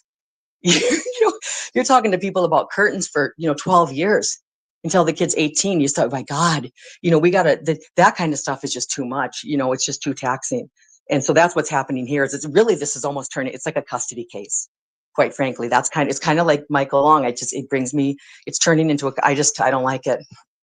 But I mean, but things will change, and I'm positive about that. And I think too that people are going to learn, and some won't. That's fine. But I've learned a lot. And I just need to be open to hearing different sides. But you can't do that if you're blocked right away. And so I would just encourage creators and even if they've seen you in other chats saying things they don't like, just allow them to ask. If it's not appropriate, you can get rid of them, but just allow somebody to ask a question. As long as it's appropriate. To me, that is so strange to not allow somebody to at least ask a question. I don't get it, but everyone runs their channel, but we don't block it, Grannies. Very rarely do we block. And so, if anything, maybe timeout, but we really do allow people to have their say, whether we agree with it or not. And I can do that with Granny. I can do that with you. I really feel like I could clue. I think Queen, I could ask a question, and I wouldn't be, even if it's something they didn't want to hear. Of course, I think I would probably ask it appropriately, but I just can't believe some of the mods are telling people to fuck off. What? To me, that's crazy. I cannot imagine.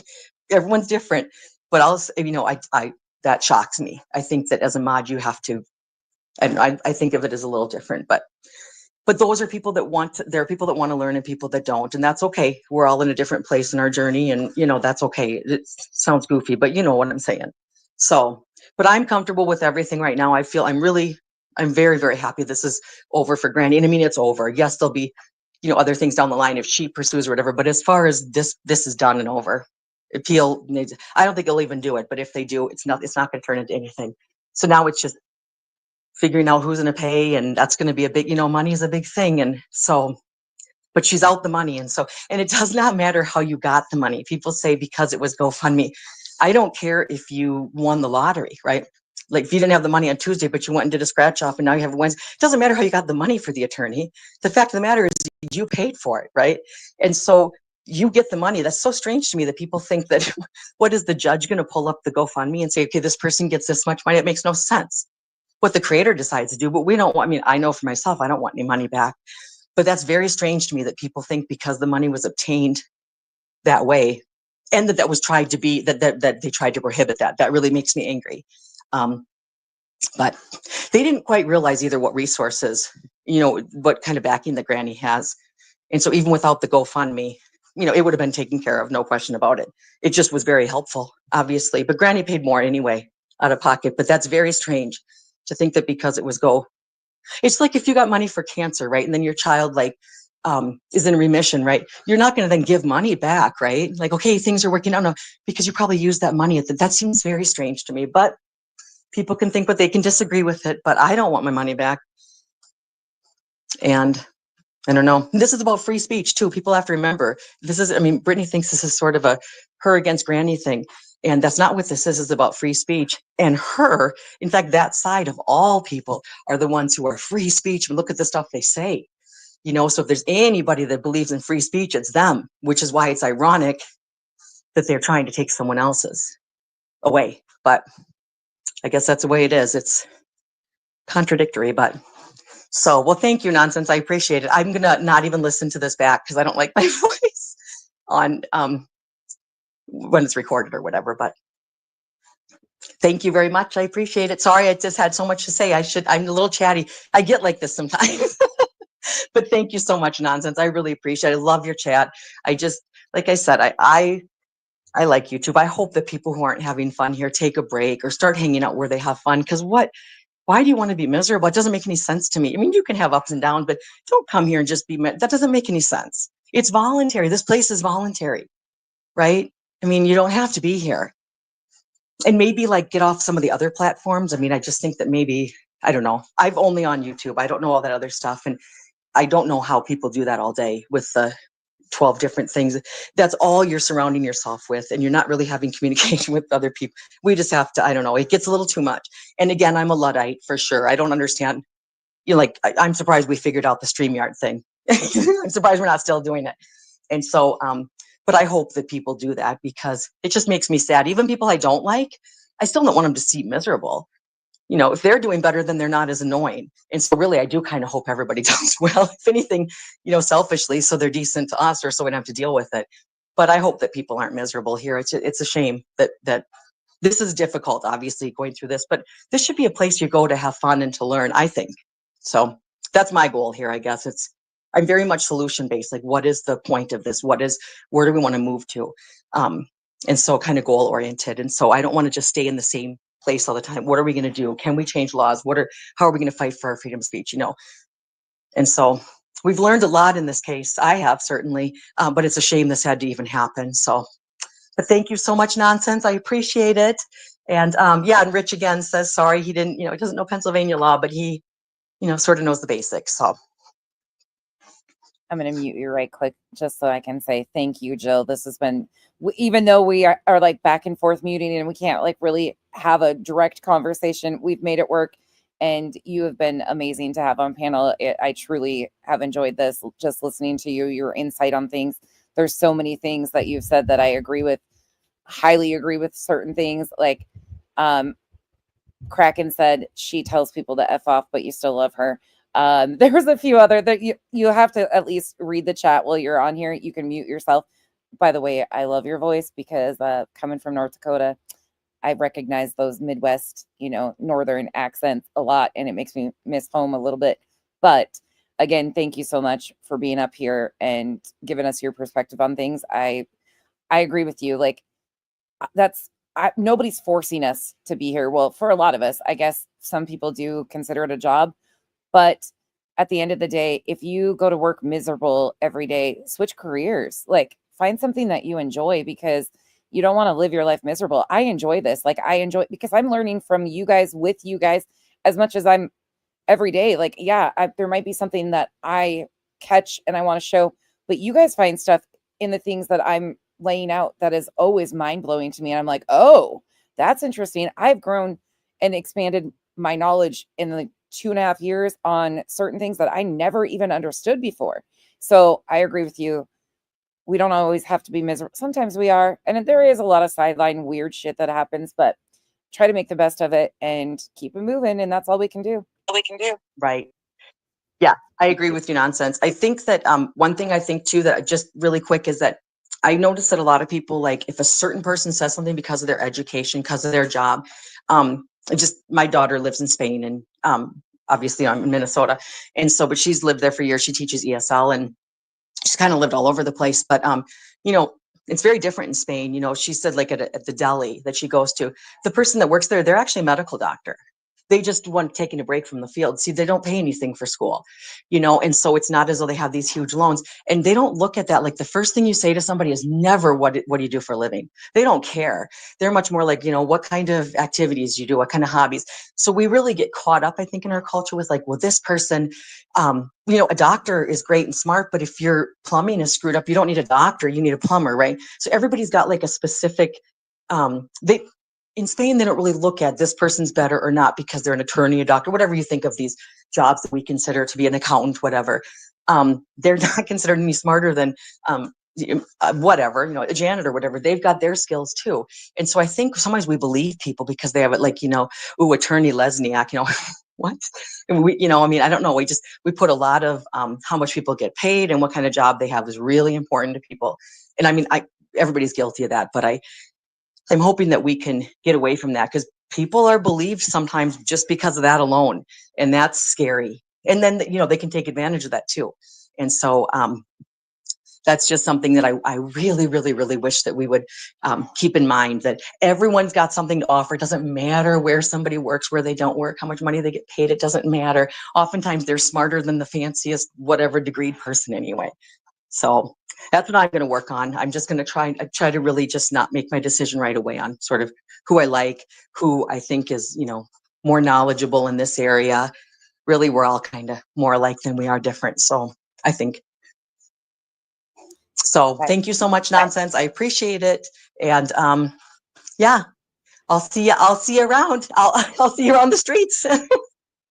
Thank you, Jill, so much. And I agree. There's a lot more that connects us than divides us if we just look for those things.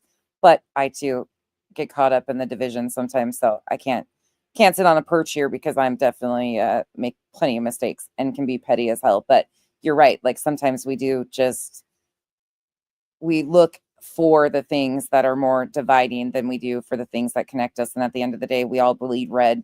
And all we want is everybody wants the same things, to live happy, healthy, and do the most with what we have in the time that we're allotted. So thank you again for coming up. Do you need me to kick you down or do you know how to do that? And again, thank you again for working through this technical issue. I know it's been back and forth. I'm going to unmute you now, but thank you again, Jill. It's been wonderful. Wonderful. Sounds good. You bet. So all I have to do is just like be done, right? Just sign out or something, or just. I'll just kick you off the panel. Sounds good. Thanks, Nonsense. Bye. Bye. That was so enjoyable. And we worked through like a huge technical, so we were back and forth. Thank you guys for bearing with us through that. But that was incredible. Like I was bound determined to work through any audio difficulties that we had because Jill is a blast to talk to in chats. She's very informative when you watch like what she says. Sometimes I just like to go and observe people, and she's funny as heck, but that was wonderful. Thank you to her hubby for coming up too. That was wonderful. Yeah, just wonderful. Do you guys have a little bit more in you and want to review? We watched the E's. I think we've got enough out of that. But, and the story about how they met, being on opposing sides of a case too, that's amazing. That's truly incredible. Yes, she definitely loves Granny. Well, that's very, very obvious. Those women, it's amazing. Okay. You guys good? All right, we'll go to Betty now. From today because holy shit. So some of you might have seen this already. This was the rant that she went on about Julie. So if you don't know, Julie went about the filing. She was like, people need to know the truth. In fact, hold on. Let me play you my favorite part of Julie's live the other night. Really quick. I've got it pulled up. I just got to find which tab it is. Because I about fell over. Just this look right here on her face said it all for me. And I'm not a Julie fan at all. And NorCal, by the way, what about foot finders? Does foot finders have those problems? Okay, this is my favorite part from Julie's live right here. I'll back it up just a little bit so you can understand why she has this look on her face. So she's reading the decision from the judge. I know. ASD, you're going to understand why. This is my favorite part from Julie's live. I know. I never thought I'd see the day. This is the woman that said she was suing me and going to send her publishers after me. Undersigned or any judge, not undersigned. Yeah, undersigned or any judge of this court Now, here it is in bigger letters here in this part here. Hold on. So you can see they put it in bigger letters. Can you read that? If you want to be on the screen showing your number, hold on. This right here, this is ASD. You're going to understand what I'm saying here in just a second. This is the only, this is it with me. But just this part. Anti-SLAPP motions of February 18, 2025, and having now reviewed all relevant submissions as well as, listen, unless you're my mother or my children, meaning my son, my eldest son who doesn't live with us, who lives out of state, unless you're my mother or my children or my siblings or Al's siblings, don't call me. And it's an emergency. Don't call me. Okay. I'm not picking up the phone tonight while I'm doing a live. But Mom, if you're watching, you can call me. Okay. I'll pick up the phone for you. What? Hold on.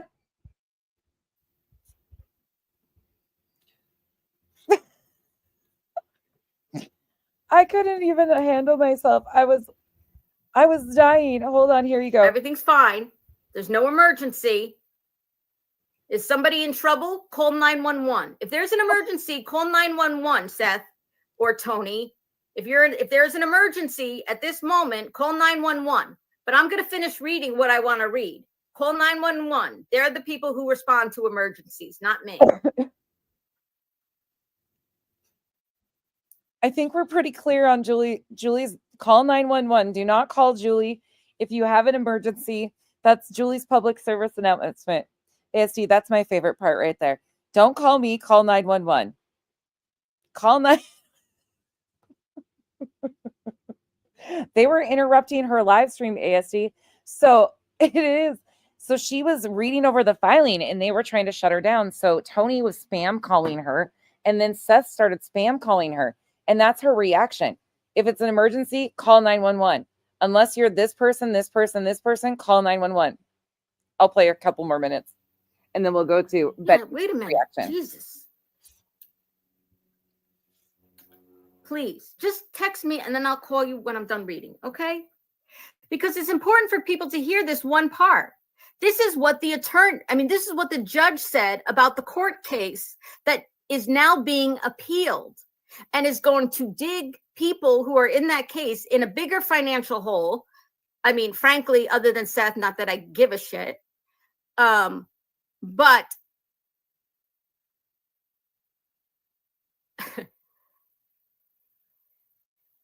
it does nothing to find Sebastian. It does nothing to find Sebastian, but waste more time. And why would you waste more time on something where a judge said, quote, in a sprawling and at times almost incomprehensible document. And over the course of 79 pages and 350 paragraphs, the complaint in this civil action suggests that various statements of the two defendants named podcaster defendants and 50 unnamed Doe defendants, John Doe or Jane Doe defendants, made on publicly accessible online YouTube platforms, which several of those platforms themselves have accessed and so they're saying that the defendants accessed their platforms and on which panels, live shows, or chat rooms plaintiffs and plaintiffs' counsel have participated, give rise to no fewer. If I go out, my internet goes out, I'll come right back in. Just stay tuned and I'll come right back in if it's my internet should go out because sometimes I have a problem. Oh, you know what? I think I know why Tony doesn't want me reading this document, because they have in here something that's going to be embarrassing for him. That's why. Wait a second, I'll get to it. this is maybe why he doesn't want, I don't know why he doesn't want me, but there's something, a text message he sent to one of the defendants that doesn't make him look very nice. Let me get to it. In my opinion, it doesn't make him look very nice, in my opinion. And that's what kind of started this whole thing. So she's reading the documents. They were trying to interrupt her. Again, they should have been calling 911, not Julie, as you heard her state. But that blew up a whole thing and has blown up a whole thing. Like the entire team is now going after Julie because she is not a fan of Tony, and she has always stated that she's not a fan of Tony. So that's kind of a little backstory to what this is about. There's more to it. Julie is like bound determined to expose Tony Mathis now. The one thing that I will give Julie is that she does not care for Tony and hasn't all along. I mean, you guys know how I feel about Julie, so there's just no love lost there. But at the same time, she does make some valid points. She's gotten so caught up, but I think Julie, to me, is such a prime example of the level of misinformation that's been pushed out and people like her willing to believe that without facts. Like, she is a prime example of the targeted campaign of believing shit without no proof behind it. So Julie goes live, reads the documents, which she was pissed off because they didn't support her. She was never on the approved creator list. You guys have seen like all the breakdowns, everything. But now they are absolutely like targeting her because she won't get in line. She will not get in line at all. And they can't control her, which is one thing I do appreciate about Julie is they can't control her. I don't agree with her. I don't agree with the crap she's done. None of that stuff. But those guys are not bullying and controlling her, which most of the other creators would have just backed down and, gotten right in place. So I could give you a whole breakdown on what I think about Julie, but here's what Betty had to say today, which I have a feeling Julie's going to respond to this and it's going to be interesting. Now, Betty's been reeling for a couple days, though, after this filing dropped. But this is another distraction. They're trying to deflect, like, look over here and not over there. We just lost this injunction and it completely was dismissed.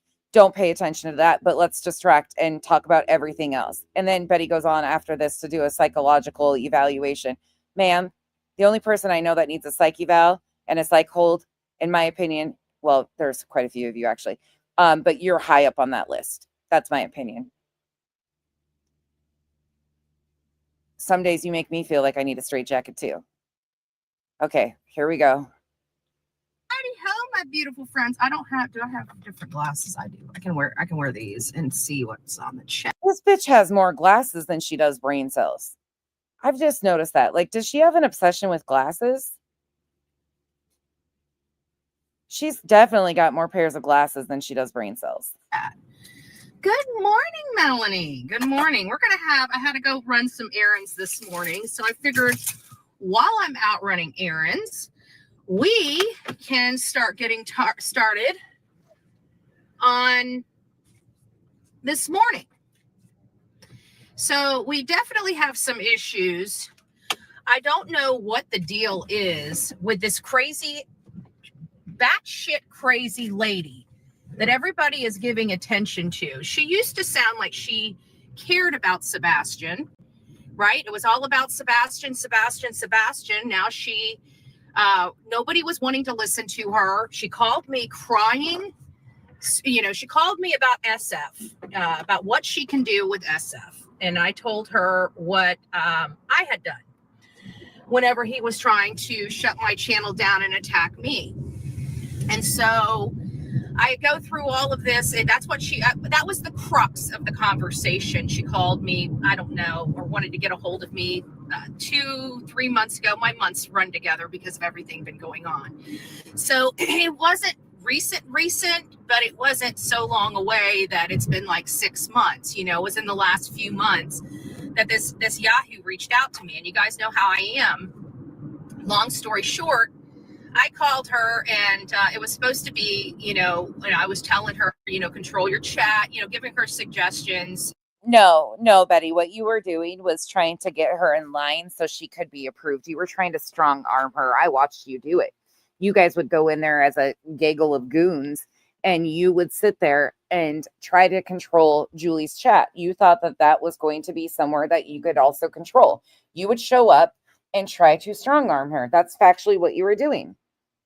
You weren't advising her to control her chat. You were advising her that if they don't go along with what you and your buddies were misinforming the community of, that they needed to be blocked and shamed because you're trying to control a narrative. And she didn't like it. You and her had problems pretty early on. Which I give everybody suggestions, one day, 20 minutes, something to help control the chatter, and what the case may be. Well, I don't know, she ended up keeping me on the phone for like an hour, and she was talking about all this stuff about how Sebastian was abused. Seth needs to do this. Seth needs to do that. Tony needs to do this. Tony needs to do that. And I'm like, look, I appreciate what you're doing, but I'm on a different drumbeat. Well, you need to help me with this. No, I don't need to help you with this. I was very pleasant with her, and she was very pleasant with me. No big deal. I still thought she was crazy as a box of rocks, so I really didn't engage with her outside of that one conversation. I tried to say if she has a topic of conversation that's interesting, I let people know that the conversation is interesting. But she always maintained that she was here for Sebastian Rogers, and she knows that Chris and Katie are responsible. So what happened with her position, when you know, and trust me, there's been a lot of things that I get upset with here and there that I don't, in all fairness, when you have a group like we have, not everybody's going to get along, but we play in the sandbox, fair. And we don't go and attack each other because we disagree with one another. This lady was not getting the attention she wanted from Seth or Tony. And when she realized all the work that she had been doing to try to get their attention wasn't working, and she was starting to, she was attacking a lot of people. She was doing some stupid bonehead stuff for being pretty new to this platform. Like, you have to have some standing. You have to have some real support from people that have seen you for a long time. No, PHP. Unfortunately, you're lying once again. So once again, she was doing things that weren't approved because she believed the rumors and the speculation and believed your guys' bullshit narratives. And so she was putting action behind the things that she thought were true, such as she created a petition that wasn't approved, going after law enforcement for not charging them with child abuse charges. She was doing things like that and bringing attention to things and bringing action. You didn't like it. Neither did the rest of them. Oh, then it was demanded of her to take them down. Betty just lies. She lies. Do I agree with what Julie was doing? Absolutely not. But if you watch how Julie behaves, she believed the bullshit she was fed and ran with it. She was putting action to all their claims. She was doing something about it. And Betty wants control. Before you can start going and just, criticizing everyone. And so she picked a lot of wars and fights with people that mean absolutely nothing in the grand scheme of things. And so those people started paying attention and attacking her. Now she feels like she's being beat up with no help. She brought it all on herself. Every last bit of the bullshit she's dealing with right now, Julie Skolnick brought on herself. And now what does she want to do? She wants to throw Tony under the bus. That man hasn't been public. He hasn't said boo to any motherfucker out here. And if my preachers are in here, this is not the chat you're going to want to be in. I want to tell you, you guys need to pray for me today. You're going to have to pray for me today, because I'm telling you, I'm getting sick and tired of these wishy-washy new creators coming out here. They can't hack it in the real true crime genre. And so what do? They bend at the will of the freaking hate channels and drama channels. They're weak. They have no backbone. Julie, you're wrong. And shut up, Betty. Shut up. Shut up, Betty. First of all, you have no backbone. You're weak. Julie was misinformed, ran your narrative, did way too much. You guys encouraged it, amped it up, and then when she put action behind it and you guys couldn't control her, then you wanted nothing to do with her. And by the way, don't you know, Julie has 77,000 followers on TikTok. Betty, Julie looks better than you on a good day. And that's one thing I can say is she at least showers. There's that, Betty. And let me tell you, girlfriend, the reason why I won't have anything to do with you is because I pick out who's going to be weak and who's going to break. I knew you were a weakling long before you ever got here. You don't have a backbone. And you know how I knew that? Let me give you a clue. Because you're a whining. You are whining to me. Okay? I'm not your mommy. Okay? I'm not your mommy. Oh, I cannot wait till this same rant happens with BJ because BHB cannot stand BJ. And she has been saying it all along. When it is allowed for Betty to go after BJ, it is going to be ugly. It's going to be ugly. And Betty is going to say all the terrible things about BJ because she can't freaking stand her. You think this is bad? Just wait until the gloves come off and Betty's allowed to speak freely about her thoughts of BJ. Woo-hoo-hoo! I don't deal with whiny little brats. And nobody wants anything to do with you. And you wonder why. Well, we knew this was coming. That's why nobody would trust you. And now you flip-flop. I thought you were here for Sebastian, like all these other creators that aren't really here for Sebastian. You're here for attention. You're here for clicks and views. And when you're not getting it, you want to run your mouth. Well, Julie, I got to tell you, with your bald-headed ass husband that sits around like a lump on a log, you having to take care of medically needy children, and you have this much instantly going after her spouse. What does that have to do with anything? What does Julie's husband have to do with anything, Betty? You jealous because she's got a spouse? Again, I highly dislike a lot of the things Julie has done. You guys know that. There's been no sugarcoating. But why is Betty? Oh, typical Betty fashion.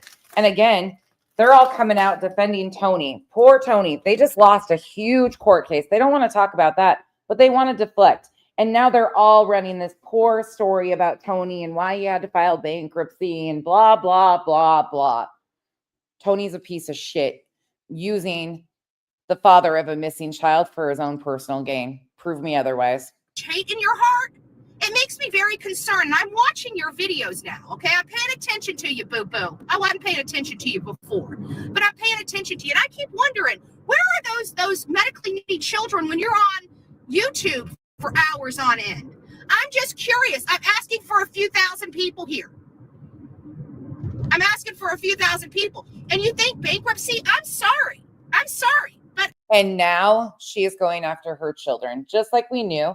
This is why I say, when the time comes, when she goes after BJ, it's going to be horrible. Just letting you guys know, we've been saying that for months. Betty don't like these people. It's all what she can get out of people. If they don't fall in line and bow to Betty, then she goes as low as she can, going after her children, going after her spouse. It's going to be, and this is, to me, Betty dog whistling her subs and audience to further attack Julie and potentially do other things. And it gets worse, just so you know. I'm a MAGA first person, okay? Donald Trump has had businesses that have been bankrupt before. Elon Musk has had business. Who gives a flying fuck about bankruptcies? Are you here for a missing child? Are you here for the fucking drama? I'm asking because boo-boo, I will drag the shit out of you. Everybody already knows your name. Everybody already knows you're a crack. Her name is her channel. Julie's name is her channel. Ooh, Betty, so scary. Betty, you already got one restraining order. You want to make some more veiled threats to Julie? I mean, again, Julie puts action behind what she says. Yeah. Oh, Lady K.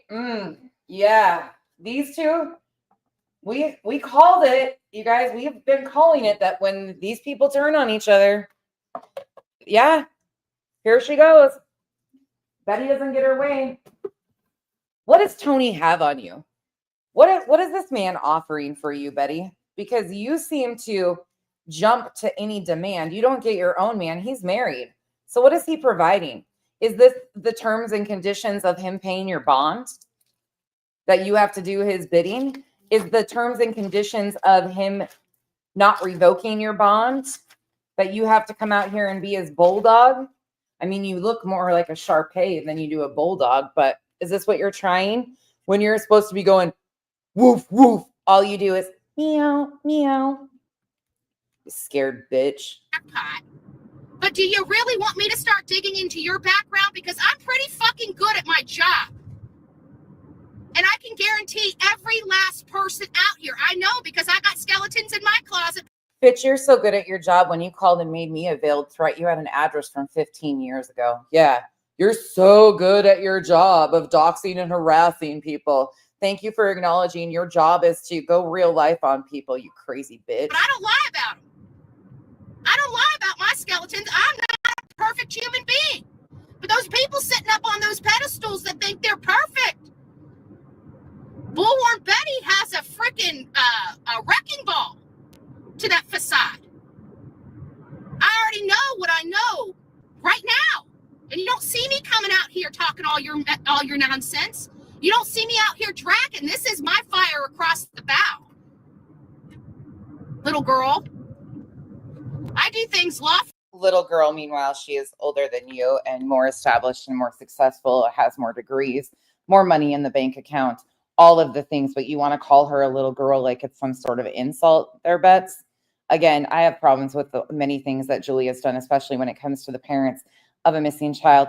But this veiled threatening bullshit while she's out on bond for stalking and harassing other people, yeah, probably the stupidest thing. Carry on, though. I mean, keep doing this. It's great for you. And why is Tony such a pussy?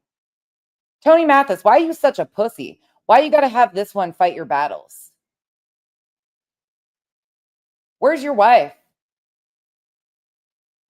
Why isn't she fighting to defend your honor? Why is it this one defending your honor? What you so scared of? What does Julie know that you guys are so scared of?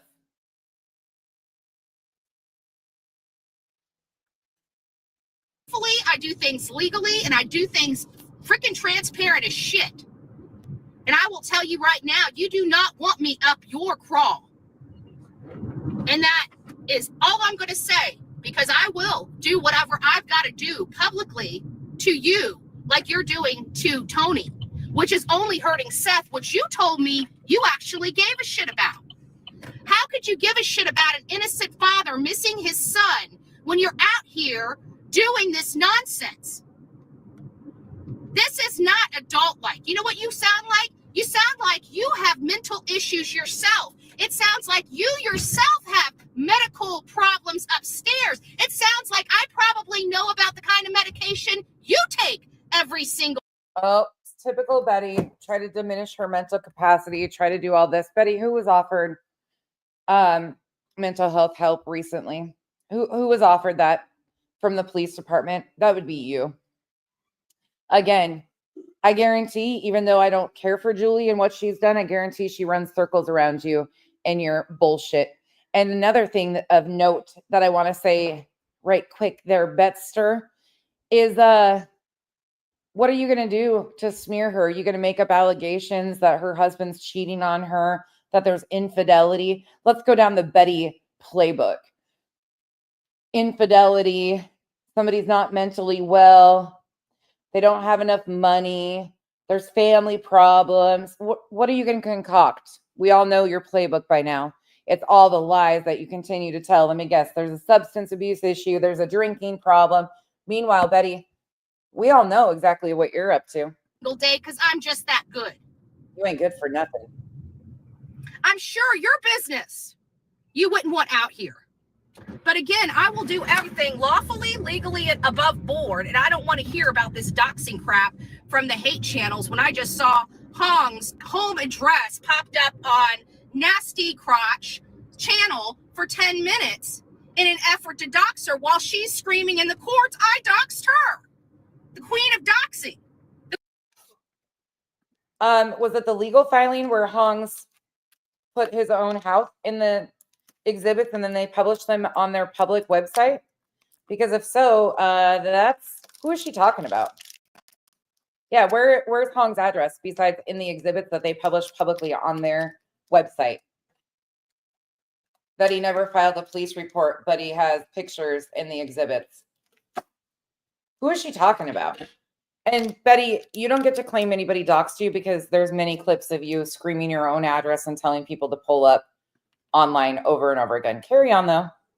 Look at that stank face. The queen of ruining people's lives and getting in. And those are the kinds of people that Julie Skolnick has now gotten in bed with. And trust me, honey, let me tell you this, and I tell this to everybody, and Terry Lynn's going to learn just like you're about to learn. These people are going to use you, chew you up, and spit you out. Then they're going to... Oh, not a threat to Terry Lynn. You've tried that before. You and Terry Lynn have gone this round before. Oh, poor Betty.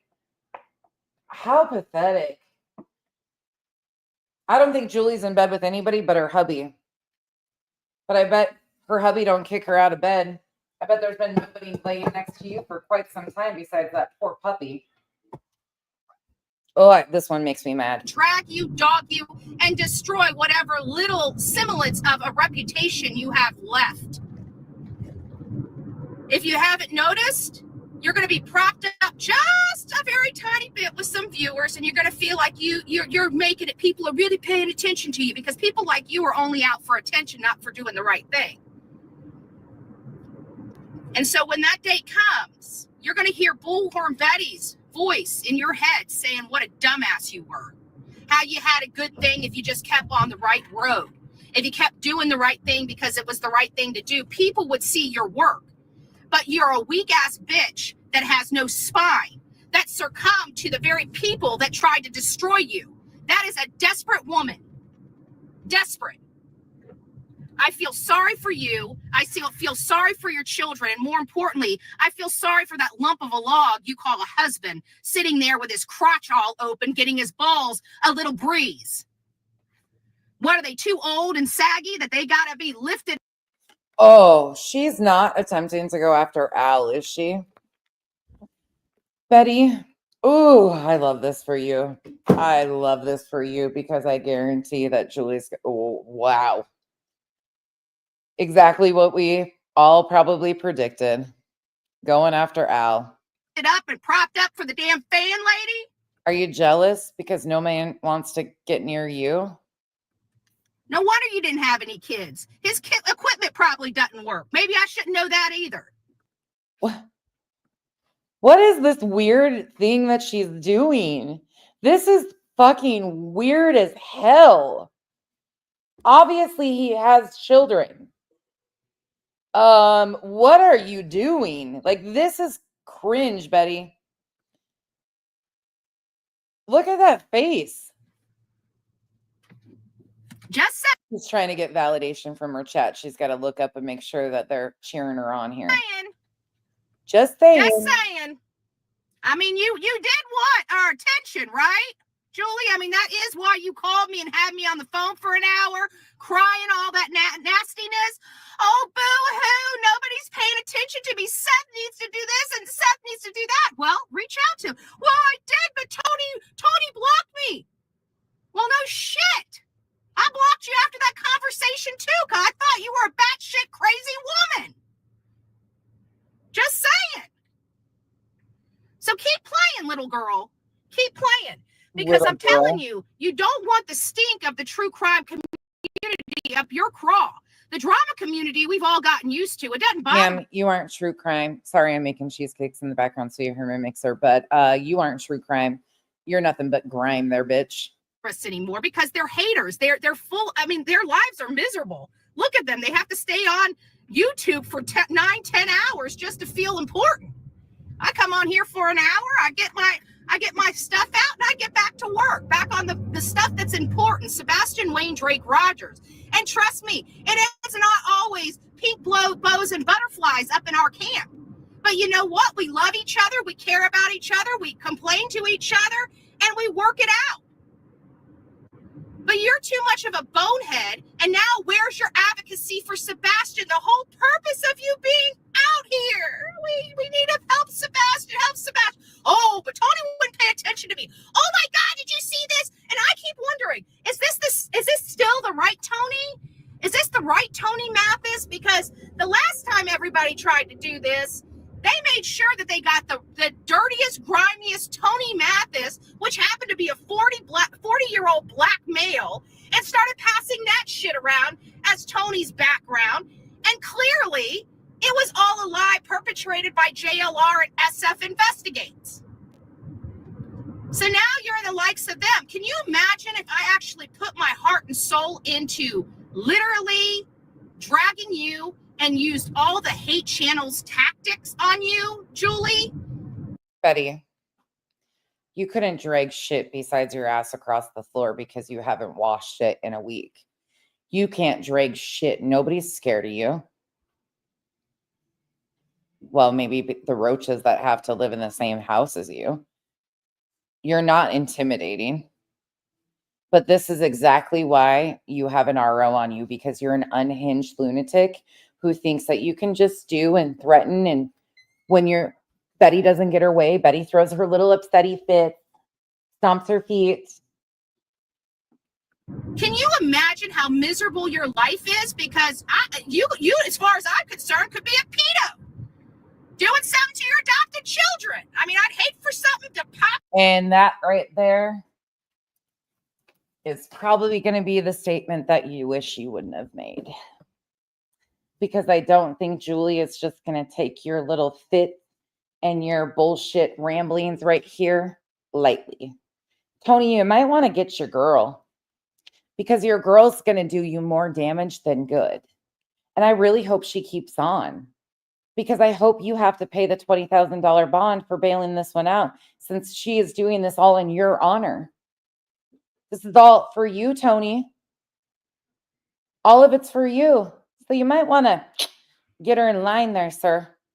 Up out there. Something fake news will pop up in that category about you. Because that's the kind of shit those hate channels do to us and Tony. And you know what? We never do anything back, because we figured if people are going to believe that shit, they're going to believe that shit. But let me tell you something. I'd get those bats out of your head, lady, because you're batshit crazy. You've lost all integrity on this platform. And nobody of any type of person would actually give you the time of freaking day.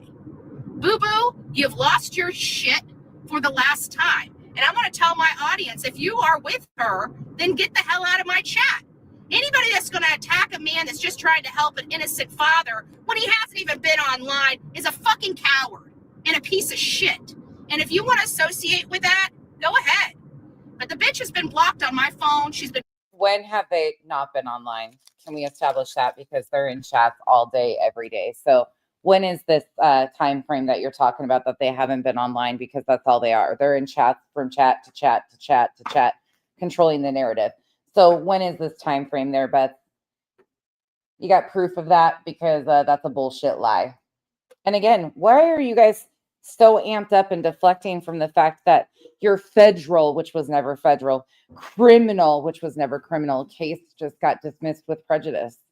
Why don't you want to talk about that? Oh, because you don't want to have to admit to your subs that you lost? That you've lied and misrepresented yourself all along? Because you still need their money to pay for your appeal? Is that what it is, Beth? I can't wait until you're getting an extended stay with your silver bracelets. Maybe a timeout will do you some good. Maybe you'll do some skincare, because you're looking a little rough. Been blocked from even commenting in our chat for well over 3 months. As soon as I got off the phone with her and she was acting like a freaking insane lunatic, I blocked her on my phone. And I blocked her on my account on YouTube long before this situation even happened. Why?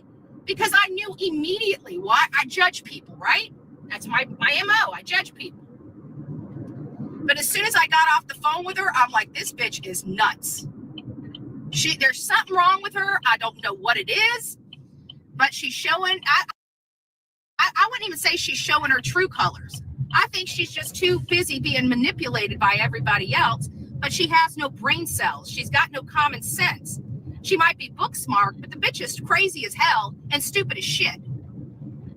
And this is just the beginning of what could be coming, because I'm not going to sit here and allow a father that's already been through shit deal with the likes of this lady one more minute.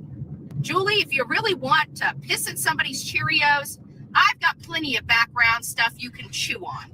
Instead of going after Tony that hasn't done a damn thing but told you you're a batshit crazy woman, which I've just told you in the public, you're a batshit crazy woman, I would shut your pie hole, get back and focus on Sebastian Wayne Drake Rogers, or get the fuck out of true crime. And Sounds like everybody needs to do a reminder exposure on Tony Mathis, even though everybody did months ago. I think it's time for people to reproduce and republicize all of the stuff that we learned about Tony and his doings and what he was involved in with the Caleb Harris case, the Idaho 4. Maybe it's time that we do a history lesson on Mr. Tony Mathis with his TikTok associations and him doxing people and threatening people and trying to threaten people that he was going to take down their channels. Maybe it's time everybody is reminded of what Tony Mathis is really like, because for some reason you want people to focus on you instead of Tony. So I'll put my focus right back on Tony.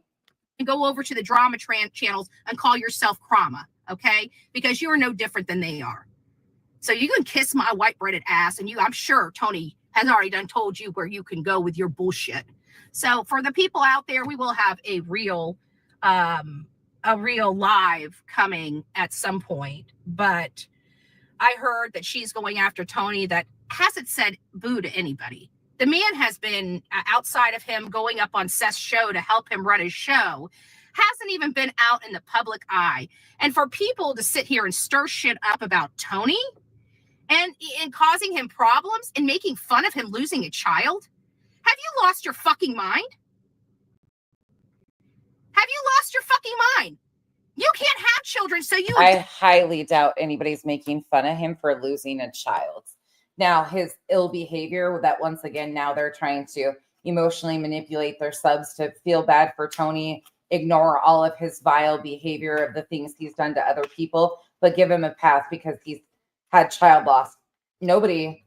Ain't nobody probably making fun of him for losing a child, at least nobody I would associate with, because there's enough that the man has done. You don't have to go to that length, but I highly doubt that's what's happening. They're just once again trying to, for some reason, protect Tony. What from? What Tony get himself caught up in this time that you guys are all trying to protect and hide from? What are you guys so worried about people finding out about Tony? Most of it's been exposed already. His vile behavior, what he does to families, how he inserts himself in cases, how he cold calls people. Adopted children, lady. And you would ever have the audacity to say something disgusting and deplorable.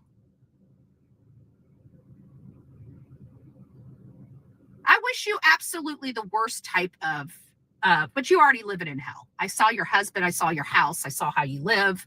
I know you're not a happy woman.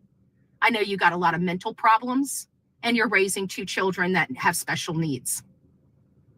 I would say that it's probably time for you to go back to your old life and, take care of your family, take care of yourself. I would go and talk to somebody, get another pill to pop, it might help. I don't know. You're on an awful lot of them. Oh, I'm sorry. I wasn't supposed to know that. Sorry.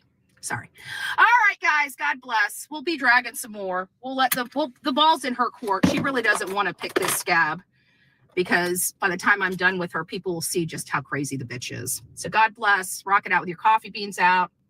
Happy Saturday. Thank goodness it's not Good Friday, and thank God it's not Easter. But it's a sad thing that this lady would do this to a man right around this particular holiday. Oh, fuck off. I want people to really resonate and understand that. What's different behind this holiday than any other holiday? What's different of Easter versus any other holiday? Stop trying to... Kyle's losing his shit over here about the faith manipulation that she's trying. God bless. She said if her preachers were in there, they might want to log out. If your preacher thinks that you're sane, well, that says a whole lot about him. Right around this particular holiday, Easter. But you know what? I always pray for clarity. I pray for it almost on a daily basis. You know, expose the people that need to be exposed and give me clarity, because that clarity prayer I do is it tells me how Oh my God. to handle people and which people to bring into my world, because I'm a very private person. I've been forced to be more private than I've ever been in my life. But What? I ask for clarity. And I really, truly believe God gives me clarity when I speak to people. You know, I can. You fucking liar. God almighty. Betty, are you punking yourself right now? Like, did somebody write you a script and The fucking irony. did Smiley write this script for you? Is this a Smiley Betty collab here? What is this weird shit? Kyle's losing his mind over here. Fucking hate when people do this. Gauge people. I can tell. Look, you know what? That barbecue chick wanted to pay for me to go down there to protest, right? I didn't want to get involved in them. Why? Because God gave me clarity when I was talking to them on the phone that I realized they weren't. Oh, God gave her clarity, more like her vehicle wouldn't start. Her vehicle wouldn't start. Yeah, did she just say that barbecue offered to pay for her to go down there? Hold on. Let's back that up. Kyle's in here just losing his marbles. He loves this one. Me clarity, because that clarity prayer I do is it tells me how to handle people and which people to bring into my world, because I'm a very private person. I've been forced to be more private than I've ever been in my life. But I ask for clarity. And I really, truly believe God gives me clarity when I speak to people. You know, I can gauge people. I can tell. Look, you know what? That barbecue chick wanted to pay for me to go down there to protest, right? Yeah. I didn't want to get involved in them. Why? Because God gave me clarity when I was talking to them on the phone that I realized they were not good people, right? God gave. See that there's no proof of it. So, I mean, do I believe that it's likely true? I wouldn't be shocked by that, because they were all like messing around. So it wouldn't shock me if barbecue had talked to her in the very early stages of this. Again, Tony said that he connected and followed Betty and those guys because of their political alignments and that stuff, and her political activism, things like that. None of that would shock me at all if true, but I have no idea if barbecue actually and her talked and she invited. I have no clue. Gave me clarity on that situation. In the same situation with Julie Skolnick, I always pray for clarity. God gave me clarity with one conversation with this lady, that one conversation let me know that I would never. Unless Betty has proof of it and shows proof, I would be hesitant to believe. I have no idea if that's true. Betty spews so much shit. Liars lying on liars, in my opinion. So I have no idea what she was talking about. Nothing shocks me anymore. So again, Betty's not showing proof. So take it with a grain of salt. Have another. But again, she's just trying to deflect and distract, because none of them want to talk about the fact that the judge dismissed their fucking bullshit filing, and she's in over her head with everything else. And she knows it. This is just the denial stages. She is making one after another. Hold on, let me find the button. Betty is living in a state of denial, such as Oopsie, made a oopsie.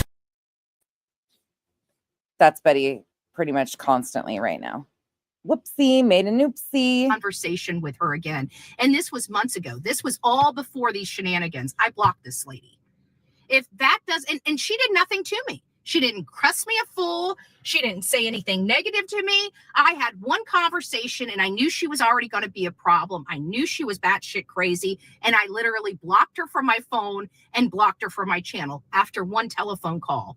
That was a very good conversation. Tell me I'm not a good judge of character. Do I get some things wrong? Of course I get some things wrong. But I'm absolutely 100% a good judge of character.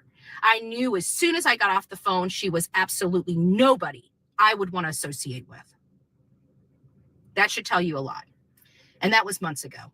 So just to let you know, and you can ask her because she can't call me on my phone and she can't come and comment on our chat. How did I know that that was going to be the case? How do I have a crystal ball that says this lady is going to flip sides in 3 months? No, I don't. I don't. I just knew she had the characteristics, the psychology, and the behavior of somebody I don't want to be involved with. So way to go, Julie. You just went just a little bit lower. I would worry about your children because they're absorbing everything you are doing. And you think bullying people, I guarantee your children are being bullied in school. I guarantee that they are being bullied. I guarantee that people stop and look at them and you don't like that. You probably don't like that, but you just turned into that bully. Ma'am, don't talk about other people's children and saying anything about children and being a bully. You called Sebastian defective how many times, Betty? Upwards of 10 times. You yourself are a vile, disgusting human being. Leave her children out of it. Sick bitch. Your children hate. Congratulations, you crazy ass bitch. God, she just looks pathetic. You just received Bullhorn Betty's annual crazy batshit crazy award. Oh, you giving up your belt and title this year to somebody else? You passing it along because you will be incarcerated through the holiday season? You passing the torch this year, Betty? Let's give her applause. Come on, guys. Big applause. Stop doing that. That poor left tit needs it needs better support, and you doing that is another hazard to that boob. Leave it be. I'm sorry, it just catches my eye sometimes and I can't help it. I feel like I almost need to file a workman's comp complaint on behalf of the left boob at this point. For Julie Skolnick. Come on. Let's give it up. Let's give it up. She won the batshit crazy Bullhorn Betty Award. Woo! It's hard to get that award. I mean, it is hard to get that award. We're gonna make sure it's official, okay, guys? We'll make sure that the batshit crazy. I can't imagine being her mom. I can't imagine being her mother. Emma Lou, thank you so much for the 10 gifted memberships. Welcome to the cabana. Sorry, I wasn't even looking over here. Thank you so much. JC, thank you for being a member for 6 months and proud for mom. Thank you for becoming a member. Sorry, guys, I wasn't paying attention. Thank you so much. Award is official. Believe it or not, I've got award certificates in there, right? Because I used to run businesses. We used to have employees, and we used to like to make them feel special. And since she wasn't getting the attention she wanted from this team, right? Sebastian's army. Yeah. So she wanted to act like she was a part of this team, but actually wasn't because she wasn't getting the type of attention she thought she needed. We're going to make it official. We're going to give you an award. It's called Bullhorn Betty's Batshit Crazy Content Creator Award. You should be so proud. Yay, Betty. Betty thinks she's so smart and inventive. You should be so proud. Is that the sound that you're used to hearing when you talk to BJ? Is that why you're continuing to clap? All right, guys. That's it for this morning. Is that what bonds you two? Is that sound? We'll be back probably around 10:30 and do an actual live, not a drag. I found this. This was a pathetic attempt at a drag, and I have a feeling Julie will be responding potentially in a way you will cry victim over. Maybe you'll get the receiving end of the bullshit you do to others for once. Out. I haven't even talked to Tony, nor do I need to talk to Tony. I think it's bullshit. I think what's being done to him and his. He didn't send you a $50 Venmo this time for beating up Julie like he did the beating up the Beesocks wife because he decided to help a father is bullshit. And Julie, I'm going to tell you, you just laid in bed with some of the nastiest people that are going to turn your life upside down, and you gave them carte blanche opportunity to do that. So, you know what? If Julie and I were ever face to face and in a space that we could have a conversation, I bet you after an hour and a half of one-on-one, I could show Julie that she has completely been wrong about her assumptions and how far she has taken this because they emotionally manipulated her. I bet one-on-one opportunity, I bet many people in here could. I bet you could actually inform Julie of the facts and she would maybe have that aha moment. Unlike these people who just concoct narratives and run with them, I bet Julie, given the opportunity to be face to face with her and faced with the facts, the only facts that exist, she might finally realize how wrong she is. And you guys are going to push her further and further to finding out the truth. I believe that sooner or later, she's going to start going to look for herself.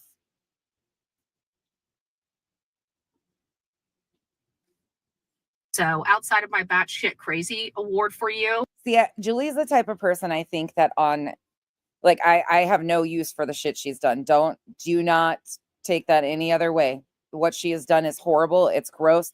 But again, I think Julie is the person that it face to face. I think over the internet, she can do all this stuff. But I think that if she was faced with somebody and had to be like, she can run. That's what I'm saying. Online, you're never going to get through to her. She's like ADHD. You would have to be in person with her. Oh, I'm going to lay low and let them just devour you. And don't ever come to this side of the aisles again asking for help, because I can tell you, the true crime community don't give a shit about you. We don't like you. We don't need you. You're not true crime. You're nothing but grime. So, shoo, run along. Now you got the 5 minutes of attention, actually, the 22 minutes of attention that you so rightfully deserved. You guys might be right. I think Julie would be different in person. I really do think she would be different in person. I think if you could get her one-on-one and just really sit her down, I don't think you could do it online ever with her. She's never going to focus enough. But I do believe that, how can you, like, I don't know. You might be right, though. She might not be able to even in that space. I don't know. Moreover, once this is done. But I believe that these guys are pushing her to go look for the facts. Now, do I excuse all the other shit? Hell no. The things she's done, the parodies she's done, the things that she has said, the doxing of the family trees, all, like, she's done terrible things. Horrific things. Inexcusable things. But at least I see some intelligent life form in there, unlike this one. I could be wrong.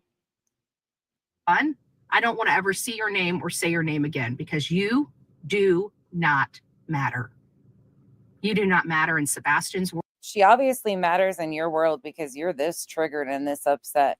World, you do not matter in Seth's world. You do not. And obviously she's got Tony triggered and Seth triggered because they were trying to interrupt her the other night. What do they not want Julie saying? Not matter in Tony's world.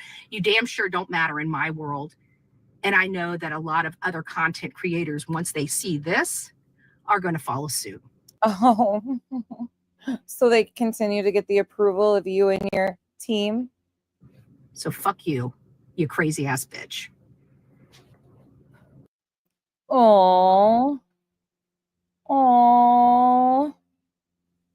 the Betster had a bad day.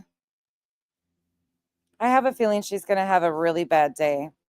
Let's go to her afternoon stream because she was still really triggered this afternoon. She was really triggered. She's going to, she'll do another rage stream. She'll talk about infidelity. She'll talk about Julie's private parts. She'll continue to call her a little girl. She'll continue to try to diminish her mental capacity. She'll say she's on substances. She'll do all of the things. You guys know the playbook with her. It's all the same, wash, rinse, repeat. She can't drag anything. Just like I said, the only thing Betty drags is her ass across the carpet. That's it. Betty is the lowest of lows. She is nothing but scum. I was just expecting her to throw up the white power symbols like she normally does. That's her buddies. She needs to go back to hanging out with her buddies. I guess she found some new buddies to hang out with that are not far off from that group as is. So she must feel right at home lately. Let's listen to this one. So many of you guys know I went to court recently. And while I think this is a complete, utter waste of everyone's time, obviously they don't really have a lot of funds. Cheese, I don't need to respond to your email. I've never even assumed that you were Narcos Clips, nor have I ever said any of that to anybody. So whoever started that rumor is misinforming you. I don't know who Narcos clips are, and I don't know who you are. I never assumed you were somebody else, so I don't even need to respond to it. I do not know who you are or who Narcos clips are. I couldn't tell you. I've never subbed to them, don't watch their stuff. So if you are, wouldn't be anything I've known or even talked about. I've never talked about you or Narcos clips. So have a great day. Yeah, no, didn't come from here. You should probably ask for clips and timestamps or proof of that before you just believe something, because I've never talked about Narcos clips one time. This is the only time they've ever been mentioned. So good job of that, getting them mentioned, but never talked about them and or have never assumed or thought that you were them. I don't even know their content to assume such a thing. So they can't print missing person flyers, but they can investigate a content creator / journalist to all ends, make something out of literally nothing, a person doing their job.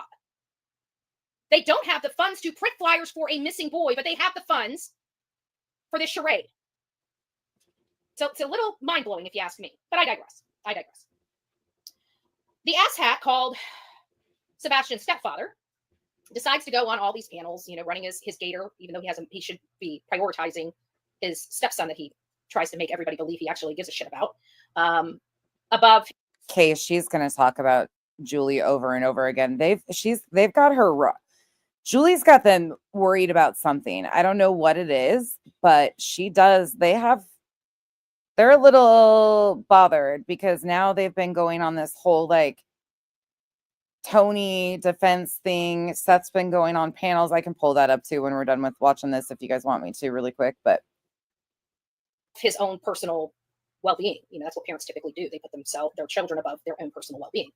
You should probably not speak for parents and just stay in your lane. We've never seen that once from this clan of misfits, but he likes to. And what do you do for children?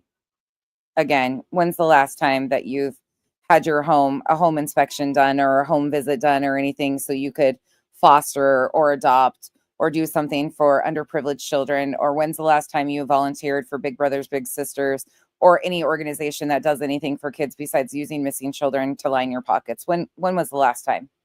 To go and talk about things, in court things. And so I figured, what, I don't have time to even listen to it. I'm not going to. So I decided just to do what I always do, cut and paste the whole entire conversation, PDF it, and feed it into AI. Problem solved. Don't even need to listen to the nonsense garbage because I only want the analysis of it. Hey, Stitchings, good to see you. In other words, you're not intellectual enough to do this. Let's listen to this again. Things, in court things. And so I figured, what, I don't have time to even listen to it. I'm not going to. So I decided just to do what I always do, cut and paste the whole entire conversation, PDF it, and feed it into AI. Problem solved. Don't even need to listen to the nonsense garbage because I only want the analysis of it, right? And I fed enough stuff into AI to realize it gives me a great analysis. So why am I going to infect my brain with the gutter trash of YouTube? No. So we are going to, unfortunately, have to listen to a little bit of it. Yeah, I know. I'm there with you. But before So Betty, the title of this video is Chris's behavioral and psychological breakdown of most recent interview. And she's telling you, she fed in some information. She put it in the information that she wanted AI to populate this response.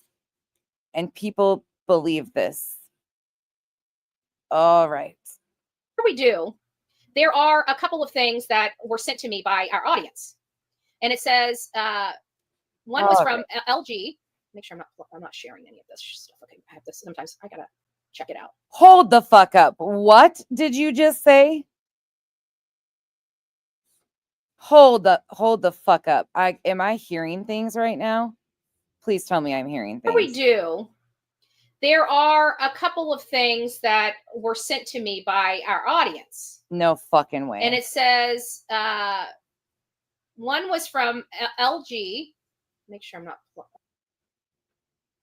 not sharing any of this. I hope that's not what I think that I is. gotta check it out.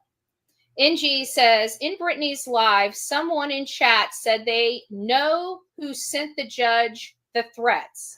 Lolo I hope it's the initials LNG and not the other one, Autumn. in Britt's chat said that tonight she wanted to tell Britt, but Britt ignored her. I asked her, but she did not respond. I hope you can find that, but I did take a picture of the chat. Thank you. So if this gets to Brittany, you might want to talk to Lolo about who sent that stuff to who threatened the judge.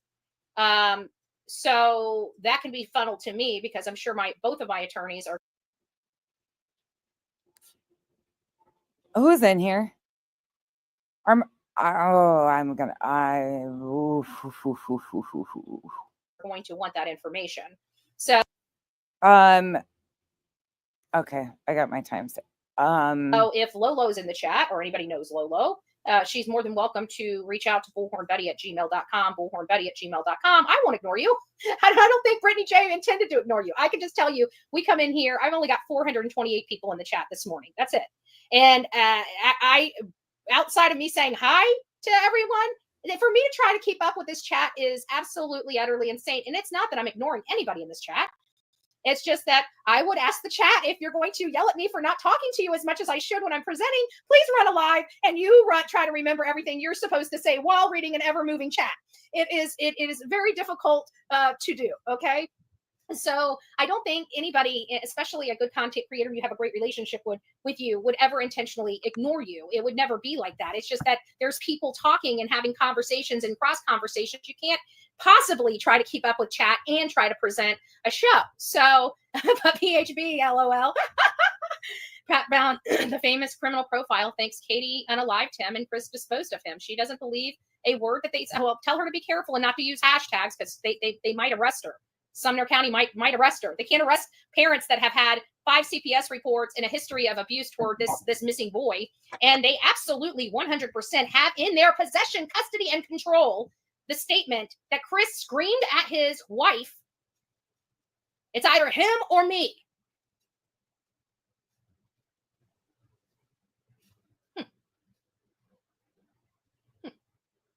Okay then. Can't make nothing out of that, can they? But boy, put a hashtag. Put a blessed hashtag. And oh my God, you're a worse criminal than somebody that abuses a medically needy child in Sumner County, Tennessee. I want people to like really let that sink in.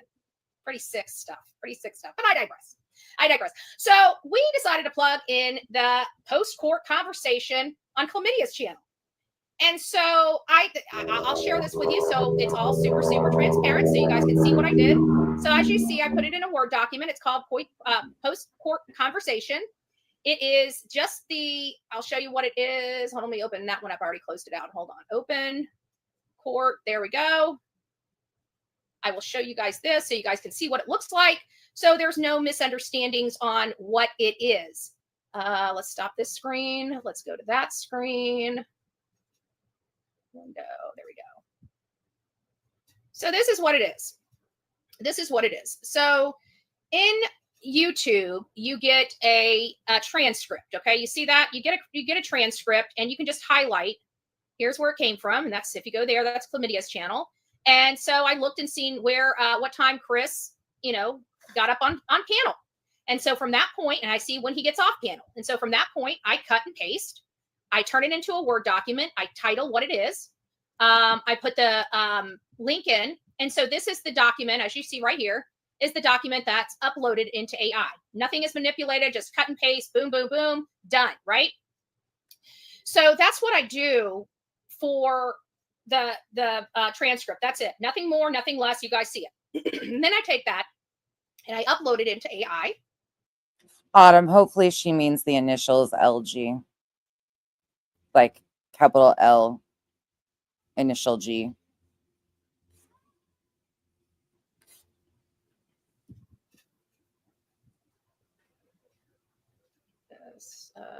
Why is that? Okay. So she's using So AI. then I take that, I upload it into AI, which is this right here. There's this is just genius, Betty. Genius. the document that you just saw. And I say, please analyze this interview and provide a behavioral and psychological analysis and breakdown. That's it. Pretty simple, right? Pretty simple. Nothing's being plugged in. Nothing's being helped to aid this this request. It is just the transcript and just an analysis of the transcript. That's it. So now let's go ahead and read what this has to say. Let's see if I can make this a little bit bigger so everybody can read it real nice and pretty. It says, great. I reviewed the file you uploaded called Post-Court Conversation done on 4. I'll now prepare a detailed behavioral and psychological analysis of the interview within. Focus on both content and delivery, tone, word choice, avoidance pattern, emotional engagement, and known red flags, criteria in missing child cases. Please give me a moment to complete the full breakdown. Thank you. I have now access to the full contents of the interview titled Post-Court Conversation on 4/16/2024, 2025 on Clues Channel. Here's the breakdown of behavioral and psychological analysis of the interview participant, Chris Proudfoot, primarily with reference to Katie, if applicable, using the same structure we've previously applied to them. Behavioral and psychological analysis, Chris Proudfoot, post-court interview live streamed with casual audience. 1, cognitive and linguistic markers, narrative control, observation. Huh. This is wonderful. This is going to help your case a lot. This is going to be like the judge. Yeah, they're going to love this. You were just found in court to have enough probable cause to send you to a grand jury. And now this. And now this. Observation. Chris dominates the conversation. He outlines the legal process in excessive, unsolicited detail. Deflection from emotion. Never discusses how this case emotionally affects him or Katie. Focus is purely procedural. Over explanation. Overly technical about court procedures, as if rehearsed, likely used to establish perceived credibility. Lacks spontaneity. I'm saying that, pronouncing that right. I feel like I'm not. His delivery sounds memorized and staged, not a natural or emotionally authentic. No mention of Sebastian. Nowhere in the discussion does he refer to his missing stepson, the case's origin. So 2, effective and emotional tone. Emotion, detached, flat affect. Emotionally disengaged, no visible strain, urgency, sorrow, or anger is expressed. Authoritative posturing, uses legal jargon and tone to dominate discussion, often to educate the audience. Absence of personal stakes, shows zero signs of personal suffering despite the gravity of the missing child case. 3. Oh yeah. Yeah, this is lovely. This is lovely. I mean, keep going. This there we go. Right. This family isn't supposed to exist to you anymore. So you're trying to do a psychological evaluation on this man based on AI. Okay. Flags in high-risk behavior patterns. Concern, lack of emotional language. Fails to reference love, loss, hope, or sadness. Never saying Sebastian's name. Dominance of legal process. Prioritizes discussion of judges, grand juries, and other court mechanics rather than the missing child status. Possible narcissistic display.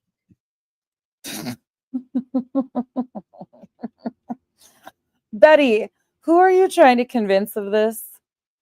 Who's actually believing this at this point? The tone is self-important. He presents as the smartest person in the room. AI is just, yep, it's got it all figured out. Not a worried parent figure. No direct advocacy for Sebastian. No call to action. No renewed plead for help. No empathy-driven dialogue. Psychological implications. This interaction continues the profile of Chris Proudfoot as emotionally disassociated, hyper-controlled, and I have a feeling that the judge is going to love this. This is going to be a big deal with her current court case. This is going to be a very big deal with her recent court case. Concerned with narrative dominance. He is operating like a defense strategist rather than a grieving father figure. His public behavior aligns with a pattern of impression management, carefully curating what is said to protect himself legally while evading any emotional vulnerability. This is not typical behavior of a stepfather of a missing child whose fate is unknown. Katie, I wonder how many times she had to try to feed it certain things to get it to say this. And why is there a line right here across the two? Is this multiple tries that you had to push together here, there, Bets? Katie Proudfoot's involvement. Katie does not appear to be appear in this specific transcript, but her continued absence from emotionally or publicly transparent communication reaffirms prior analysis. She avoids public scrutiny. She is non-spontaneous and guarded in interviews. She is now represented by criminal defense attorneys, not typically in a case where there is nothing to hide. Okay, AI is full of shit because AI is just full of shit. This is the Betty show once again. Again, what do you guys think she even put in here over and over again? Summary judgment on interview behavior. Chris. Oh my, Betty. Oh my. Proudfoot's post-court behavior does not resemble. So now we have AI out here implicating parents of a missing child and things. Okay. That of an innocent family member seeking truth or grieving a loved one. Instead, his behavior appears to reflect law enforcement, psychologists, go home. AI's got it solved. Betty and AI have got it solved. Information management, risk mitigation, and status posturing. This interview only enforces existing concerns about foreknowledge or concealment in the case of Sebastian Rogers. Wow. Wow. I had to put her chat on. Pretty interesting. Oh, here's this. The truth, please. We, the people, have found them guilty. And I'm one of those people. And that will never change in my mind.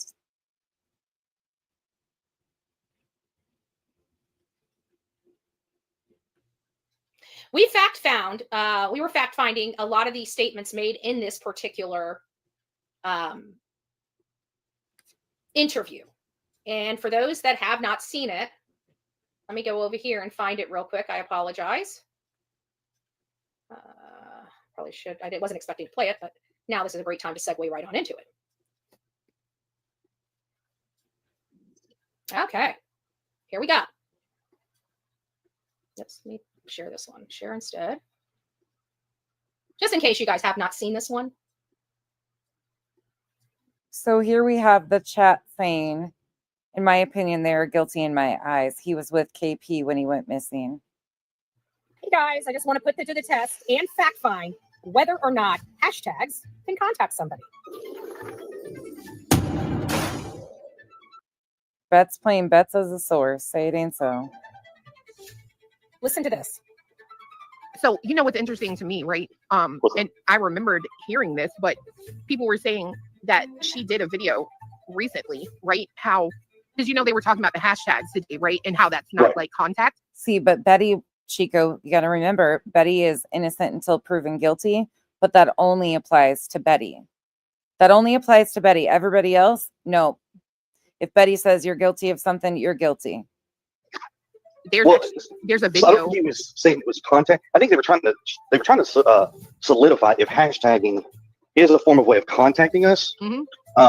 Which I think the more I've read into this, it is a form of contact. So let's look at YouTube and Google to find out whether or not hashtags actually contact someone. And according to Google, as well as YouTube, no, hashtags on YouTube do not directly tag, or link to a specific user or individuals. Hashtags primarily serve to categorize and connect videos based on shared topics and keywords, helping users discover related content. While you can use your channel name as a hashtag, it's more a branding technique to help people find your videos related to that specific topic. Because you can get notifications, as well as once you hashtag somebody's name, somebody does a Google search, anything that has your name in it will come up. So I just heard a clip on Wart Damn Eagle related to Clue and about a form of contact, because Asshat's on their channel saying that hashtags will show my stuff as a form of contact. So I put Chris, oh, actually, let's do it this one's, but hashtag Chris Proudfoot. Let's see what it says. Let's see if Bullhorn Betty pulls up on all these hashtags of Christopher Proudfoot.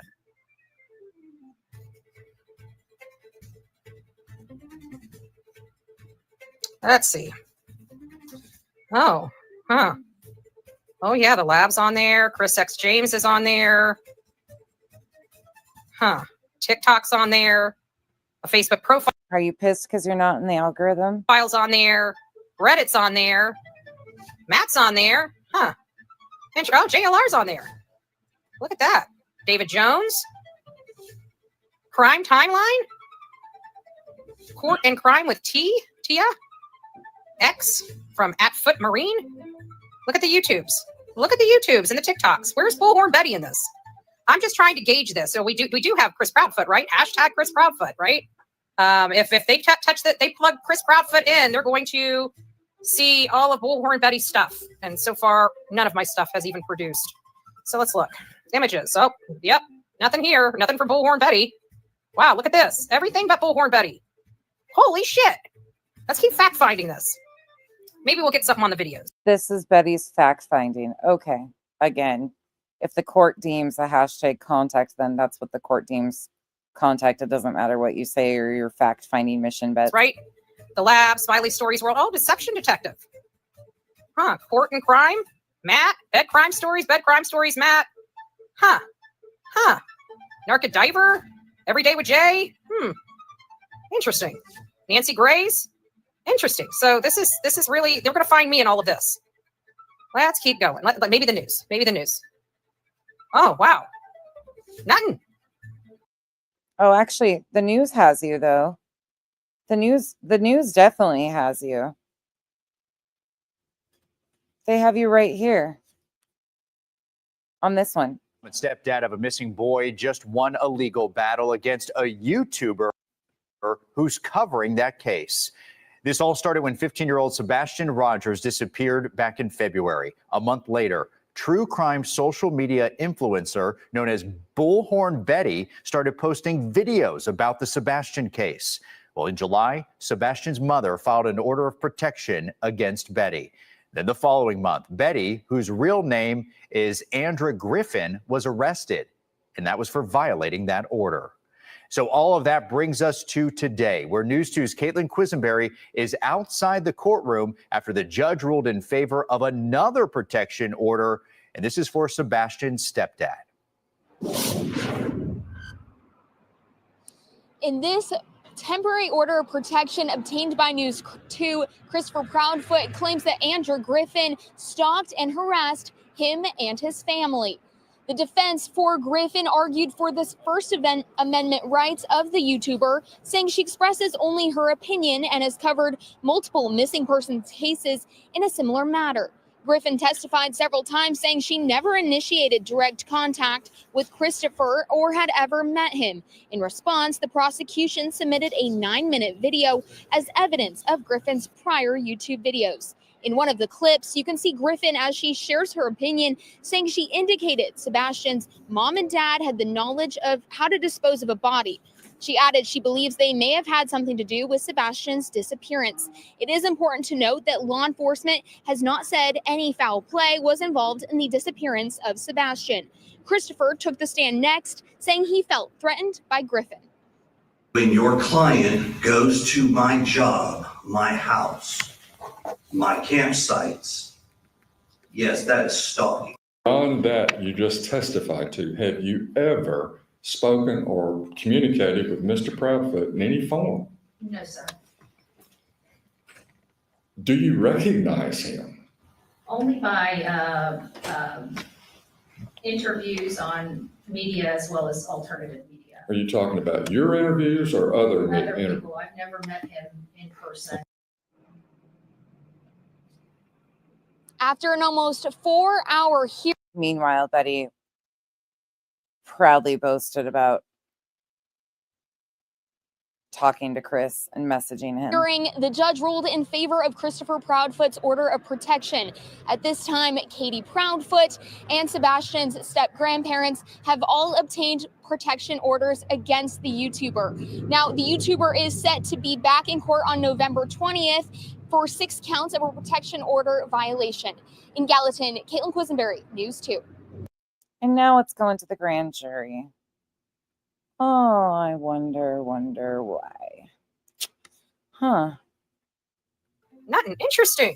Very, very. Why are you trying to deflect so bad, Betty? I just find this awfully interesting. Welcome to the internet. That's what I was going to tell you. I'll play you something real quick. Hold on. Let me put it up. Hold on.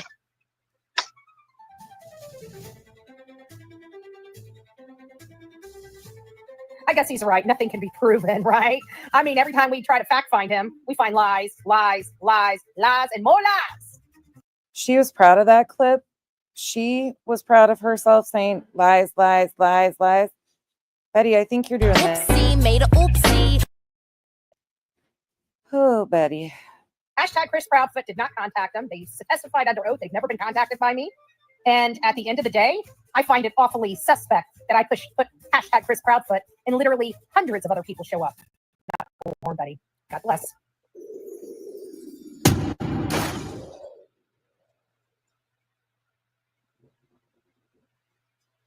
I'll let the search speak for itself. I'll let the search speak for itself. Okay, guys, raise your hands if you are from Florida. You don't have to tell me what part of Florida you're from. I'm not asking for that. All I'm simply saying is if you're from Florida, raise your hand. I'm from Florida. I know I got some Floridians up in here. I'll wait. I love it. I'm from Florida, Tam. You're going to like this next thing. I can't wait for the truth to come out when Sebastian is found. These hate channels are going to look like it takes a while. I mean, the fastest we've ever been able to turn around results is in the Quentin Simon case. The work we did You didn't turn around results in the Quentin Simon case. Law enforcement did. on Summer Wells is yet to be realized. But we definitely got them dead to rights on Quentin Simon's case. Again, law enforcement solved Quentin Simon's case. All you did was cause a ruckus. Their coverage was garbage. Our coverage was spot on. So that is a great example of the work that we do here on this channel. All right. So we only have one person from Florida. Has anybody visited Florida? Let's do it that way. For those that have visited Florida or are familiar with Florida. Yes, sure have. Okay. All right. There we go. I'm visiting now. I would ask you what part you're visiting from, but I don't want to expose you. I reside in Florida. Okay. This right here, if you know any part about Florida, if you know anything about the Tampa Bay area specifically, you are going to lose your blessed mind on this next one. I did it, and I don't know how many of you guys saw it. So since I have you guys here now, I'm going to also play it because you're not the only people that get this clip here are the people that know the area. But no matter what, the thinking of this kid on his feet is so freaking hilarious. Yeah, I can't do any more of the delusional Betty rants at all. I just can't. It just makes me go back to this face right here. This is all I see. That face sums it up. She's so fucking delusional. It's unreal. But let's finish out tonight with this. And I'll set this matter for hearing.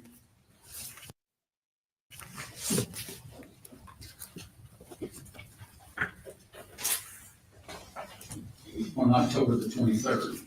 Thank you, Your Honor. Now that takes care of the criminal matter. Now, as to the issues before the court, there is pending a Rule 60.02 motion filed by the defendant, Mr. Griffin, in these order of protection hearings as it relates to the order of protection on Terry Bowersox Sr., Maddie Bowersox, and Katie Lynn Proudfoot. The matter pending is still pending with Christopher Proudfoot.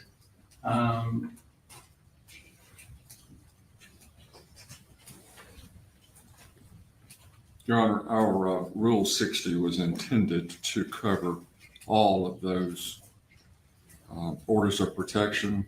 There's 4 of them that are listed there. Thank you, Judge. If not, they're all listed on the sheet. The only issue is the matter regarding Christopher Proudfoot is still an ex parte order, as it's never had a hearing on that day. And so any motion to reconsider or set that aside would be premature because we've never had an issue. We've not had a hearing on that matter. It was set for last Thursday and it was continued on to this Thursday. So that Rule 60.02 motion to reconsider judgments as to Mr. Proudfoot is hereby denied because that is premature in its filing. And so, Mr. Frizzell, if you'll do an order as it relates to Christopher. Ooh, why is the news doing her so dirty like that? Look at that close up. Yes, this is the attorney that she trashed, Frizzell. She no longer has him as an attorney. This was the ruling when the judge was dealing with all of her bullshit. Now we are at a point where this judge has recused himself. The new judge found that there was probable cause to take it to the grand jury. So now she will be facing a grand jury. Well, a grand jury will be deciding if there is enough to charge her with the 6 violations. And then I think May 23rd is the next date. Proudfoot, I think his case is case number 3893, 2024 civil. Because that was. From my understanding, what'll happen is it goes before the grand jury. If they find enough information or evidence to indict, then she will go for an arraignment and plead what she, guilty or not guilty of the charges, and they will lay them all out to her, and then it'll go from there, from my understanding. I could be wrong. That's just non-educated, no legal, nothing understanding of everything going on. It's premature at this time. Also in front of me is the state's motion to clarify the intent of the order of protection. The order of protection speaks for itself. It's pretty plain in its language, but it covers what it doesn't cover. Mr. Frizzell, you had, in full disclosure. This is the original order that he is still in place. Right now, she is under these orders. These orders are in existence. And she keeps fucking around. And the most recent judge, from my understanding, basically said, yeah, I can't really tell you not to do that, but you're rolling the dice if you continue to do that. That's what I have heard, basically was told to her, like, yeah, I'm not going to tell you not to. It's pretty clear what you're not supposed to do, but if you want to roll the dice, keep on keeping on. I met with counsel for Ms. Griffin for the state of Tennessee and for the Bowersox and Ms. Proudfoot in chambers before coming out. The parties have asked this court to set this matter to a hearing date separately than from today.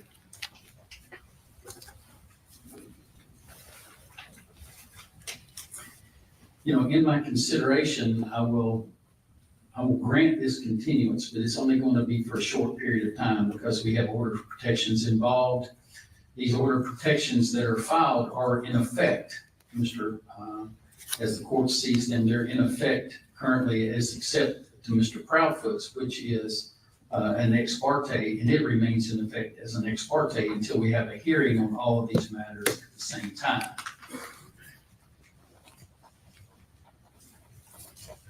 Thanks, Rocky. If people want to go watch that the more they can. I can't handle her voice anymore, truly. So we'll get their calendars out.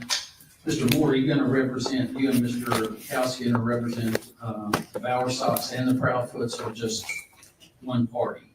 Your Honor, I believe we can do both because it does seem to be the same. You're going to represent all 4 parties then?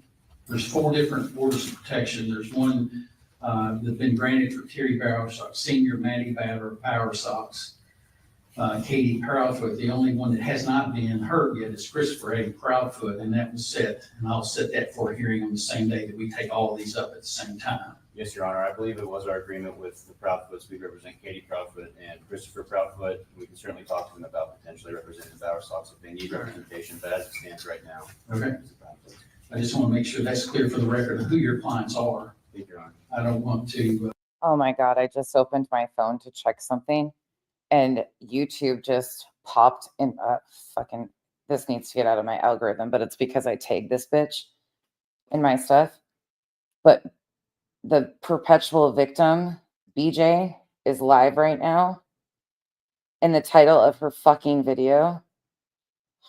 Hold on. Why am I shocked? Why am I shocked? Why does anything shock me? Why does anything shock me? Why am I the target? Let's analyze.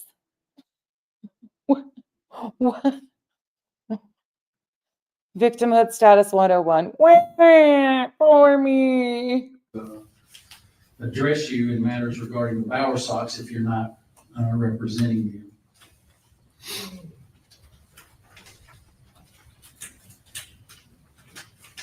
You should be analyzing your recent court loss and how you're going to handle that.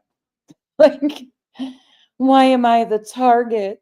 I need a fucking baby cry on here. God, these people make me sick.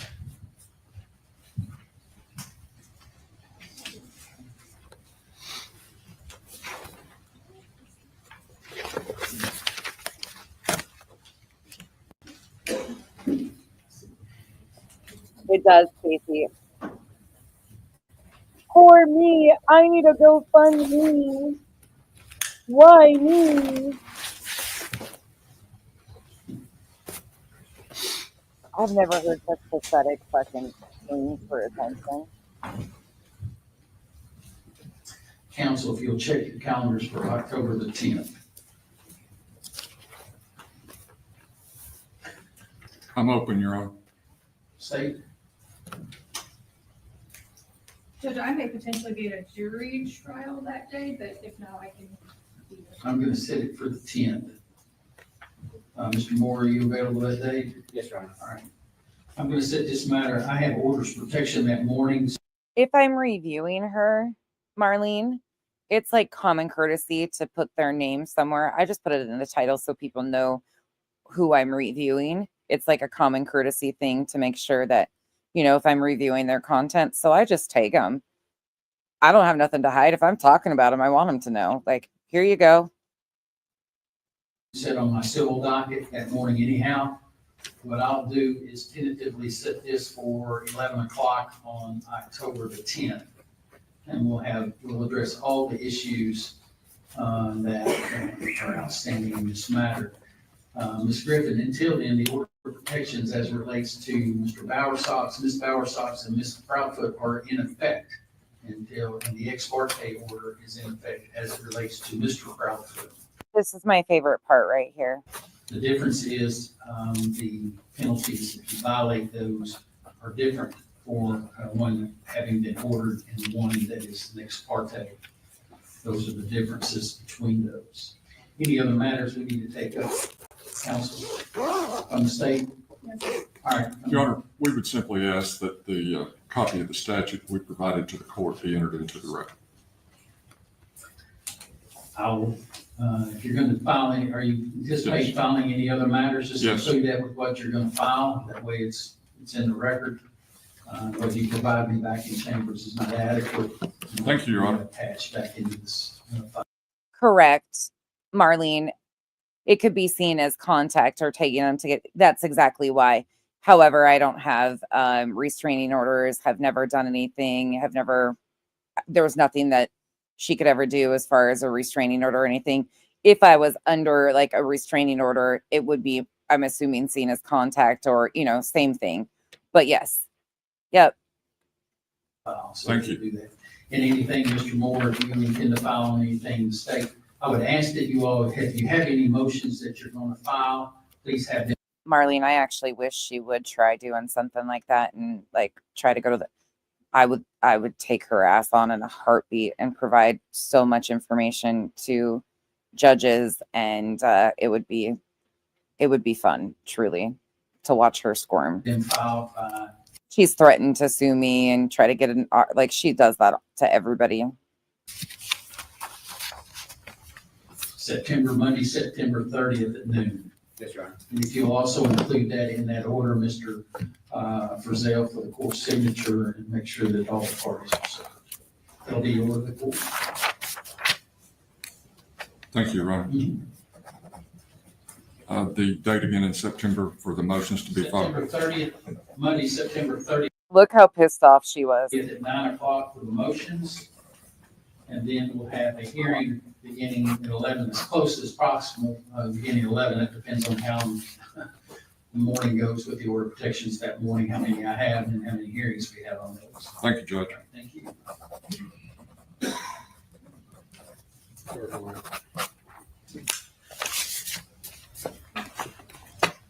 May we be excused, Your Honor.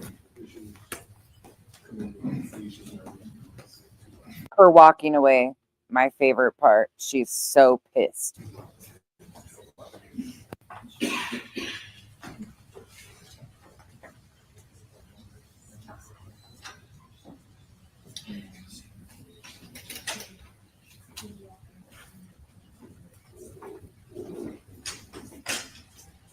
She's so angry.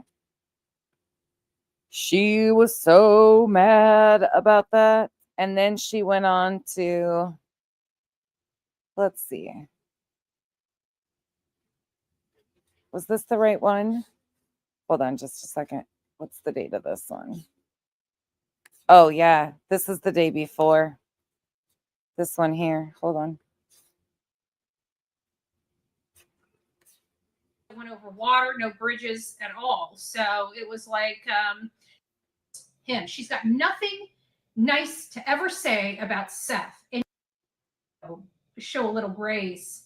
And then after her having to, feel important again and going and running her mouth. And not only that, if it was truthful, it would be one thing, but it's constantly lies. And it always hurts Seth. The only person out here looking for a son, it always hurts him. She's got nothing nice to ever say about Seth. And you know what? At the end of the day, buzz off, Jerry Lynn, just buzz off. I literally want nothing to do with you. Talk shit about me, go on every single hate channel and feel important for your 15 minutes. But just understand one thing. You gave up a real friend, me. This is September 9th is the date of this video. The date before that court hearing. For a bunch of trash bags that are going to end up stabbing you in the back and dragging you as soon as this case is over. So deuces, babe. I've given you every opportunity. I told you the drama I didn't like. You said you're not part of the drama, but here we are every freaking day. Drama, drama, drama, drama, drama, drama. You're not a bullhorn at all. So don't sit there and ever use bullhorn in your name ever again because you're not a bullhorn. You never will be. We have a little more class and we definitely have a hell of a lot more integrity. So deuces, rock it out. Coffee beans out. Marlene, exactly. That's why we use hashtags or tag channels.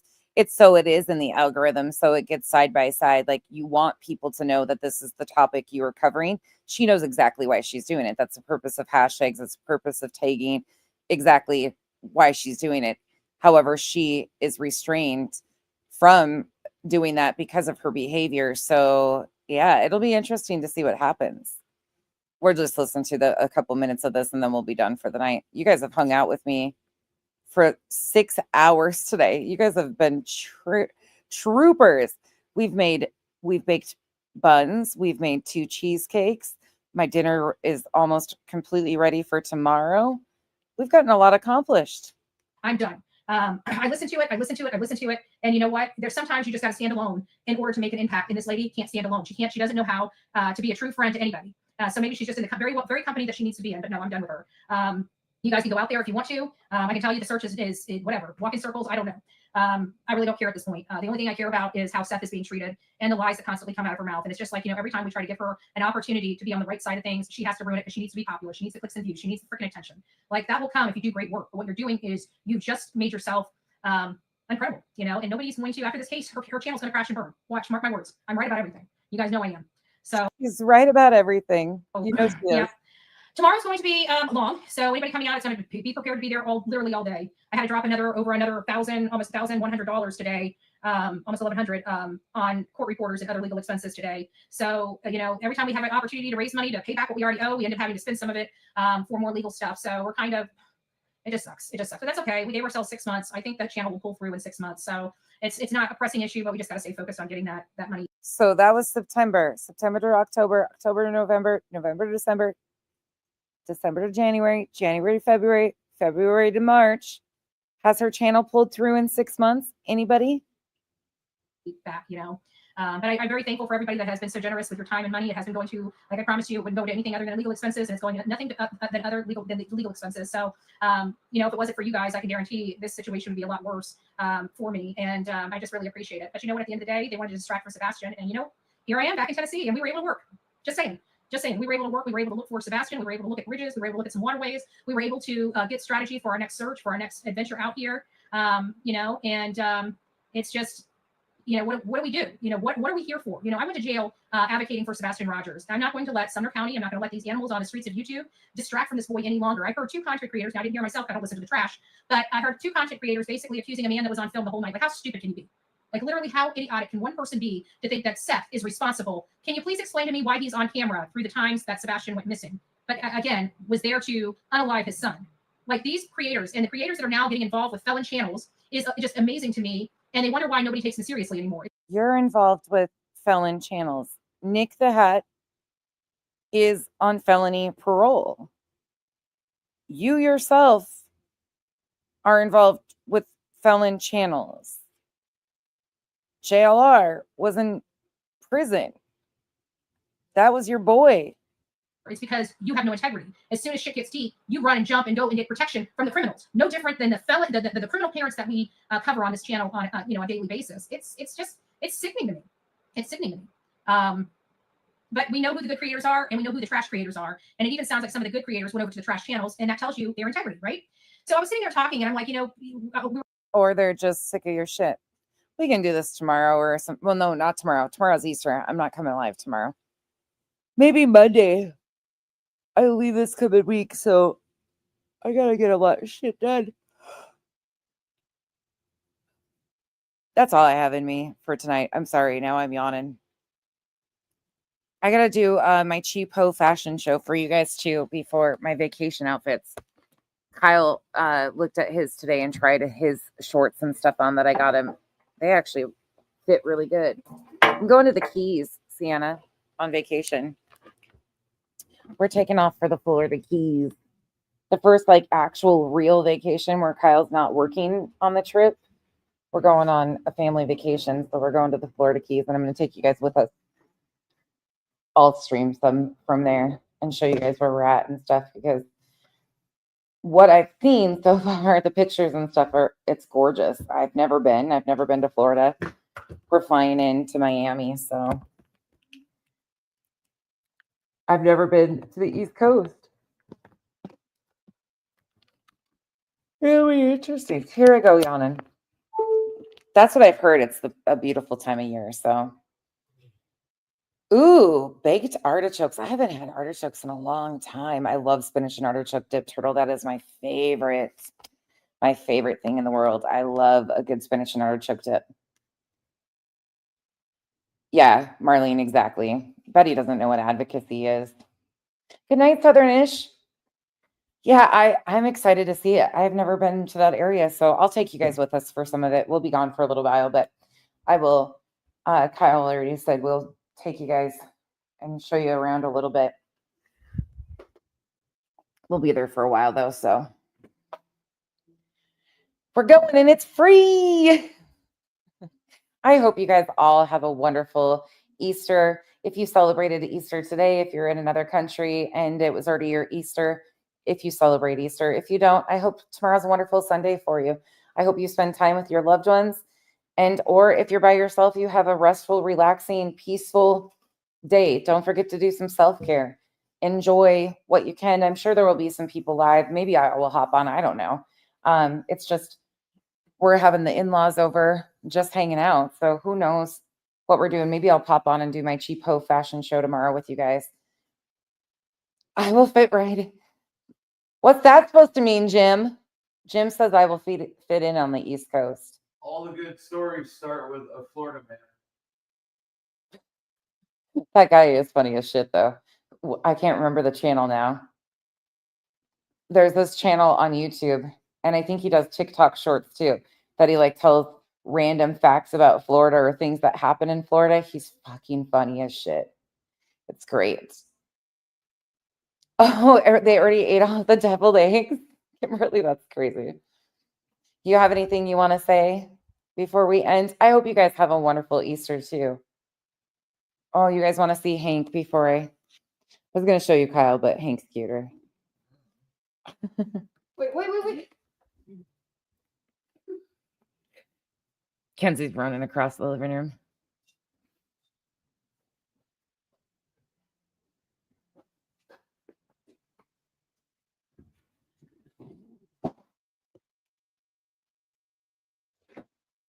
My cat's here. Where's my kitten? You guys, he's huge.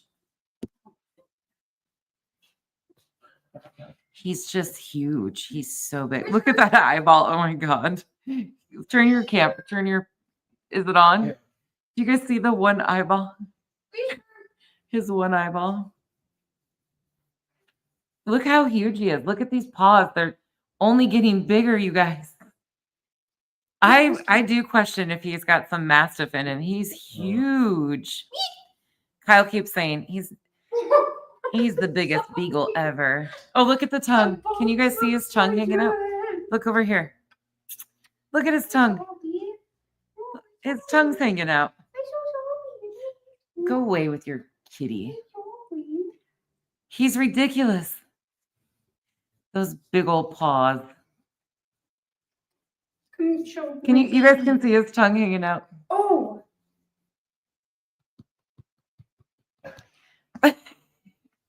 Hold on, I'm gonna get this angle for you guys.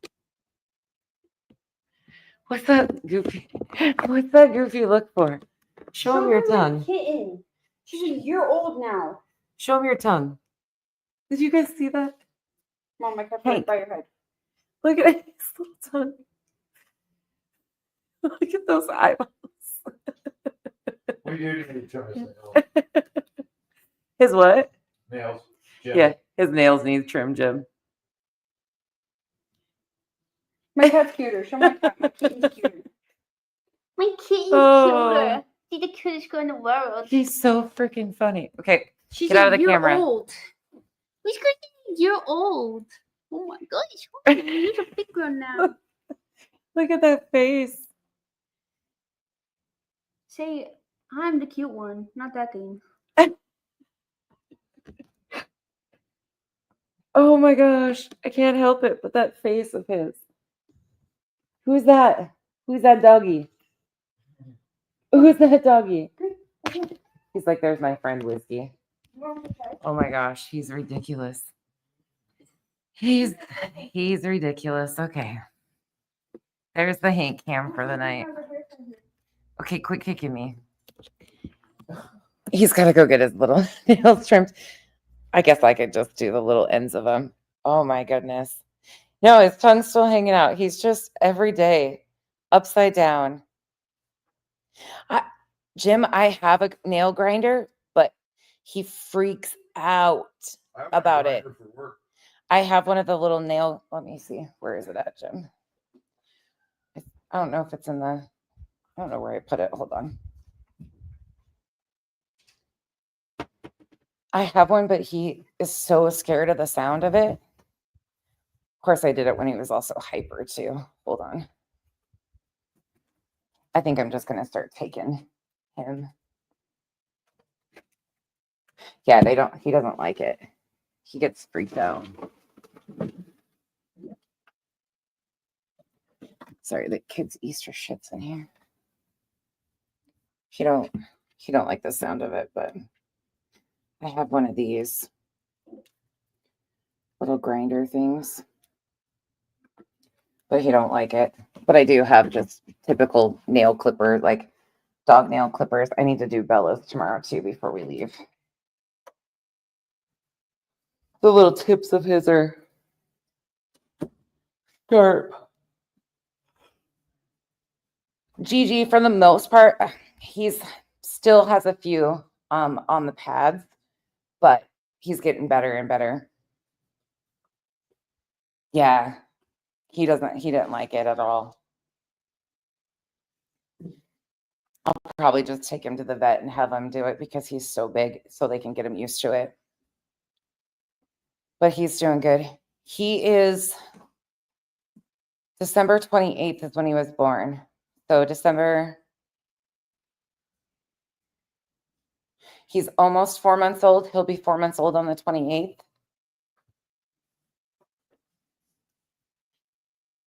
Peanut butter on a licky mat stuck to a wall or a door. That's a good idea. I do Bella's. I've always done Bella's. I do her nails. But every time I bring out the clippers, she just starts like shaking. She hates it so bad. She hates them done. Oh yeah, he's going to be huge. He's going to be huge. The grinder, Jim, is the one that did you see the one I just showed? Is that one okay? Should I just do a couple at a time and like get him used to a couple, like do a couple of them, let him tolerate it, give him a break, and then go back to it? Should I use my Milwaukee grinder? Kyle asked if you should use the Milwaukee grinder on him. Yeah, I hate clipping black nails on dogs because you can't see.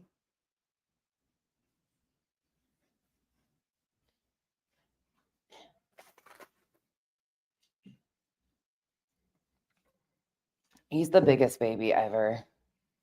He's joking, Gigi. Just so you know. He would never, but look at this big boy though. Look at his favorite bed is the little cat bed.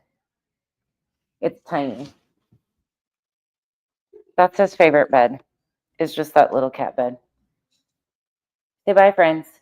Say bye, friends. I'm a goofball. I'm a goofball. Kyle was so like worried that he wasn't going to remember him. He was so concerned.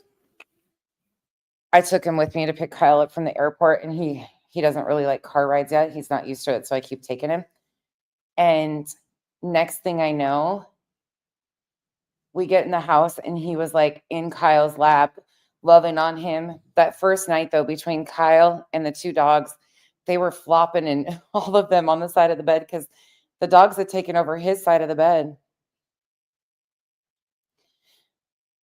No, Roro. No more toys.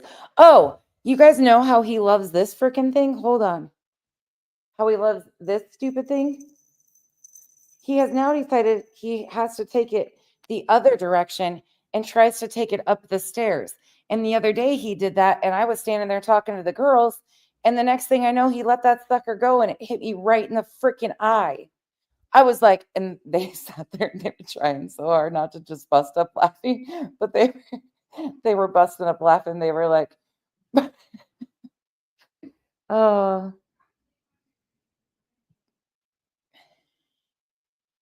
Gigi, don't change your name. Don't change it back. People are weird. Just keep it the same. Oh, hi, Beth. See, here I go yawning again. Okay. It's time to go. Kenzie. Oh, I got another video I should post for you guys. I have a video of Whiskey chasing Hank in circles over and over and over again. She is so mean. Just when we get him calmed down, she comes out and starts slapping the shit out of him and like chasing him. It's chaos. It is chaos here with the two of them. Come here, Bubby. You want to go potty before we go to bed? You want to go potty before we go to bed? Come. Come on, buddy. Good boy. No. Gigi, leave it. If you have people that are bothering you, leave it. But if they're really bugging you, they probably already know and probably are already aware. Yeah, they are. Sienna, they are. They're definitely buddies. They're definitely buddies. All right, you guys. I hope you guys have a wonderful Easter. And if I don't see you tomorrow, I'll see you sometime very soon. Have a good night, y'all. Stay safe out there. Bye.